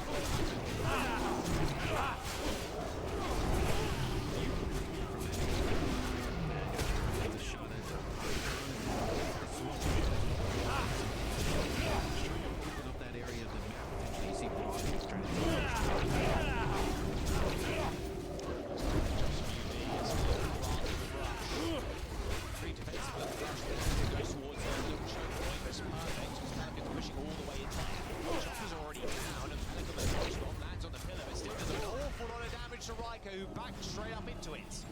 Another pulse bomb thrown out, instantly gets Suzu, so even if it did stick, it wouldn't have done anything. And now Hydron with a perfect angle, holding the mega health pack. Paul says, get down, Mr. President, as he just stands on top of him to make sure he doesn't take any damage, but President are falling. Still the follows going, and there's no defense here from Timeless. That is Shakespeare if they're not careful. Oh, that was close. Man, opener. Riskiest point known to man. That was insane. Almost AJ'd again. Soundberry scenario for both sides, and it doesn't even result in you know, Timeless holding on and not giving up that checkpoint. I mean, he does control that first. Did serious damage, whether it be just getting that first pick off and then close quarter areas. Starting to come alive with some turns. It looks like Timeless trying to run away with it. Maybe able to get too far. M80 a little bit quick on the rotation too. On their heels. Pelican looking for a way to be relevant in this fight as well. Not 20%. They don't want to have to use recall this early. They're just trying to force rocket. See if they can live over the music. So all good. Fight for traces. This overclock shouldn't be that neutral, but I mean Chopper's struggling to find enemy. Rocket on the other hand is not. Rocket moment, pulsing Renko, not smiling anymore, I'd imagine. Here comes the rush as well to make sure this fight is won for Timeless. More kills would be great. Staggers would be even better. Yeah, I mean, what, they get first pick off there, does Timeless, and then Ultraviolet has to use the Suzu, and then they just use the Kitsune Rush, and there's no way that M80 is going to be able to live through all of that damage that's going to come down. Is Hawk spear spitting, Mortified, doing anything to try and live. Is now Timeless will get close to potentially taking the checkpoint. Because that fight went that way rather quickly, and Renko ends up falling. You have a little bit of gap between Opener and Renko.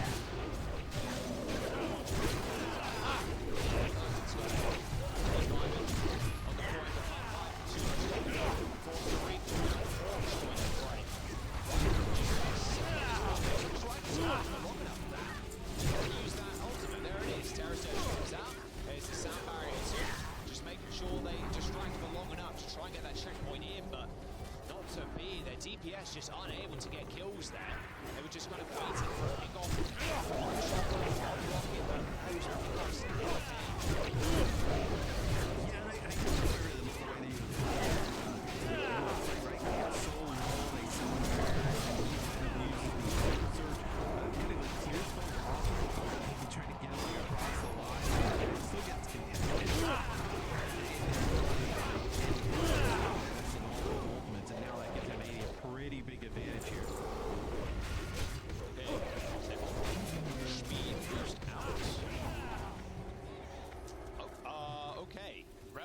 Just kills UV. Alright, I guess they were just peeking up on the high ground. Took a little bit too much damage. Chopper almost takes another one of them there. Talks to below, but then the sound barrier stick does land. The damage, but is it enough? Hawk's still getting healed up. Was invested and to be able to win this fight. Training a Terra Surge, you take it any day of the week if you're an 80.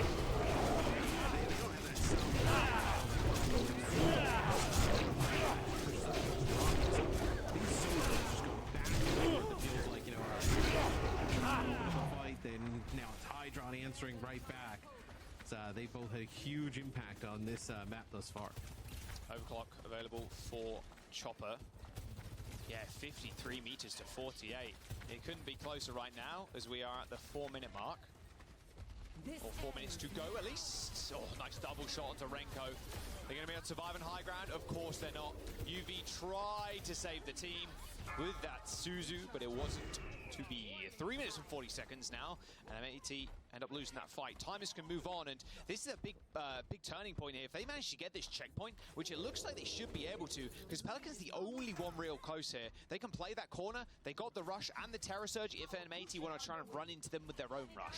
5, 4. Yeah, and they're going to have that sound barrier again. These sound barriers are like offset between Renko and Opener, so you're going to have that sound barrier yet again as well to kind of pop Demon Flash because I thought somebody was ringing it.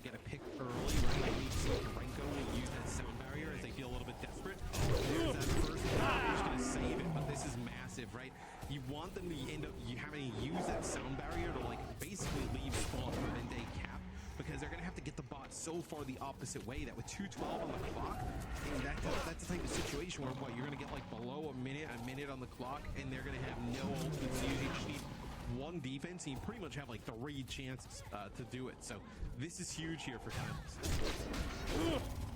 Yeah, I think you hit the nail on the head, Matt. Just force them to use that beat just to make like a meter movement. Not even that, because the bot takes so long to get back to them.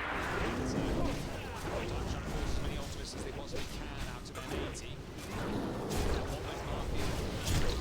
There is one tower surge being thrown out. A lot of the damage. Suzu is actually collecting that ball. Bit of hand rockets. Let's go. This is exactly what Timeless wanted. They want M80 to use ult here. A sound barrier, a Orisa ult, like any more would be beautiful for Timeless. They can come back into this next fight with a beat and an overclock. Yeah, I mean, you can tell that M80 definitely didn't want to use that sound barrier there, but they almost, you kind of forced to, right? No, if you don't use it there, you may not even get an opportunity to use it. You may get like a map completion. So Chopper, you will have Ultraviolet with the Kitsune rush here. Maybe just trying to find a part of the map that you can better set this up. As Chopper actually takes that front spawn and goes towards their side of the high ground. Lucky he doesn't get caught out. yeah, if that spear landed, I think that would be one dead Sojin. All right, high ground control for Chopper. He's got OC. He's got a pulse gun with his name written on it, though, I'd imagine. Up the high ground went Hydron. Here comes the sound barrier. Hydron in trouble. Chopper trying to let out some shots. There's the stick. He lands it. Chopper down. No overclock for Timeless now. The respawn is M80. End up winning that fight. They got that checkpoint. They got that forward spawn, Matt, and a team kill. But overtime is 10 seconds away. Yeah, and here's your for M80, right? The Sojourn to get with over. Potentially here you have Timeless with like a setup we've seen a few times, right?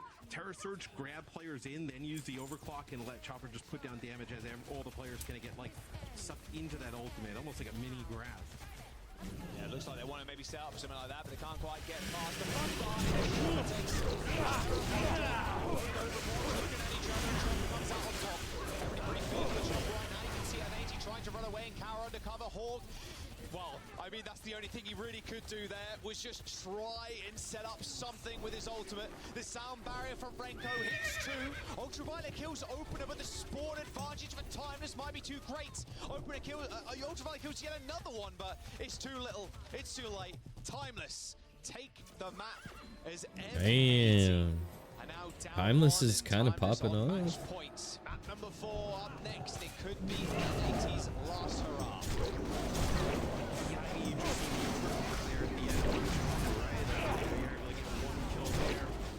Using the Terror Surge, trying to like grab players together. It looked like they're running around Renko's sound barrier, him trying to get the sound barrier, and Chopper just burns him down in seconds. I mean, a little bit difficult to get that one off, and the Sojourn's right in the face, but needed probably that extra cooldown or survivability. But Timeless, in a map where they did not have the lead for a majority of it, right? M80 gets a really good first push, and then after that, I feel like it is all Timeless. Yeah, it feels like they're such a scrappy team. That's the kind of vibe that I've got from them, especially playing the most maps out of any from the North American region, going through the different stages. And it's been a really magnificent thing to watch.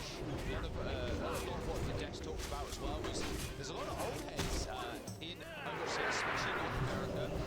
Mid-round Overwatch. Gotta build up some rage here.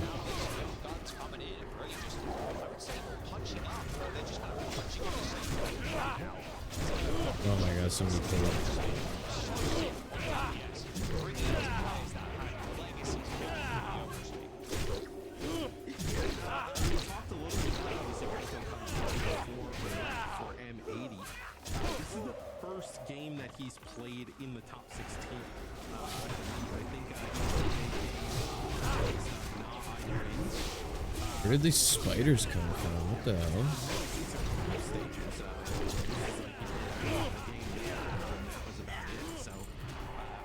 a sub here for M80. Obviously, we're not, with the team kind of like what's going on. Maybe kind of see some benefits, maybe a little bit more, into Renko's skill set at the moment. But yeah, not something we've seen as of late.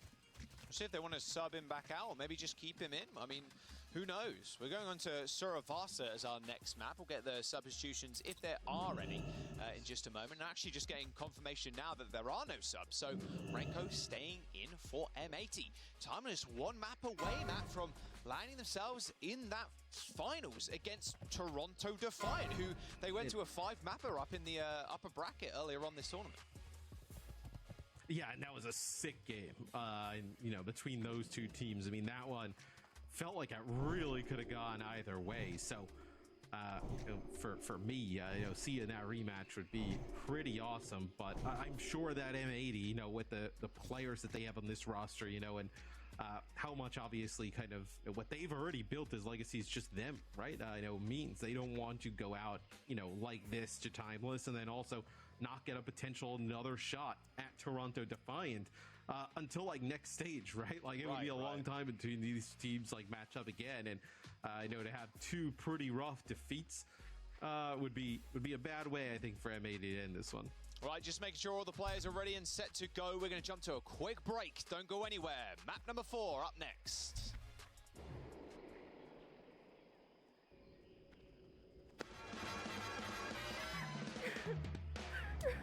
I think it's time to blow this scene. Get everybody in the 5, together. 4, Okay, 3, 2, let's jam. 1.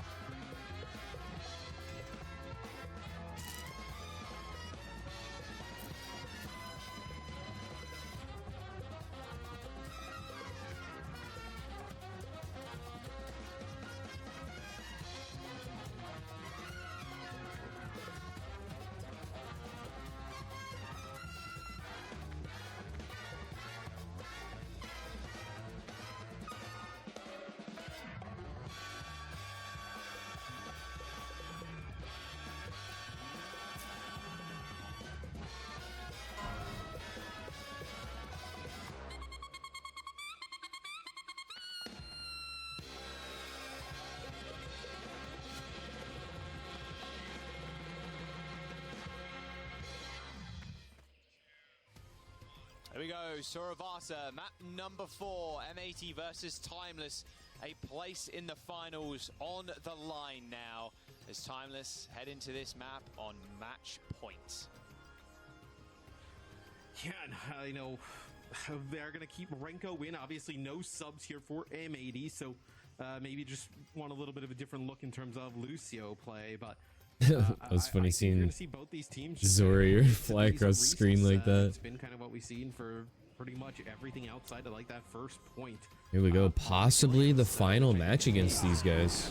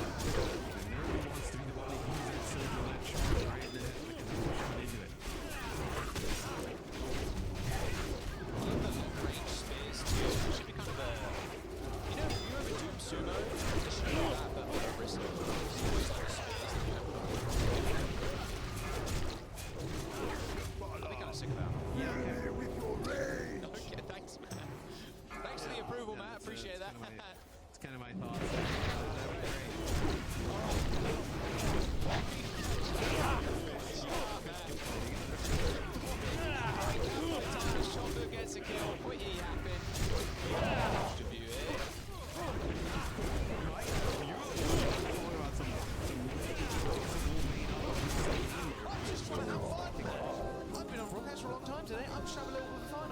Okay. Open a window, go outside some more, huh? Just, yeah, get that funny bone in order. I don't know. I think the desk is the ones putting in the heavy work there. Okay, we're gonna have words after this, brother.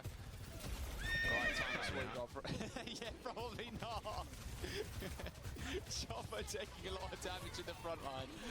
There's two rushes going on the point. Chopper takes the sky. He's trying to find an angle into this fight. Pelican's going to make that rather hard for him. Here's the recall. Still, Chopper coming up with just damage right now. And the kills, nothing can stop Chopper. His unquenchable thirst to soldier deep. Nice headshots here on the ring. Alright, Time's going to fight again.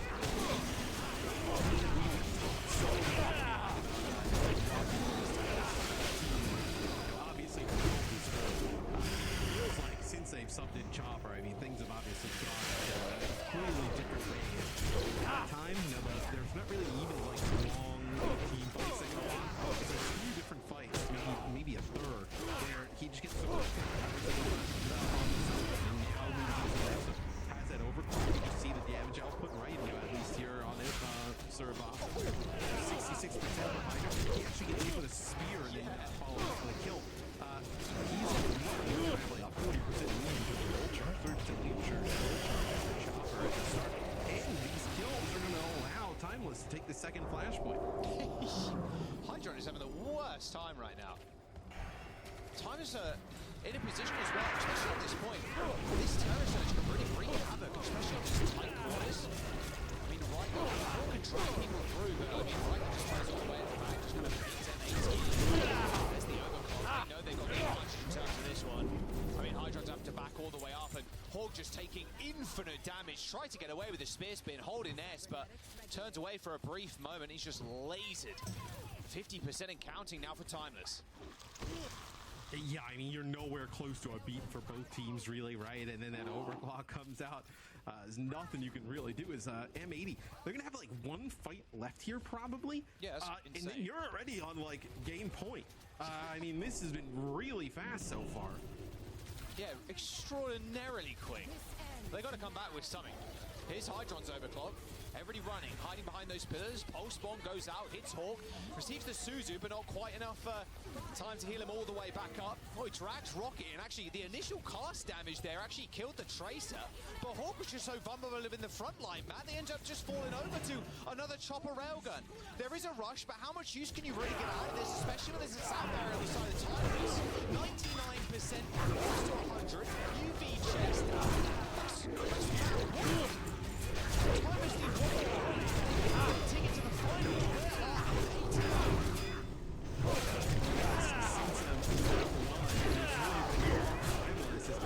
Now switching over to the first state here. Maybe just trying to access this back line a little bit. I think they're trying to also have the opposing team so kind of for your own is they know how they play an advantage. You're going to have this regular system barrier coming in potentially.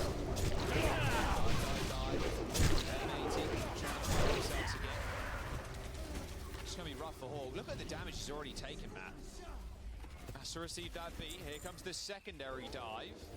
In onto the back line. They're looking... They just back up. Yeah, I mean, they were looking at the Tracer, but they just have to back up. I mean, that's totally fine, though, if you're Timeless, right? Like, you're okay, even you're up 2 points, you're okay giving up. They basically use sound barrier to get, 20% right? And it's going to be difficult just kind of using it a lot. There's going to be so much damage that they have. It's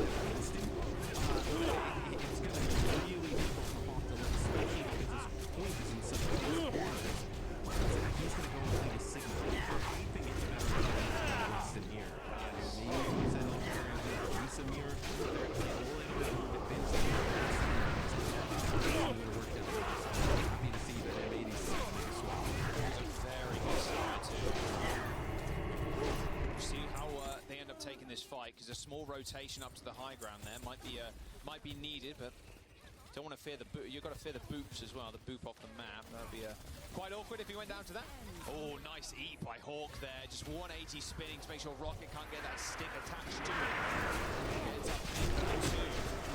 Overclock for the Soul. He's trying to the point, but it's kind of rough.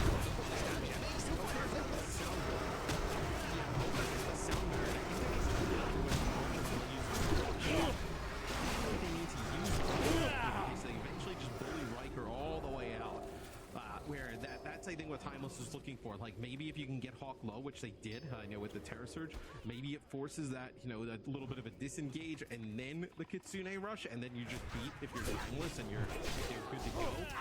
Timeless has come back with a sound barrier and a combination. Very difficult for Chopper and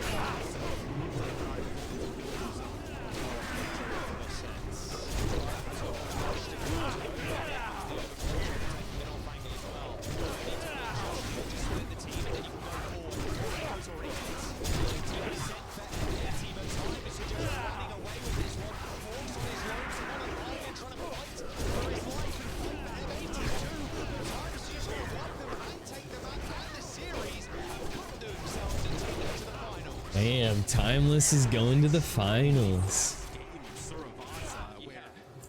I'm excited to see how. Right, Jack? I mean, you know, M80, they brawl How this out next towards the game end goes. of, you know, Ilios, right? They end up coming out on top there. And then what? It's like a full hold on, you know, Midtown pretty much, and we just kind of like fly through the rest of the series. I mean, you know, what they beat them by a considerable margin as well. After that first match, it was really all Timeless. I want to know how quick the Survivors are so far. So that's probably one of the biggest record, just especially the first two it was ridiculous. It's get them going down in Timeless now with a chance for a rematch against Toronto in the finals. They got beaten down by Toronto in a 3-2 fashion, sent to the losers, and they went all the way back to the finals now. This is a revenge match for Timeless. Yeah, and I'd say the first time that we saw, you know, Timeless play Toronto, I really thought like Rocket had a tremendous series for Timeless. I think if you're Toronto, you're a little bit like scared because like Shock was playing like nuts out so far today. So now you have the other DPS player really picking up Timeless. It's gonna be different. DPS are listen in to the winning comms there at the very end.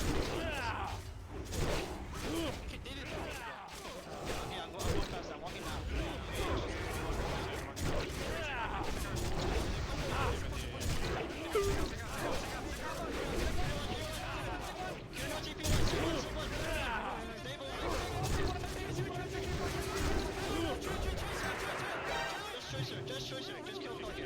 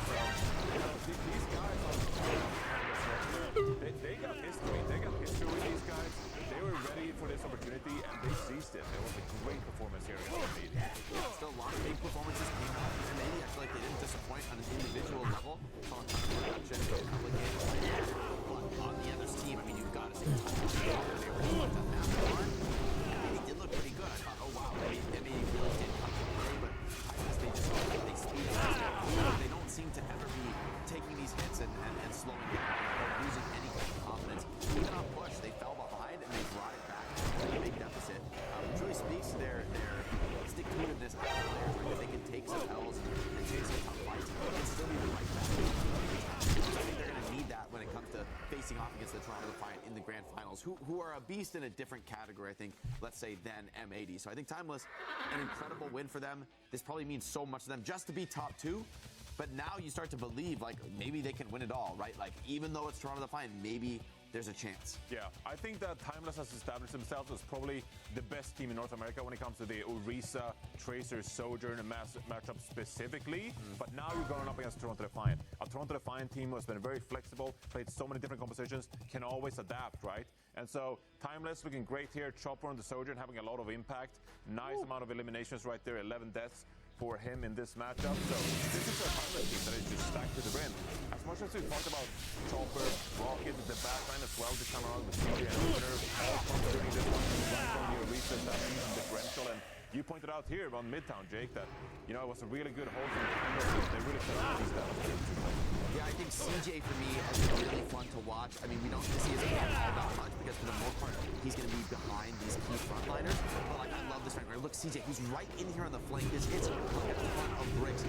Lucio, Kiri, Soj, all jumping up on that angle where you don't expect a single player to attack you from. That completely caught M80 off guard and was a huge part of generating the lead that won them the map. So for me, CJ, his ability to fight it out in the backline on Kiriko, he's been a massive difference maker for me in the backline of Timeless. Yeah, I mean, we're talking about Chopper, we're talking about the DPS lineup.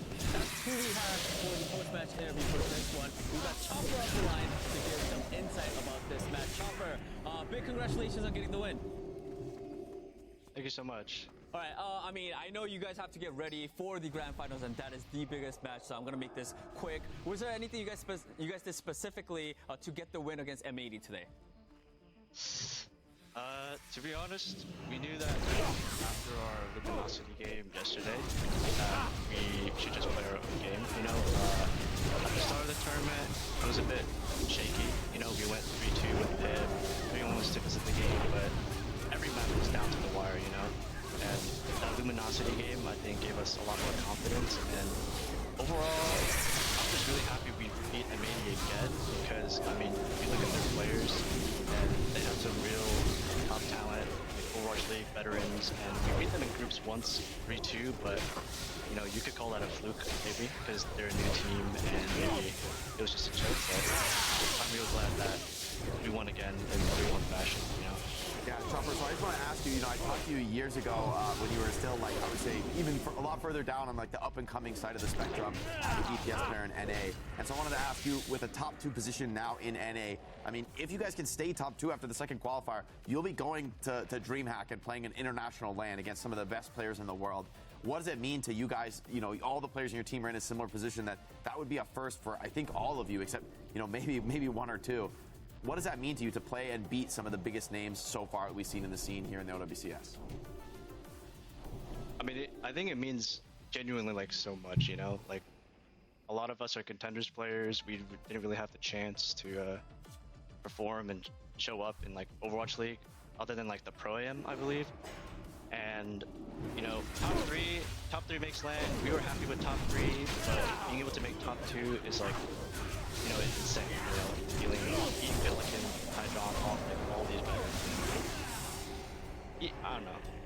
I wasn't really expecting top 3. I was expecting top 3, but, you know, it was acceptable if we were losing to Toronto or M80, because you just look at their players and it's understandable, you know? So being able to come out on top it's just insane, really.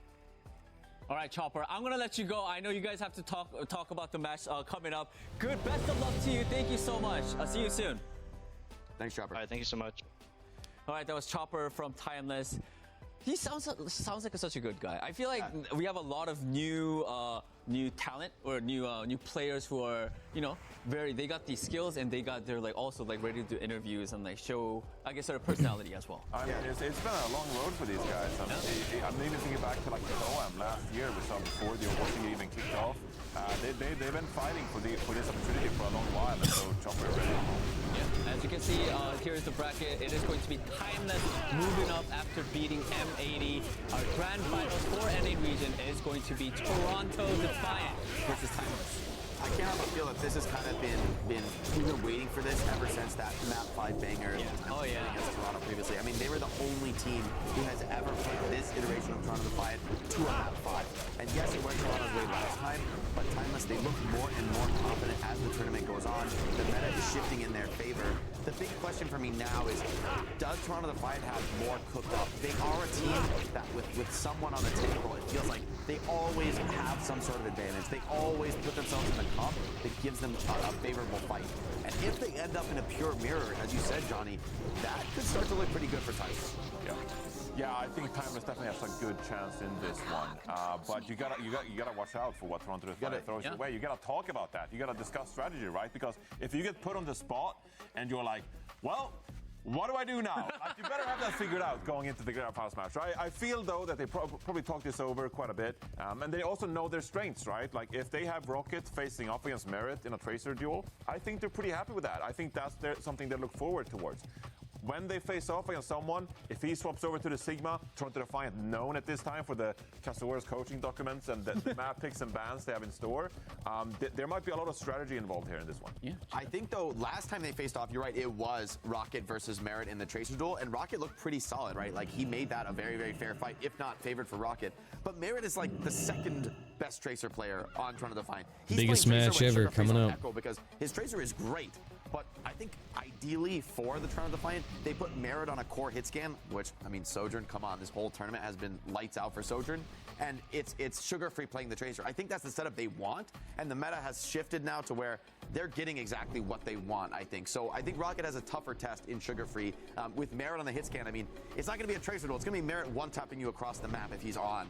And there's just a limit to how well you can play around that. All right, I mean, we're going to have more time to talk about these teams before we go into the match. So for now, it's time to reveal the NA Superstar, everybody. You guys remember that? The thing that we did, the pre-show, when we first started the show. And, you know, it's not really MVP. This is chat. You guys chose the Superstar for the NA region, and that goes to... 5, 4. Oh, yeah. Let's go. Oh, yeah. Good choice. Good choice. My God, Mikey. I mean, after seeing those amazing... We're gonna see Merit play soon. I mean, you couldn't say no. Like, he popped off in a big way. He makes it look like he's smurfing in the pro scene. I mean, this is some even from Merit, I was pretty stunned by some of the plays. You know how consistent, how strong he is, but it was just over and over and over again. I mean, like, whether he's like the Terminator, man. He just walks in and, like, it looks like this makes you want to play Overwatch. You watch this guy play, you're like, give me a shot. Give me a shot. Makes it look easy. You can't do this. You can't do it like this, bro. Not like Merit. Not like this. It's not like that. You know, it's okay. You don't have to be like Merit. That's a standard we can't ask of anyone. I mean, you just saw the way that, like, Merit differentialed Hydron yesterday in their series against M80, right? Like, that's Hydron. That's one of the best hit scan players in North America. And Merit just, like, gave it to him. It was disgusting. I just remember when I was doing the interview and I was like, hey, Jake wanted me to ask you, what does it feel to be touched by God? One way to put it. I mean, I was joking around, but like, no, but this was guy close. is a monster, man. And that performance was one of the best I've seen from him. And to think he's still a young player, like we talk about up-and-coming players, I argue that Merit has higher to climb. Like, I don't think we've necessarily seen the best of his career. You got to remember, this guy's been playing pro for what, 2 seasons of the Overwatch League, and he's already, I think, seriously in contention for best in the world in his skin. I don't think Sojourn's his best hit skin. I think he's better on other hit skin. That is terrifying. All right. Well, I mean, we're gonna talk about Merit and a lot more after this. But you know, Overwatch is special because you know, it's building a future with all of you guys. You know, you guys are the stars along with all the wonderful heroes that we have. I'm gonna be honest, I don't know where I'm going with this, but we're gonna look at a quick video of what the game director Aaron Keller has to say to you guys and for the future of Overwatch. Oh, wait a second. Looks good. I'm getting excited. 5. Good. 4. Yep. 3. Ready for this. Can I just go? Oh. Hello, everyone. This is Aaron from the Overwatch, and welcome to our first developer update of 2020. We have some news that we're excited to share with all of you. Today, I'm going to talk to you about how we release heroes, a new way of unlocking mythic skins, as well as some gameplay updates. So let's start with heroes. Last year at BlizzCon, we gave you a look at our next hero, Venture. They're an eccentric and daring adventurer with a unique kit that includes the ability to dig underground. We can't wait for them to join the lineup in Season 10, and we want all of you to have the opportunity to play Venture as soon as they are released. Heroes are one of the most exciting additions to the game, and we want all of our players to have immediate access to them when they launch, which is why I'm thrilled to share that Venture and all future heroes will be free for all players when they launch. Starting with Venture, heroes will no longer be unlocked through the Battle Pass. This includes all previous Overwatch 2 heroes. In addition to this, oh my God, we're introducing a new way to unlock mythic skins in Overwatch. We'd like to give everyone more choice in how they unlock and upgrade mythic skins. Our goal is to give you more power over which mythic skin you would like to work with. For doing and that. Starting in Season 10, we will debut our mythic shop. He just runs up like nothing happens, bro. Previous seasons you may have He knows so he pulled it. There's no way he didn't. Genji skin, this is your chance to get it. We'll have more details to share about the mythic shop and how it works as we get a little closer to Season 10. Alongside these changes, we will also continue to evolve and add to the core of the game to keep things fresh. The changes we made to our competitive system and some of the core mechanics of Overwatch combat in Season 9 are all great examples of this, and it's something we want to continue doing. Part of our vision for these big updates to competitive is to give the game a regular heartbeat. Newer updated systems, shaking up PvP, rank resets, and new rewards are all examples of the sorts of updates we'd like to continue doing. How often this happens is something that we're still looking at, as well as listening to all of you about. Additionally, we've already made several sets of balance changes in Season 9 and are committed to continuing to make the game as fair, fun, and competitive as we can. Let's talk about maps. We're going to be releasing several maps in the next few seasons. We have a new push map, Runasapi, coming in Season 11. Runasapi is set in Peru, and it gives players a glimpse at the Solar Warriors as well as Ilari. And it's also gorgeous and a blast to play. We also have a new mode, Clash, with 2 new maps releasing later this year. And we're excited to announce that we're going to be running a limited time Clash playtest on Hanaoka at the start of Season 10. When we first launched Overwatch 2, we set out to create at least 3 new maps every year, with the intention of releasing 1 every other season. But as we've added more and more maps to the game, we heard from you that you'd like us to put as much time into our live maps as we do into making new ones. Based on this feedback, we'd like to continue to make existing maps as fun as possible. We're going to be reworking Coliseo in Season 11, and even more exciting, sometime after Season 12, we're looking at creating a season that will be focused on map reworks rather than a new map. This final map list is still being discussed, but you have given us a lot of feedback about Dorado, Circuit Royale, Havana, and New Bondi, so we're closely looking at those maps. The most important part of these plans is you. The Overwatch community is on track to reach 100 million players next season, and our team is dedicated to developing this game alongside you. We've been listening closely to your feedback, and ahead of Season 10, we'll be back with another developer update to share even more upcoming changes. You'll hear from different developers at Blizzard and Team 4 to share how we're addressing disruptive player behavior, grouping restrictions in competitive, and player anonymity. So keep an eye out and make sure to follow us on Twitter and YouTube for upcoming announcements. Thank you so much for watching, and let's make it great. Yep.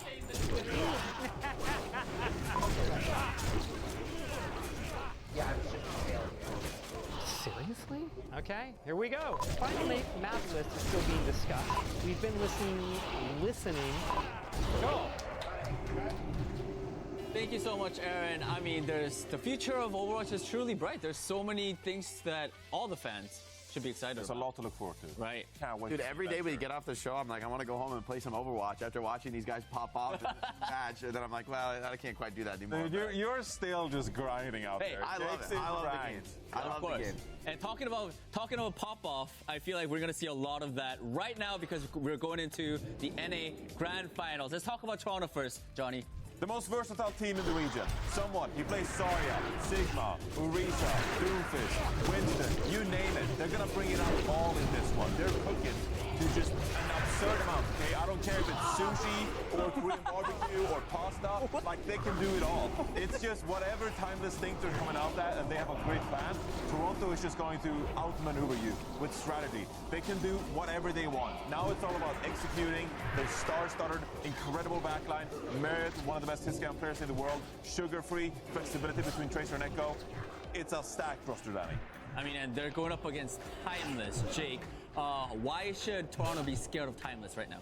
I think Toronto's not going to be scared, right? Toronto has to be coming into this confident. They are the top dogs. But I think there Here is we a go, part boys. of you as Toronto Defiant, as these established, well-known players, that's watched players like Rocket and Chopper just wreak havoc on these other established players on other teams. So I think Toronto's going to be confident. I think they have every reason to be. But I think Timeless, they're playing with the house chips at this point. Like, they're playing for fun. They're playing for the love of the game and for each other. And sometimes that's when you can really do something that you didn't think was possible before, right? There's not going to be that tension or the fear. It's just playing with freedom and creativity. And sometimes that's when you pull out your best performances as individuals. So I can't wait to see, especially what players like Rocket and Chopper have in store. But with Icy in the starting lineup, we could be seeing some sort of interesting new strategic take, maybe that Timeless have been holding on to. But for me, eyes on CJ. I want to see production from CJ. That Kiriko has been really impressive for me. He fought off Pelican incredibly well in the last series, made his own dives happen. So I really want to see great stuff from him. All right, well, we're going to be starting off the map with Nepal. No surprises? No surprises. Same Anything map good? as last All time. right, let's jump right into the game, guys. Paul Hollywood, it's the same ones. All right, Jack, Matt, take it away. Thank you very much, Danny. Johnny was like, please, let me get the point now. Please, please, help. Please, just one more point, please. I'm on the desk. He was trying. This should be a 6 series, though, right? Yes. Obviously, Toronto Defiant could have been, cooking up some different stuff, in the break. Obviously, they probably had a decent idea that they were going to see Timeless again, considering how close their match was, and then how they kind of swiftly dealt with M80. And it looks like for Timeless, you'll have Icy here at the start, so maybe even Timeless took away some things from that series that they feel like they could do a bit different. Yeah, maybe so. I mean, Icy in means a little bit more Sigma play, maybe. We're going to Nepal. If it's Sanctum, I mean, that makes a lot of sense for Sigma, who is someone play. I mean, someone can play anything. It doesn't really matter. Johnny's nodding along. I'm right, Johnny, right? Yeah, exactly. That's what I thought. Yeah, I mean, look, at the end of the day, Timers have a deep bench, and they've not been afraid to use it in the past. But Toronto Defiant, they're just a different breed of human being, I feel like, Matt. Like, they are just so good. They are reigning champions, or some of them at least, for a very, very good reason. And this roster was handpicked to be the best. You say that, 2 days ago, we just saw these two teams play and They went go to about 5, right? Yeah, you're like, oh, they're this unbeatable juggernaut. It's like we literally just saw this series decided by a single team fight, pretty much. Most people in the chat obviously going to go side with Toronto Defiant, but I believe that's even a little bit closer than we had it the other day. I think it was up in the 80s the other day. So some people jumping off the Toronto bandwagon, liking what they see with Timeless. Well, the Toronto fans coming out, man. Let's get it. I mean, you'd be a fool, I think, to count Timeless out. Like you said, it was an extremely Let's go, guys. close match Toronto. the other day, This is going it. all the way to 5, and it being a couple of fights in it. All right, Toronto Timeless, what do you have for us? I wouldn't be too surprised to see Toronto stick out on this, put Sugar Free on the Tracer, and we are going to Sanctum too, which is great, honestly. I want to see what Icy brings to the table up against, and I will use your word, Matt, the Juggernaut, because he is a Juggernaut, somewhat, on the Sigma. Yeah, they'll end up playing the Ramatra. So we've seen this a few times now from Timeless. So typically when they have Icy in, it's Ramatra, Sigma, some Orisa, Riker really playing the dive tanks with Orisa as the Ramatra can push into the Sigma. One of the tanks you can kind of stand toe to toe with Sigma is nobody making their way towards the point just yet. Just playing the poke game. We have the Sojins to find a shot. Waiting for someone maybe to kind of walk up, and then Icy can take advantage of that using Nemesis form. Very, very slow start. Not even Trace is finding much entrance here into these fights. Coliseo? It does feel that way. All good though. Timeless, don't worry about that. Capping. They do be capping. Well, Rocket was for a brief moment. Took a bit of fire and ended up ducking back in. Okay, someone's going to cap any day now. Yep, Timeless a bit closer as, yeah, that'll be Rocket who gets in the point. That was absurd. I think that's the longest Sanctum opening I think I've ever seen. No kills either way. Don't jinx me, Rocket. Come on now. All good. We're chilling. Well, I mean, both tanks, like, don't really want to, like, push up and engage on that high ground, and now someone will drop down to the point. I mean, this, it's actually kind of huge that Timeless does get the point first. Probably forces Toronto to feel like they have to do something, and Icy gets caught in a bad spot. Yeah, real bad spot. That rush is just so deadly. Especially having a little flank too, can be really hard. Icy, you've only really got that one cooldown, right? You have got the Nemesis for... Oh, this trick in the book, Merit. Lucio baiting you out of there. Little boop. And off the map. I think Opener's going to get away as well. He did. He got away. He's out here, of there. You know, with a bit of a opening and make a play. As he's got the beat here. No need to use it. Yeah, I mean that's huge. The boop then getting away. That you know, gives them a player advantage. They get back and they just win that next fight. So even with Icy maybe, I don't think he really like overextended. I think what happened was like they just kind of like roped around with a speed boost and caught him off guard in the previous fight. It's only going to result in 20% here for the Defiant. Yeah, wow, that lane kill really did mean a whole bunch. Oh, overclock start here for Merit, who wants to test him on the point. Well, Rocket does. Oh, stick Suzu instantly, though, there at Merit's side. Opener with that sound barrier, just trying to contend with that overclock. Neither finding much. Here's the flux. Where'd it go? It missed completely. Everybody dodged out of the way just in time. And now we're on board with Sugar Free. As he's taking the fight to Opener in that small room as they try and find the flip.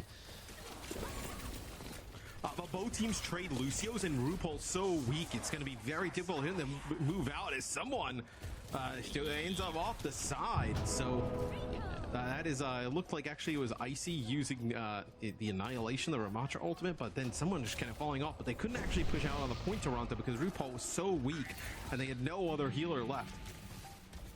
Could have been a boop as well. You can sphere on the wall as Sigma and it won't count as an enemy kill. Worth keeping in mind because it does give you a little bit of a movement. Sound barrier counteracting Chopper's railgun. He's still cowering for cover here. As you can see, Merit on the other side of the map, but Merit paying a lot of respect to Chopper, not insta-peeking him. Sugar Free starts to fight off with a kill. Opener down with the Lucio dead. Icy's in a little bit of trouble, although I say that. Opener. Death won't go in vain, and Sugar Free also ends up falling. Good double punch from someone who's come back on the Doomfist to try and get the extra little touch here, but he is so low. Chopper chases him down, and Rocket is soon there to clean up with him. 99% for Timeless as they find the flip. Toronto Defiant have Sugar Free up, alive and well, but are they going to be able to get back? I don't think so, and there we go. Round one, over to Timeless. Yeah, that is obviously a rough start for the Defiance. Wow, I'm just losing that first point. But in that I missed fight, most of that because I kept on dying over and over. But we saw him do that pretty much unchecked through a lot of the last series between these two teams. Where if they're gonna let him just kind of like run around and do his thing on the Tracer, this is gonna be another long series. I feel like between these two teams is.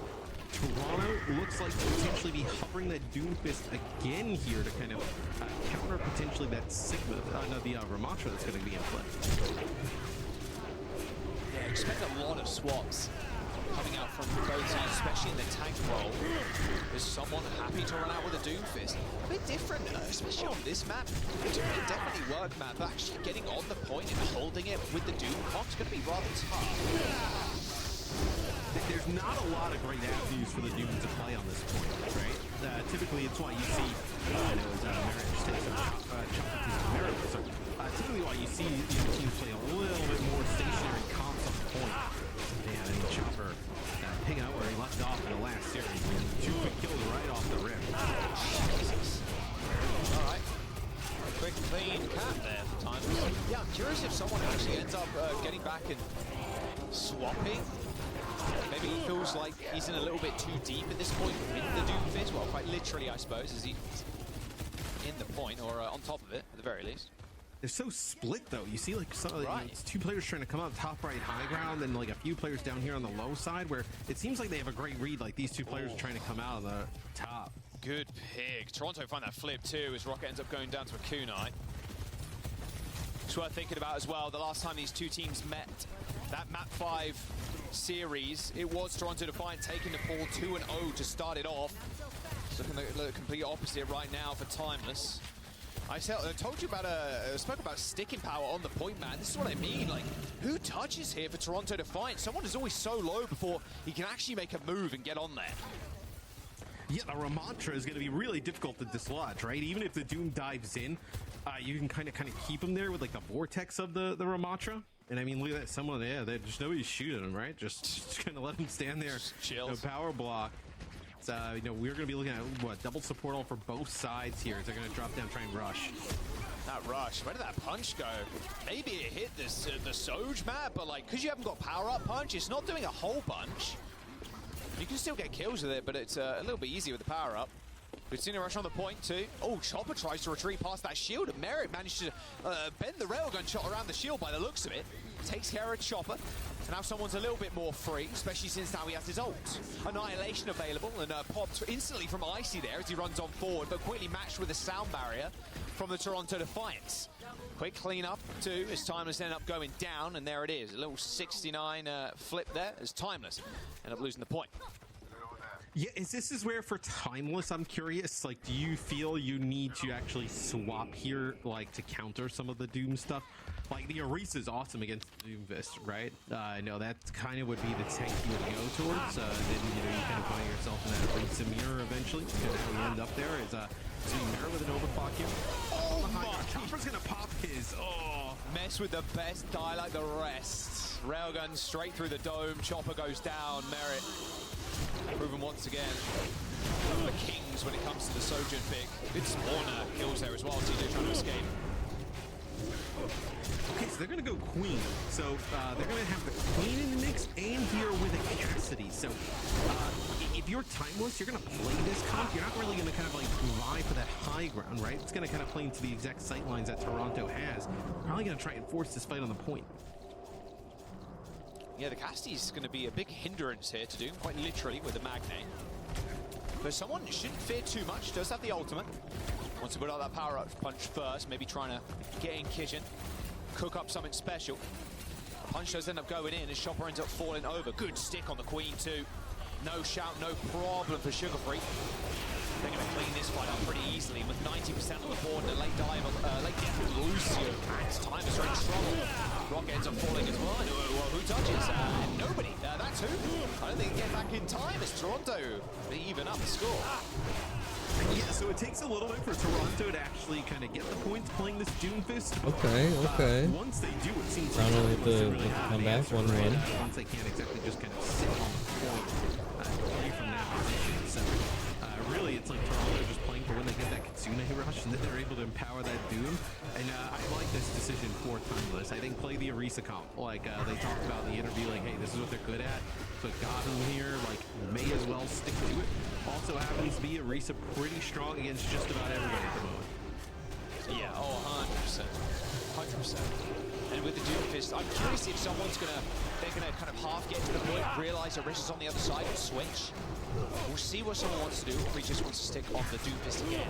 This point's a little bit easier map for the Doom, of course. It's not as open. You can play around the giant pillar, and you can kind of dance around the other small ones as well. They're a bit too far deep in now, I suppose, so can't really go back to spawn right now. But there's a small window, but it doesn't look like they want to do that.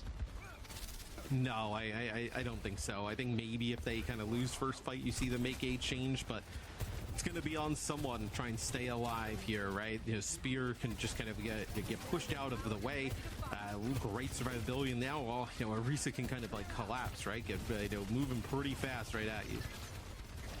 Well, Eyes used that spear spin to get away. Just Merritt's trying to line up some shots. All someone is doing right now is punching in, getting out, just try and disrupt Timeless as much as possible. make Chopper's life a little bit harder, getting in front of those line of sights to the back line. It's actually Rocket that goes down. Okay, just on a sideline flank, tried to get some work done, but no, swiftly met his end. Should have risked jumping off the map. Ooh. Maybe should have gone for the punch. Oh, nice punch on the siege. Very nice. Yeah, as they find that kill onto Rocket is probably just kind of like pestering over on the side there a little bit, and maybe took a shot from like Merit, and then finished off by someone. Is they're gonna have the Cassidy in yet again, so I think they're really trying to punish someone as he comes in. I think he's just playing really well in terms of not really being that aggressive, right? Like just kind of like waiting for the right moment as opposed to just kind of going in deep. Like right there, just a punch, slam out. Kind of do the same song and dance over and over. Who's going to make the first move though? Well, there is the. See ya. Well, nice rush, buddy. Now your team's going to have to contend with this railgun coming from Merit. I mean, there's just no shot Icy survives that either. Yeah, that fight's done. This fight's over. We're going again. And he's been getting up. He is just got to be one of the sickest Sojourns in existence. Like, he's up there with Proper for sure in terms of Sojourn play. One of the best to ever touch the game. Oh, without a doubt, is Toronto really kind of showing their dominance here these last 2 points. Specifically is, where do they want to go, Timeless? It looks like trying to go set up here on the high ground. Spearspin just to get out. That's going to be disruptive. She's going to do some taking damage. Yeah. Up into the roof. Oh, Opener did not see that one coming. Neither did Rocket. Oh, Merit smells blood in the water. And it's all Timeless. An 85% lead now on that point, and they're trying to make this dead per. Icy going super low now as Toronto are playing up close and personal to their spawn. Yeah, this is why it also feels like you cannot just kind of move away from that Sojourn as a hero, right? Incredibly strong as it'll be Icy who steps up. Opener has control on the point, but no armor there. Opener doesn't get the feed off. This one, it's going to be all Toronto here from map 1. Oh, they may went down on round number 1, but almost a complete repeat there of their series on the upper bracket. Toronto Defiant taking that first map 2-0 on the fall. And Matt, it's worth pointing out as well, this map set is identical to that series from the upper bracket, which is kind of insane. Both teams pretty happy with the maps that they went 2-1. Yeah, I think the way that Timeless ends up making this a game is to, potentially have like Riker in, and you're rotating either dive tanks or you're rotating the Orisa. And I think you have to kind of commit to really Sojourn Tracer with all of those. Sojourn Tracer, swap the tank out. They play Sigma. We're going to play more dive. We're going to go like a Winston or like a Diva or something along those lines. Maybe even like a Maga, for instance, if they're going to play Doom, they're going to play Winston. Like, we're either going to play the Orisa or Match. I think that's kind of the path that Timeless has to take throughout this one. We'll question the Doom Fist. Will it work up against the Orisa, up against the Ram? Okay, someone, you shut us up. You shut us up, and I think you should have Verdi up us up as well. I mean, Merit also just an absolute beast on the Sojourn. And you were talking about it a little bit earlier on that, when Rocket has been just sick, and everybody's been hyping up Rocket, but Chopper has also been up there in terms of like carry potential on Sojourn, but now he really is up against one of the best Sojourns ever. And if there was a test, if there was one thing you got to do now is win against that, it's pretty tough. Nice maybe tank a little weapon. bit more of a daunting task too. And we did see Chopper jump over to the Cassidy to 0 effect.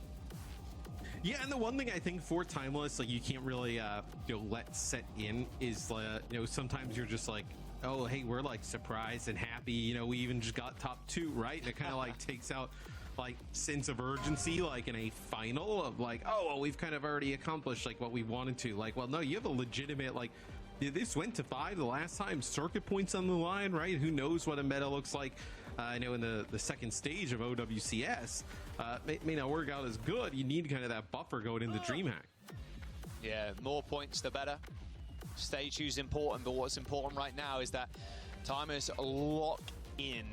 There's a KDA differential there by Toronto, but not too much of a surprise after you win the map. First of all, remember, if you're only just joining us here for North America, first 2-4, very classic Overwatch rules. And yeah, going on to the next map, Matt, how are we feeling about substitutions for Timeless? Reckon we're seeing Icy still, or Riker? I think you'll see Riker come in. That would be my guess. They also brought in Sunjin the last time we actually watched this series, I believe. It was like just we saw Chopper in map number 1, and then I think we saw that happen the rest of the series. So yeah, here we go. So that's exactly what we're going to see happen. So Riker will come in, Sunjin will come in as well. So this is kind of starting off exactly how the last one did, right? I know map 1 may have been a little bit closer the last time in terms wow, of they're swapping Chopper out with Sunjin. What we're seeing sub-wise, and what we'll probably see gameplay-wise. I think we're gonna see the same type of thing. Yeah, a little bit of hit scan, a little bit of rail. I think for Sunjin is probably going to end up picking up out the Widowmaker. It'll be nice to see, but it will bring the Sojourn.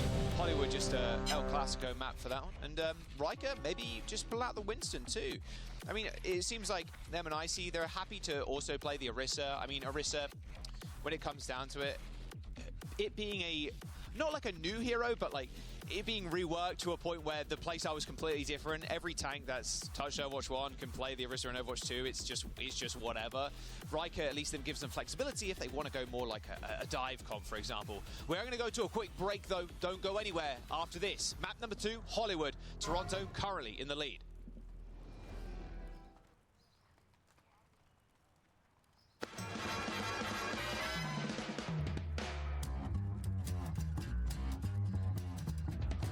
It's time to blow this scene. Get everybody in the stuff together. Okay, 3, 2, 1, let's jam.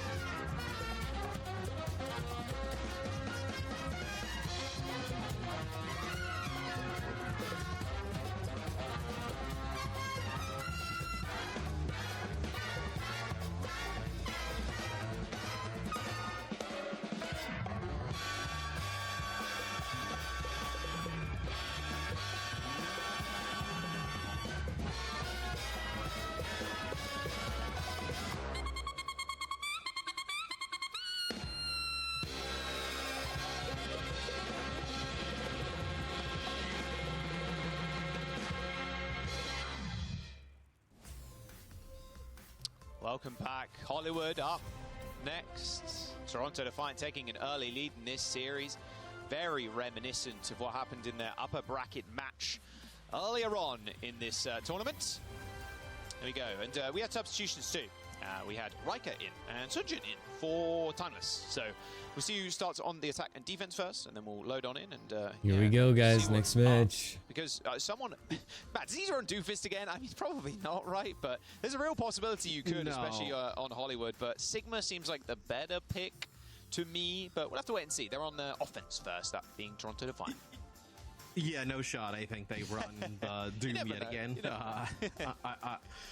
I wouldn't even say like Doom is a hero that I would say like, you know, someone I feel like is way better at other tanks outside of Doom. Like, not saying his Doom's bad, but I feel like it's you know, I wouldn't say it's like, you know, is a rank 1 like go-to type of tank. As Timeless on defense will play a diva here. The diva's probably expecting like a Winston on the other side. That would kind of be my kind of read on this here. But Toronto looks like they, so it'll be someone playing the Zarya. So they've kind of like really in terms of tanks, like we're counter picking like crazy. Let's go for a quick Toronto. We're listening, see what they're saying for this upcoming attack. Yeah. 3, 2, push. Red. Oh, I have energy. I'm ready to walk. I'm ready to walk point. Ready? Yeah, Diva. Okay. Yeah, ready. Kill. Try me. Roll our man. Heals up, buddy. Diva 조심. I'm walking up again. I'll shoot Diva. Train echo. Wait, 안돼. Diva. Wait, I came over. Yeah, but we're 3, 2, 1 bubble. Join low main. They completely swapped them. Like, look at that. Toronto just came in behind. Timeless. I'm 1 HP, right? I'm 1 HP, right? Wow.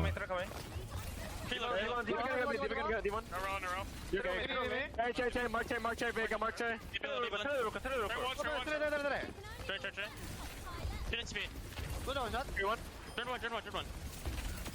Sugar-free just doing sugar-free things. No, I died. Oh, oh, I died. Oh, poor RuPaul. Look, they game plan that perfectly, knowing potentially like a diva on the other side, right? You run the Zarya, like we've seen Luminosity run the Zarya, not to the same, success all the time. We've seen them run it, and have some success, at moments, but that time, I really like the way that they pushed in, took control of that top cafe right away, and put so much pressure on Timeless. Oh, someone taking a lot of damage there. It's go time for Sanjit. Oh, someone's out. They're all pretty low, though. High noon for Merits. Where's he at? Just making sure no one pushes around that corner. Oh, he's wearing the classic Mayhem skin, too. The, God, I love that skin. You look a McDonald's little, one. Yeah, you look a little garish, but I think that's all the more funny. The Magnate also working out super well for them on their offense there, Matt, as well. They managed to take out Rocket after he got hindered by that nade. Rush on the high ground as Rocket and Co are pushing on forward. Halo not getting too much of a distance here, but Toronto are happy with that trade. They just back off no deaths, and CJ using his rush. Yeah, and no, Toronto will come back with like rush beat of their own. I wonder how long they stick on the Cassidy or how long they want to play the Cassidy for. It was some really good sightlines for the Sojourn up on that high ground. Suzu used here to just kind of keep someone up as maybe you're trying to force sound barrier around here. Could be huge, but you lose Sugar-Free yet again. So it's the power of the Sojourn. Lenny down, Sunjun with the swift railgun. Someone also 1 HP, does manage to get away. Yeah, it's real rough. Not much you can do about that against a cracked Sojourn, so all good. Reset, go again. Yeah, but I mean, look, you can. This is a pretty difficult point to take, right? How many times reset, go again before you maybe want to swap? As Merits, nice shots there. Almost actually takes out the Sojourn range. He doesn't miss. Bro does not miss with the cast, with the Sojourn, with whatever he chooses to pick up. Yeah. Sound barrier for opener, Matt, and they were disengaged already. Yeah, they got no beat, bro. It's the Kitsune rush that comes through here from RuPaul, but it's also just the damage that Merit puts down before that kind of like has Timeless maybe panic a little bit. Here on the high ground, almost knocked opener into it, but it's going to be someone finishing it off. Yeah, didn't have to get the full skull there. Just had to wait around and wait for someone to finish that kill. Oh, Riker doesn't even get to the mega health pack. I mean, this is Toronto defiant on a new level currently. Sonjun's going to have to go nuclear right now. Postal on the floor. Should have enough damage, but Sonjun takes 2 clean out with him. Merit's in trouble as well. Sojun's going off? Almost a 360, almost gets the kill, but Rocket's there to save the day. Sonjun and Rocket holding the fort. I mean, they are fortunate those players pick up those kills, because that is looking like potentially Toronto taking that second checkpoint as Timeless. They'll have Riker go over to Diva here. So Diva actually, not exactly a Winston counter, so to speak, right? But Diva, duels pretty well with Winston, right? Can blow up the bubble pretty fast, do a decent amount of damage, and then also chase. And it's going to have Merit here go over to the Sojourn. This is a good move here. Okay. Kiriko's, one of them's got the rush, and that'd be CJ. It's going to be pretty easy to lay it down on this payload, but the problem is Toronto Defiant not playing anywhere near it. Happy to just kind of take high ground, maybe try and flip the map. Vega falls. Rocky's going to fall after him, so it's a 1-for-1 trade. Now the Sojourn's in trouble. Gotta help Merit right now. Everything invested from RuPaul there to keep the Sojourn alive. Merit is still alive and kicking and gets the D-Meg. No baby diva kill, not today. Merit is pretty low and still somehow surviving in this small corridor. Dude's 30 HP, man, and he's still up, and he's still killing. Like, how is this even possible? Toronto Defiant is still head and shoulders above Timeless right now in terms of the man advantage, but Timeless have the spawns, and with a minute to go, Timeless aren't out of this just yet. No, and they'll have a self-destruct to kind of like keep this one going for a while, and then they'll also have a beat. As Rocket with a false bomb needs to come through with a big one. That's going to be a Suzu. I know. Pulse bomb gone wide. All good though, because Rocket's already down. There's the self-destruct. Vega on the point, dodges out of the way. Sunjin, you got a railgun to contend with now. And he slides straight back to the spawn as Merit once again comes alive with that overclock. 2 minutes on the clock as Toronto Defiant unlock the point. And it's time for them to push to third. And it's not a great sound barrier there from opener. It doesn't really connect with anybody of impact, as you had already lost Rocket. Riker using the self-destruct ends up getting taken out before you can remech. So that beat kind of goes for nothing there. Opener, surely he doesn't. Opener gets quite low. Yeah, he's gonna die. So that's a pretty bad start here now for Timeless. Always Lenny time up on the high ground. Any kills here is just a bonus. Sunjin dead. I mean, you're getting past the main gates here, Matt, which is where a lot of teams have been held today and previously in the tournament. So you're feeling pretty good about yourselves nearing this final box of victory.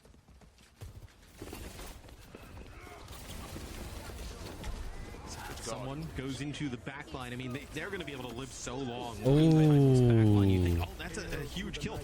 Sound barrier doesn't connect with Merit. It's going to be someone. They just don't touch them. What? They just don't touch those, so they don't Rocket touch. gets Any an touches, insane no touches, kill That's, on Merit, wow, that and is they rough. don't I mean, touch. To be fair to Toronto there, someone was using Primal Rage in the door, but Riker was trying to get onto the back line and kind of deal with that, right? But yeah, that's just rough from I mean, someone is trying to like pummel players away, right, with Primal. They have beat, so it looks like they kind of like scatter Timeless.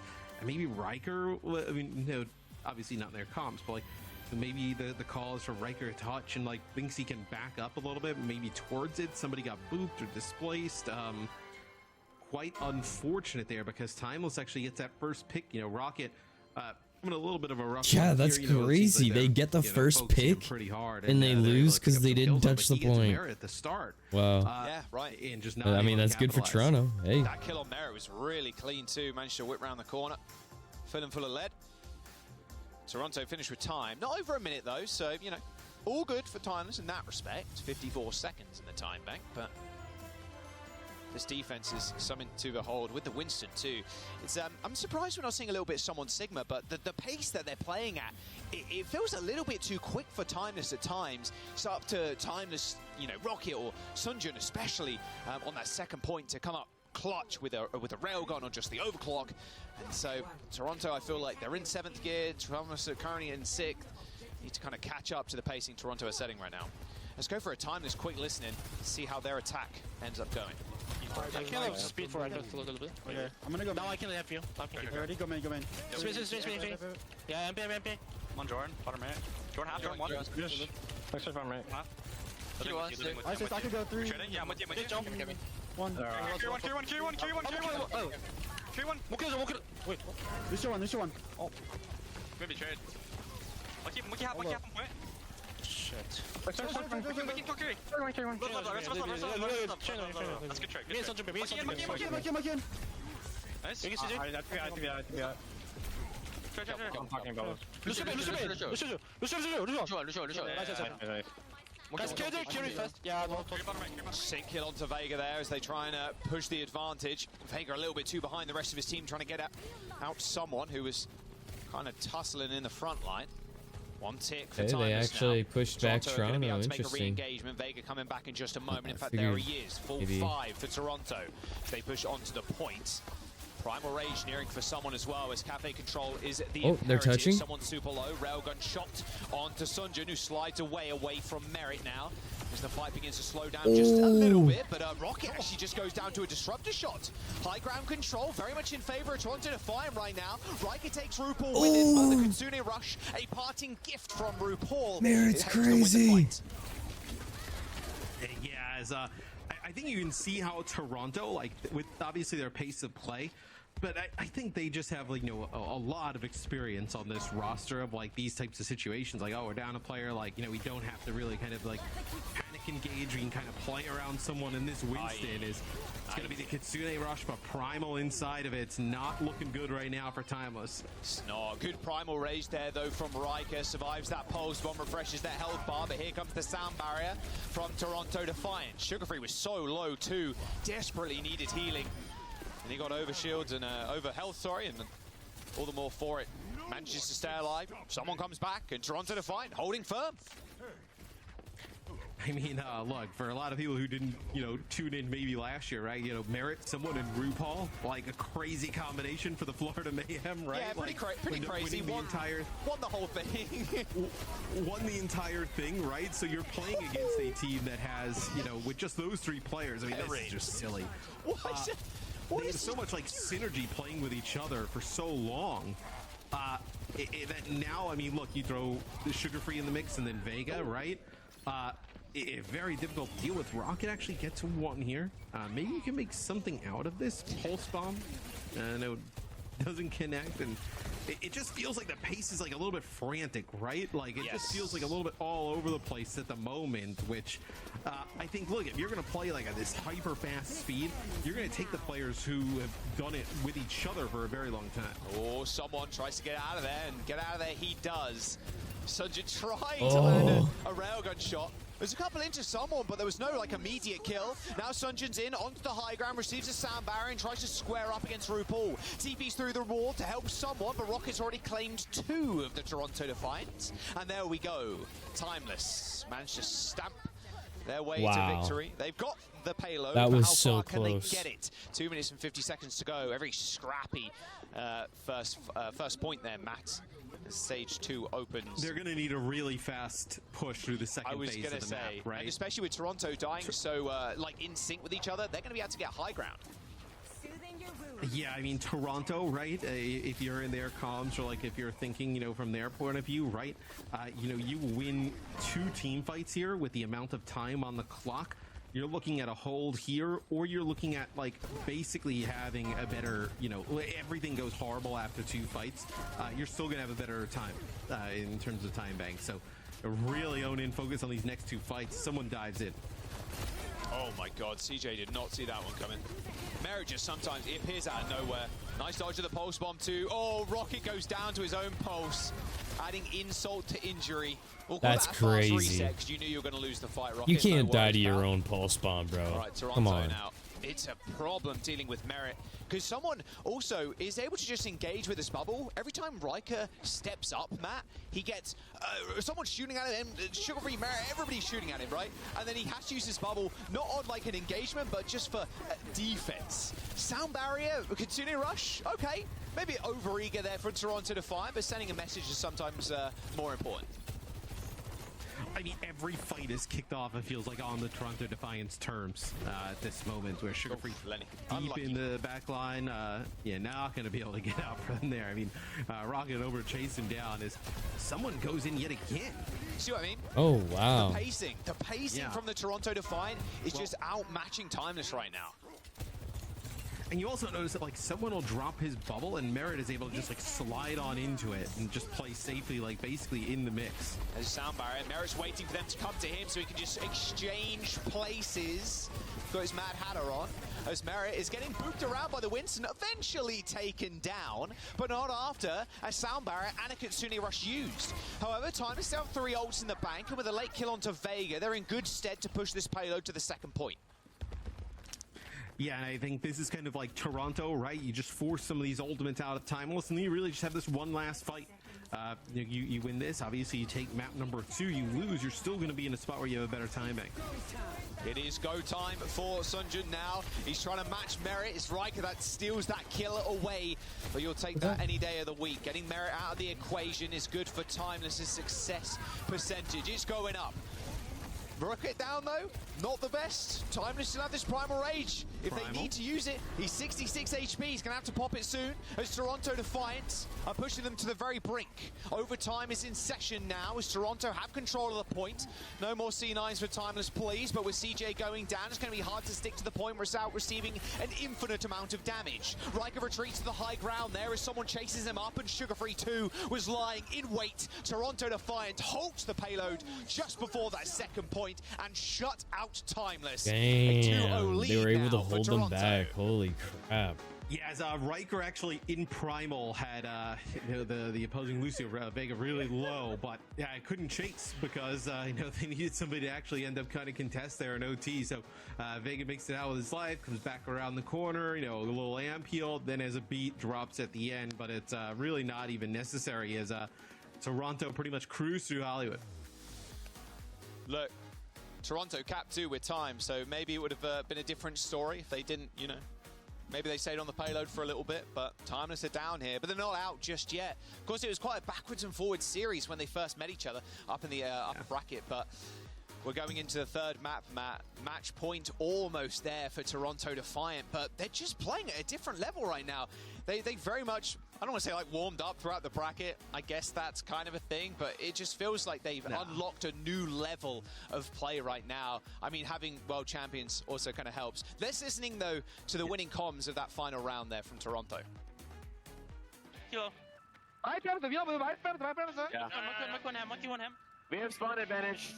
Top target. Can you touch him? Yeah. Curtis is your TP. Back I stay.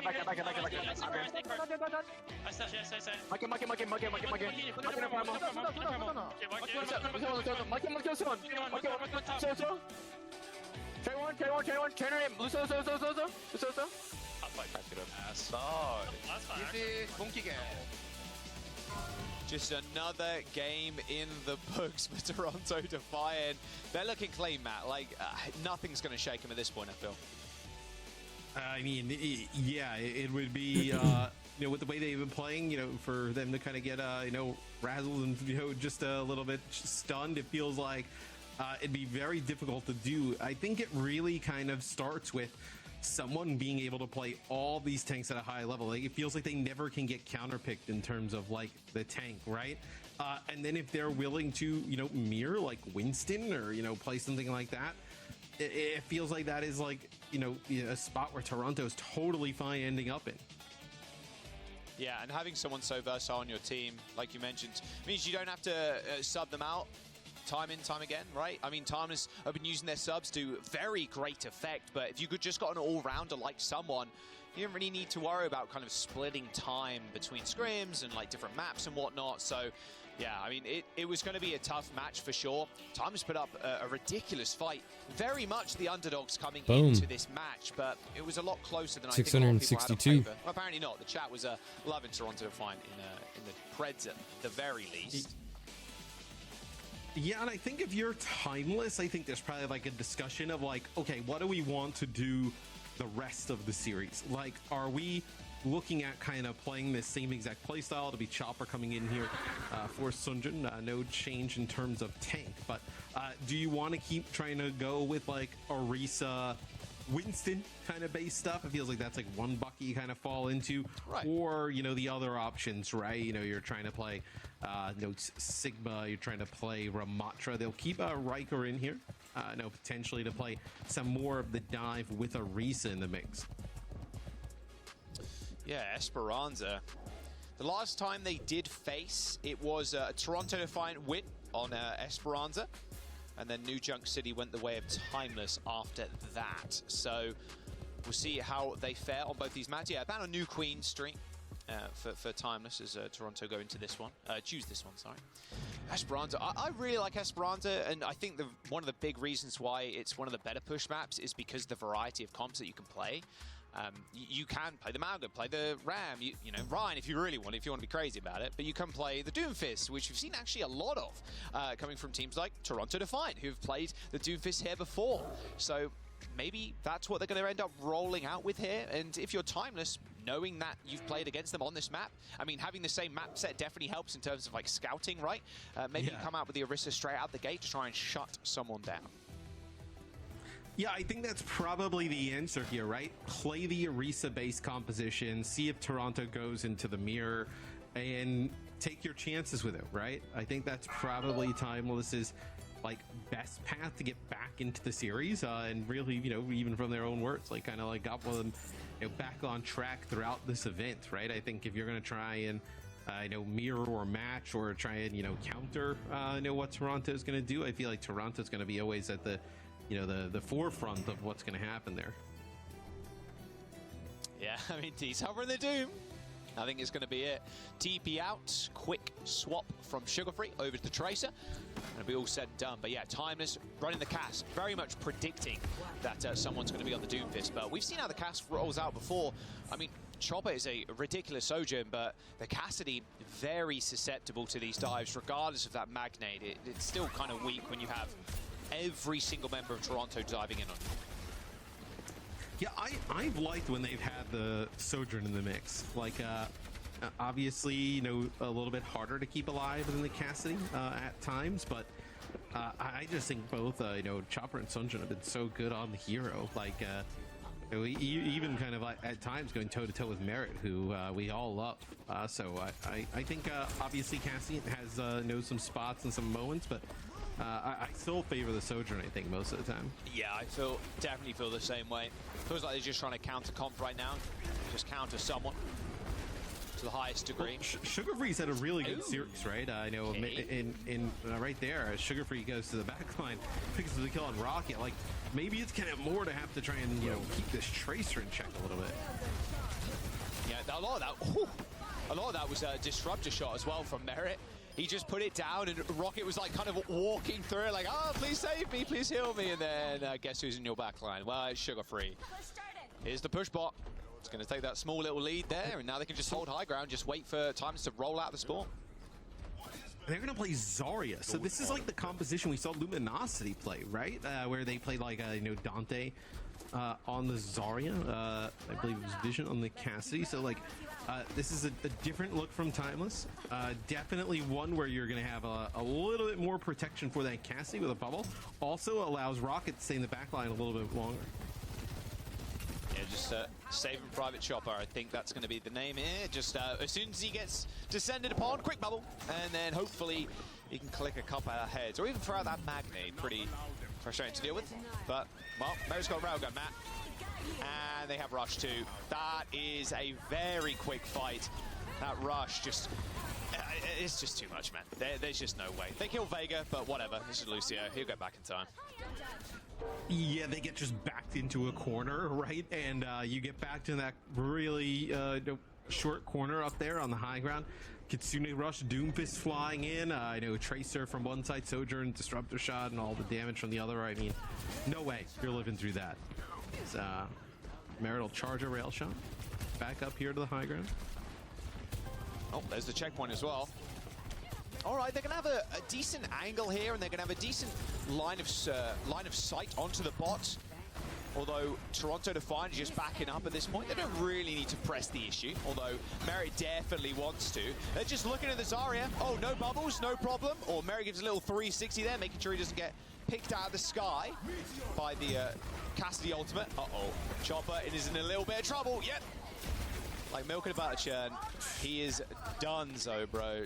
Just turned into a different substance entirely.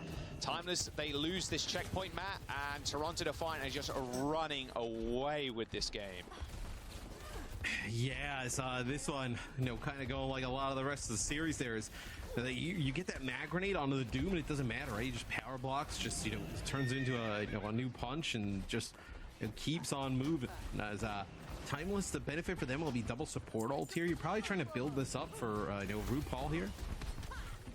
Coming up. As, you don't have to play down here if you're in Toronto, right? You can kind of play up on this high ground.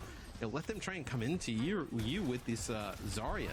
Yeah, rotations. Oh, you go high ground to force us off? Oh, we'll take the low and take the bot. How about them apples?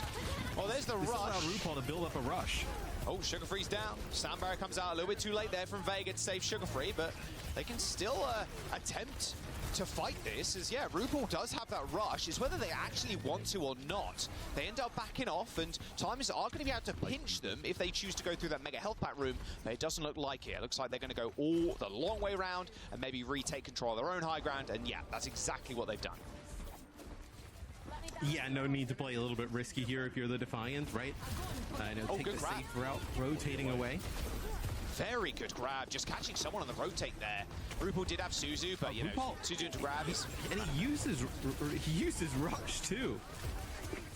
He was like, I got this. Why he was stuck in the grab, ends up using his rush. So pretty fortunate there for Timeless, as someone now will go over to Winston here. So doesn't want to kind of continue to play that Doomfist into this Cassidy plus Zarya setup. Just really difficult to just kind of like mow through both those characters, where the Winston offers a little bit more flexibility. He's just vibing on the high ground right now. Got to find a way to deal with Riker though. Riker's pretty low, and actually it's Opener using the sound barrier to try and keep Riker up. Riker was pretty high energy as well, to be fair, as someone retreats back to the rest of his team to get topped off as well. But now they don't really need to worry about it, and Merritt can just get a free overclock here potentially. This ends now. Oh, speaking of which, is Sugar Free just going to run away with these kills? Maybe, maybe not. Rocket gets a pulse bomb onto Vega. Mary's trying to find a head to click on, but Time is just way too scared of it, and rightfully so. Here comes the rush from CJ, trying to find a split up at this point, as they were trying to go very deep and get Merritt some damage and get some kills in. So maybe they're going to have to escort Merritt out. He's on the high ground, and Timeless closing in on that checkpoint map. Yeah, I think Toronto, though, just wants to deny checkpoint. I think that's what they're focused on in the moment. And, yeah, he jumped in that small room, disruptor shots, and Winston cleave damage on everybody. Now we get the bot going the opposite way. So even with Timeless winning, like, 2 fights in a row there, not able to result in a take of the checkpoint. And now you're in a scary situation because, I mean, look at this. Timeless will come back in with a Deadeye here. But the support ultimates is so heavily in favor of the Toronto Defiant.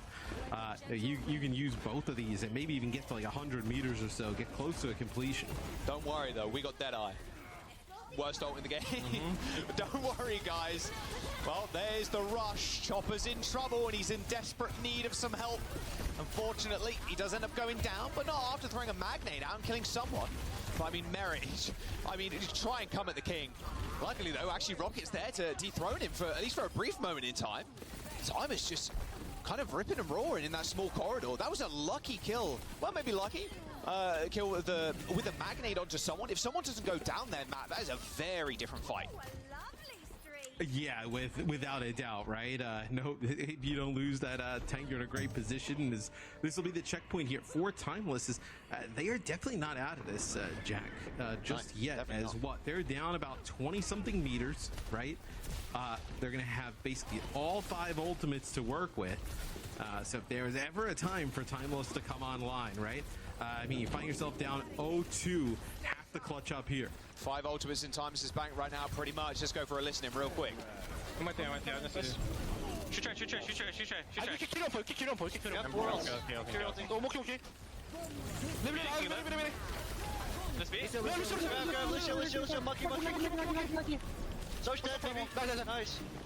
I'm moving. I'm getting I'm having balls. Mokia, kompo. Back soon. Make your one. Chase. Spin. Kill us to left side top. Can go. No, he go back. He's got lead. Nice. Golly. These primal beats. Jern. Are these Jern? These Jern. Yeah, maybe they only carry a pulse. 5 ultimates invested into that fight, but they've gained the lead. Timeless are not out of this just yet. Toronto Defiant. Gonna have to be wary though. Cassidy in the back lines with the Lucio or the Magnate. Oh, it found its way to the Monkey, don't worry. Auto aiming. All good. Someone still gets out though. A Hinder not lasting all too long. They have the Suzu. He has the Suzu bubble and jump though, right? So they kind of have to like back up just a second. Huge key abilities used there by the Defiant. She's open as a death, which sometimes with these wall rides does end up going down to a headshot of Vega. But Merritt getting a little bit too ambitious with his push. That pulse bomb from Rocket too.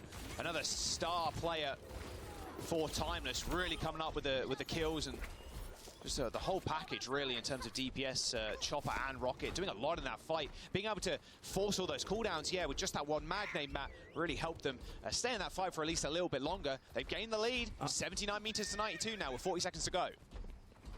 Yeah, it's massive, right? Gaining the lead is, the other day we saw Luminosity run this comp with that Zarya, it was, they were not able to really make it work, like, consistently. There were moments that where you're like, okay, this is pretty nice. And now, see Timeless running it and, really showing why even Luminosity probably went towards that, as it can be pretty strong in certain situations. Everybody is so get low, that's going to be Suzu and Rush. The Suzu didn't hit Riker. That's bad. That's real bad. Sugar-free forced a recall though. Goes I through just the missed it Russian on my time. way. It's a pretty risky maneuver, but he makes it work. 4v5 now. High noon on the high ground. so Disrupt early, a though. shot, and he's stuck. Gets taken out of it. Overtime is here. Toronto Defiant trying to find pickoffs. If they manage to get any late staggers, it's going to be disaster for time as the lead isn't that much.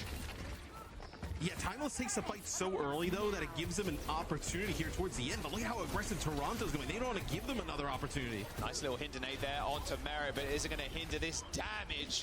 Primal Rage takes care of Riker. There's the stick. Oh, it did a little bit of team damage there, but it does not matter. The veteran presence from Toronto Defiant wins it out. Wow. Point now for Toronto. A 3-0 lead in this series. Looking like a timeless game at the very end there. Able to get the checkpoint, got the lead, and in the end of it all, Toronto Defiant, just the grit coming through, and they end up taking it, and 3-0. We're looking at maybe a 4-0 here, Matt. A lot more one-sided than the EU was. Yeah, that's a brutal one to lose as well. It's almost easier being really far off and kind of bouncing back and being like, hey, we weren't in that one. Like, they battled back into that map so hard, and then to kind of just lose it all at the end, that's really difficult, especially now being down 0-3. You win that map, hey, like, we're right back in it, right? New Junk City coming up, like, we know we can play pretty well there. Vibes are starting to be a little bit better, but to lose that map in the fashion they did, that's a really tough loss there for Timeless. It's a really tough loss on the mental for sure. A 3-0 lead for Toronto Defiant right now. Determined to not lose a single map after they lost 2 to Timeless previously. I mean, right now, and you're expecting this team to do extremely well. You're expecting this team to be the top of North America just on name value alone. It'd be crazy to think that they go through the upper bracket, Matt, they're losing maps, and then they come to the finals and they lose 0. Like, it's like they were just holding out on us. Yeah, a little bit. I also think that now there's been a little bit more time for, this meta, not really to get kind of figured out, but like for teams to have a great understanding of like, okay, if they do this, this is what we're going to go for, and this is what we're going to try and do. Where Toronto have all the pieces in place to, just come out with some tremendous plays. So stats after that map, look, you lose maps in Overwatch, your stats are always going to look pretty poor. So nothing to really glean too much from this. Pretty big, damage disparity there, right? 6K. Yeah, in favor of the Defiant, but Timeless on the other side, right? 3K in healing. So everything kind of just gets evened out eventually. It's really just, the way Timeless, you fight back and then you lose in the end. That is, difficult to get the mental back on track. Yeah, I mean, Toronto, they do seem cool, calm, and collected every time we jump to a listen. I'll be right back while they're loading the next game. Little listening to the final few moments of that last map there. Reload turn, push, everything. I point, letting I point. I'm going. Guess what? Throw me. Careful. We can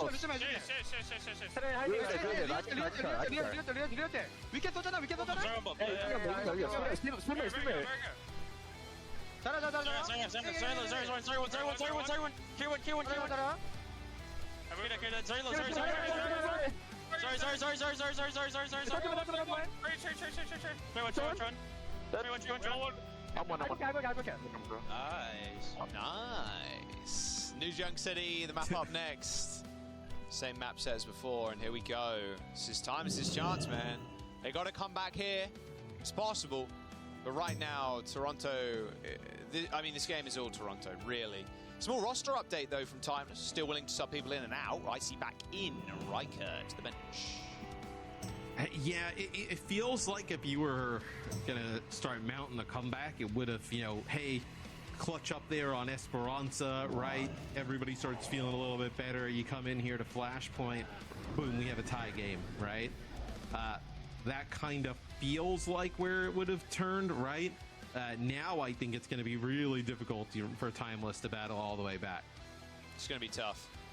I mean, the veteran mindset too, and being at the top of the game in the Overwatch League for so long, like, that's really what does separate a lot of these teams, and eventually that will kind of come to pass, and like, everybody's going to kind of be there. But coming off of a winning year from 3 players on Toronto Defiant squad, you're feeling like you're on top of the world and you're unstoppable.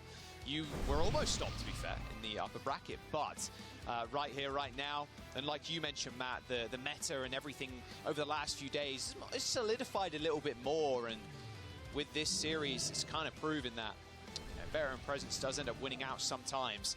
New Junk City with Icy in, what do you expect from that? I mean, I think you're just kind of looking for answers at this point, right? They try a Zarya there, it doesn't exactly work.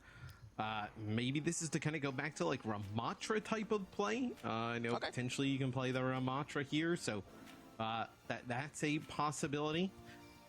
It just feels like whatever they kind of throw at the Defiant, though, right? The Defiant, obviously don't have to change their roster and just kind of come out and make the swaps.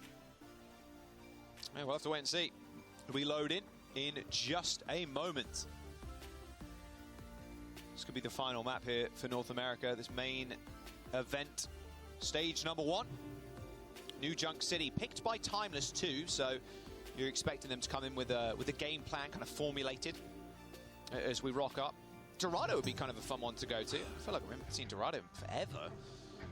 My God, when was the last time we saw Dorado? My word. Yeah, it feels like it's eternity. Been a bit. Yeah. But you kind of like look through. I think even if Timeless loses here, right, like 0-4 after how close they kept that series the last time, obviously, not ideal, but still, battle through some, M80, Luminosity, like some really tremendous teams in, NA, to be able to get here for this moment. So Icy, at least at the start, looks like to be hovering over the Orisa pick. Probably won't see the Brig because you need Lucio on Flashpoint, or else you just get less fights, right? Like, mathematically, you just kind of need the Lucio in the mix. Toronto looks to be hovering a Ramatra-based comp, so someone... It's curious what they think that Timeless is going to come out with, but maybe they think that it's going to be Orisa and they kind of win this being a little bit more aggressive on the ramp. Now we'll see how they want to take these fights too. Of course, the Ram, as soon as they've used Nemesis form, they're a little bit more vulnerable to kind of people pushing into them. Uh-oh. Well, Matt, I will tell you one thing, sir. That is not a good start. And neither is that. No, I mean, you kind of keep Merritt with the rest of the gang, run him around as he makes the railgun shots like, look like connecting them so easy as break all the rails, doesn't want to have one of those railings interrupt his flow as he's dominating. Yeah, I would say he's dominating. Yeah, I think that's putting it lightly. I think I like how far you can play up on this map too. If you really want to make it hurt, you can really just play in this small corridor, but playing against the Orisa, it's a little bit more difficult, so it will be Toronto Defiant just hanging back near the point, just looking for this rotation. Wow, Icy has used every cooldown, yeah, and someone knows it too. The Orisa are extremely vulnerable. Spear spin, no fortify. Even the backline taking shots right now. I mean, with this railgun primed and the punches just flung through the whole of Timeless, it's so rough. Merritt taking yet another 2 kills. And this is a point. This is a point winner right here. Oh, goes down to Chopper. All right, Sugar Free. Waving goodbye to his teammate. Yeah, it feels like shooting at someone is just like a big bait, right? Earlier with the MEA, right?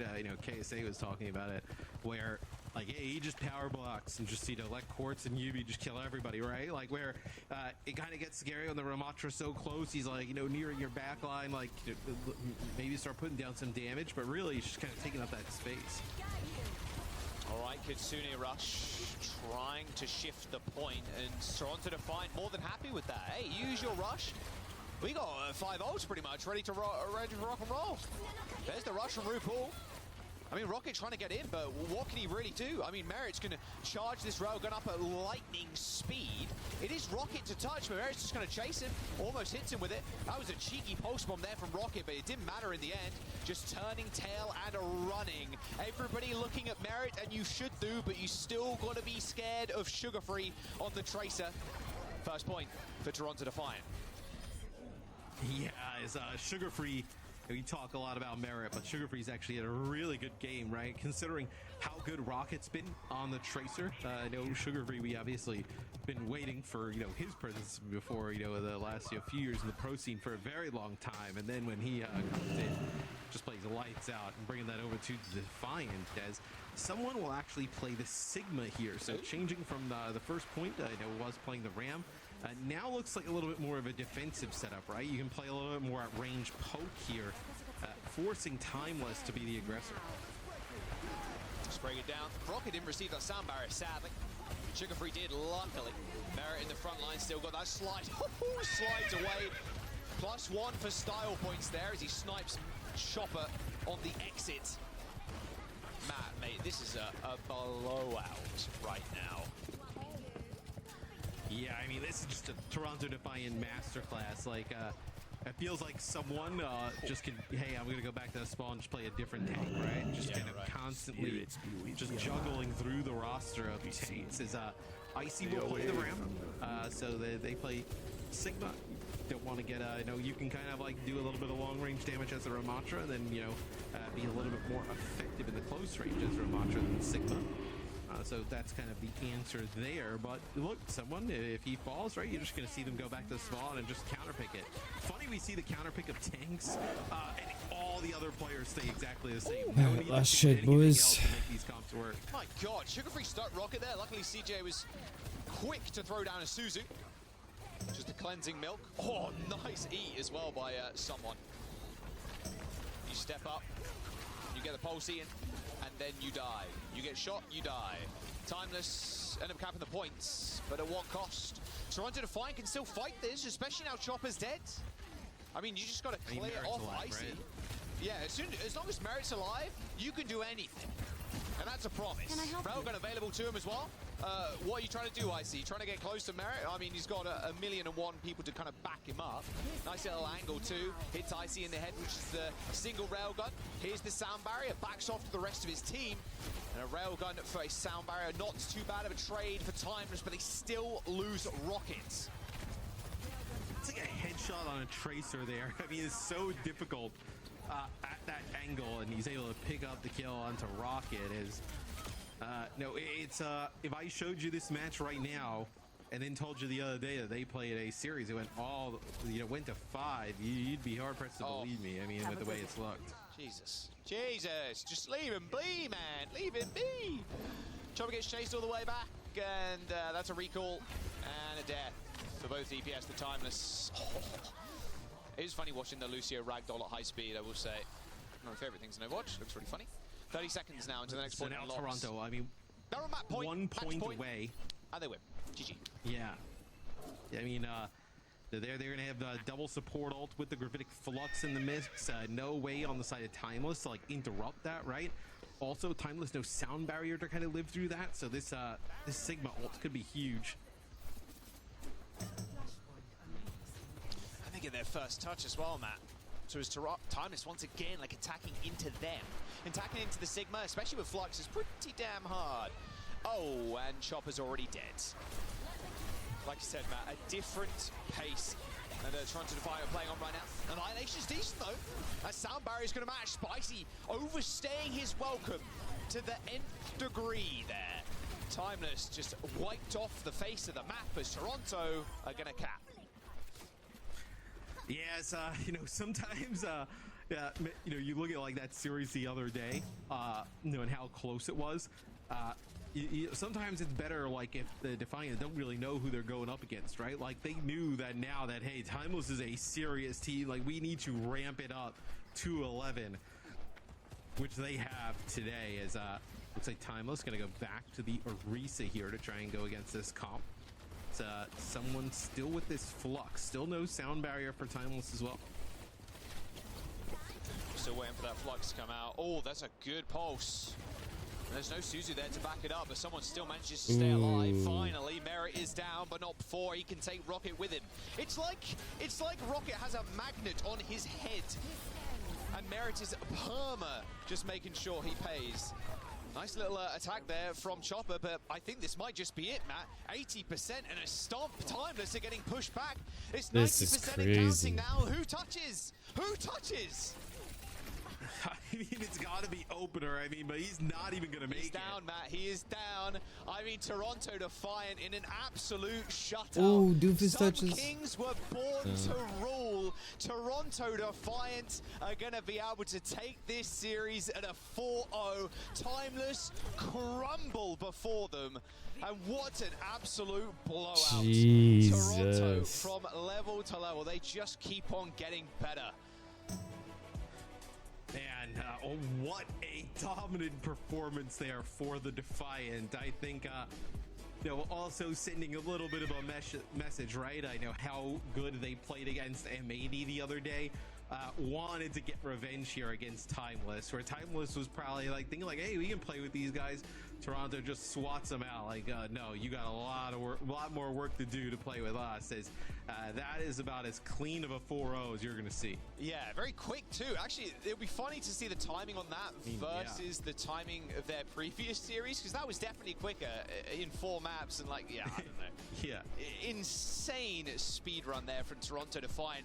I mean, they will be crowned your NA champions for the time being here in stage 1 of the main event. Danny, Jake, Johnny? Yes? How'd that go for you? How'd that go? That was brutal. That was brutal. I mean, they're on a different level. I feel like I thought it was gonna be a bit closer than that. You understand? Join him in. He walks among us. Every time Merrick gets a kill in the green room, Jake's like, "Father has returned." I mean, he's too good. And it's not just him. That's what makes it so scary. I mean, sugar free. Someone just the backline. The backline, no mistakes, right? From RuPaul and Vega. The beats, the Kitsune rushes, always on point, always kiting out when they need to. So many times Merit's caught by a pulse bomb, but no, RuPaul's right there. He's right behind him. He's ready. I don't think we're being disrespectful towards Timeless. No.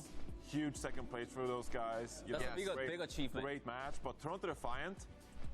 Ew! Like that was disgusting. How many of these highlights are Merit just snapping his fingers? Look at these Merit frags. Like, oh, it's just what guys, do you do? Yeah, guys, walk us through the match, because I mean, when we first started the game, you know, Timeless did look pretty good. Oh, that's true. All right, there were some moments, right? Like we started that first round. You know, we did a little warm-up round. Look at and the Ajax. Ajax. Oh, what's happening? Oh God, he's in. Someone's on me. They just outpaced them, and you know that's really like when you're able to play Overwatch at like a perfect level at such a rapid pace. It just looks ridiculous because the enemy team just can't keep up with you. This one I was losing. You're always like one step behind, and it just with this is the end result of it. Yeah, I think that when the Winston mirror came out, we really felt a gap here. Someone is just he's an insanely flexible player, and that's what we always talk about. But his Winston, I feel like, is the hero where we really see him hit that smack on the slide. Where his individual skill is really showcased. You know, shout out to Rocket, I think was going toe-to-toe this series, but I talked about it before, like the last series, it was mostly Merit, Tracer, Sugar Free, Echo, which they're very, very good players on, but there's no doubt that this is an even stronger look. Sugar Free, monster Tracer, and Merit on the core hit scan. That's when I think we really get to see what that guy is made of. And man, it is sharpened steel apparently, because this guy doesn't miss. Like Rocket was putting up big frags, and then Merit just deletes him. All right, guys, I'm gonna be logging out here. Gonna end the stream and turning it back on when we start next. So, thanks for watching Overwatch Champion Series with me, and I'll be back with when we start next. See you soon.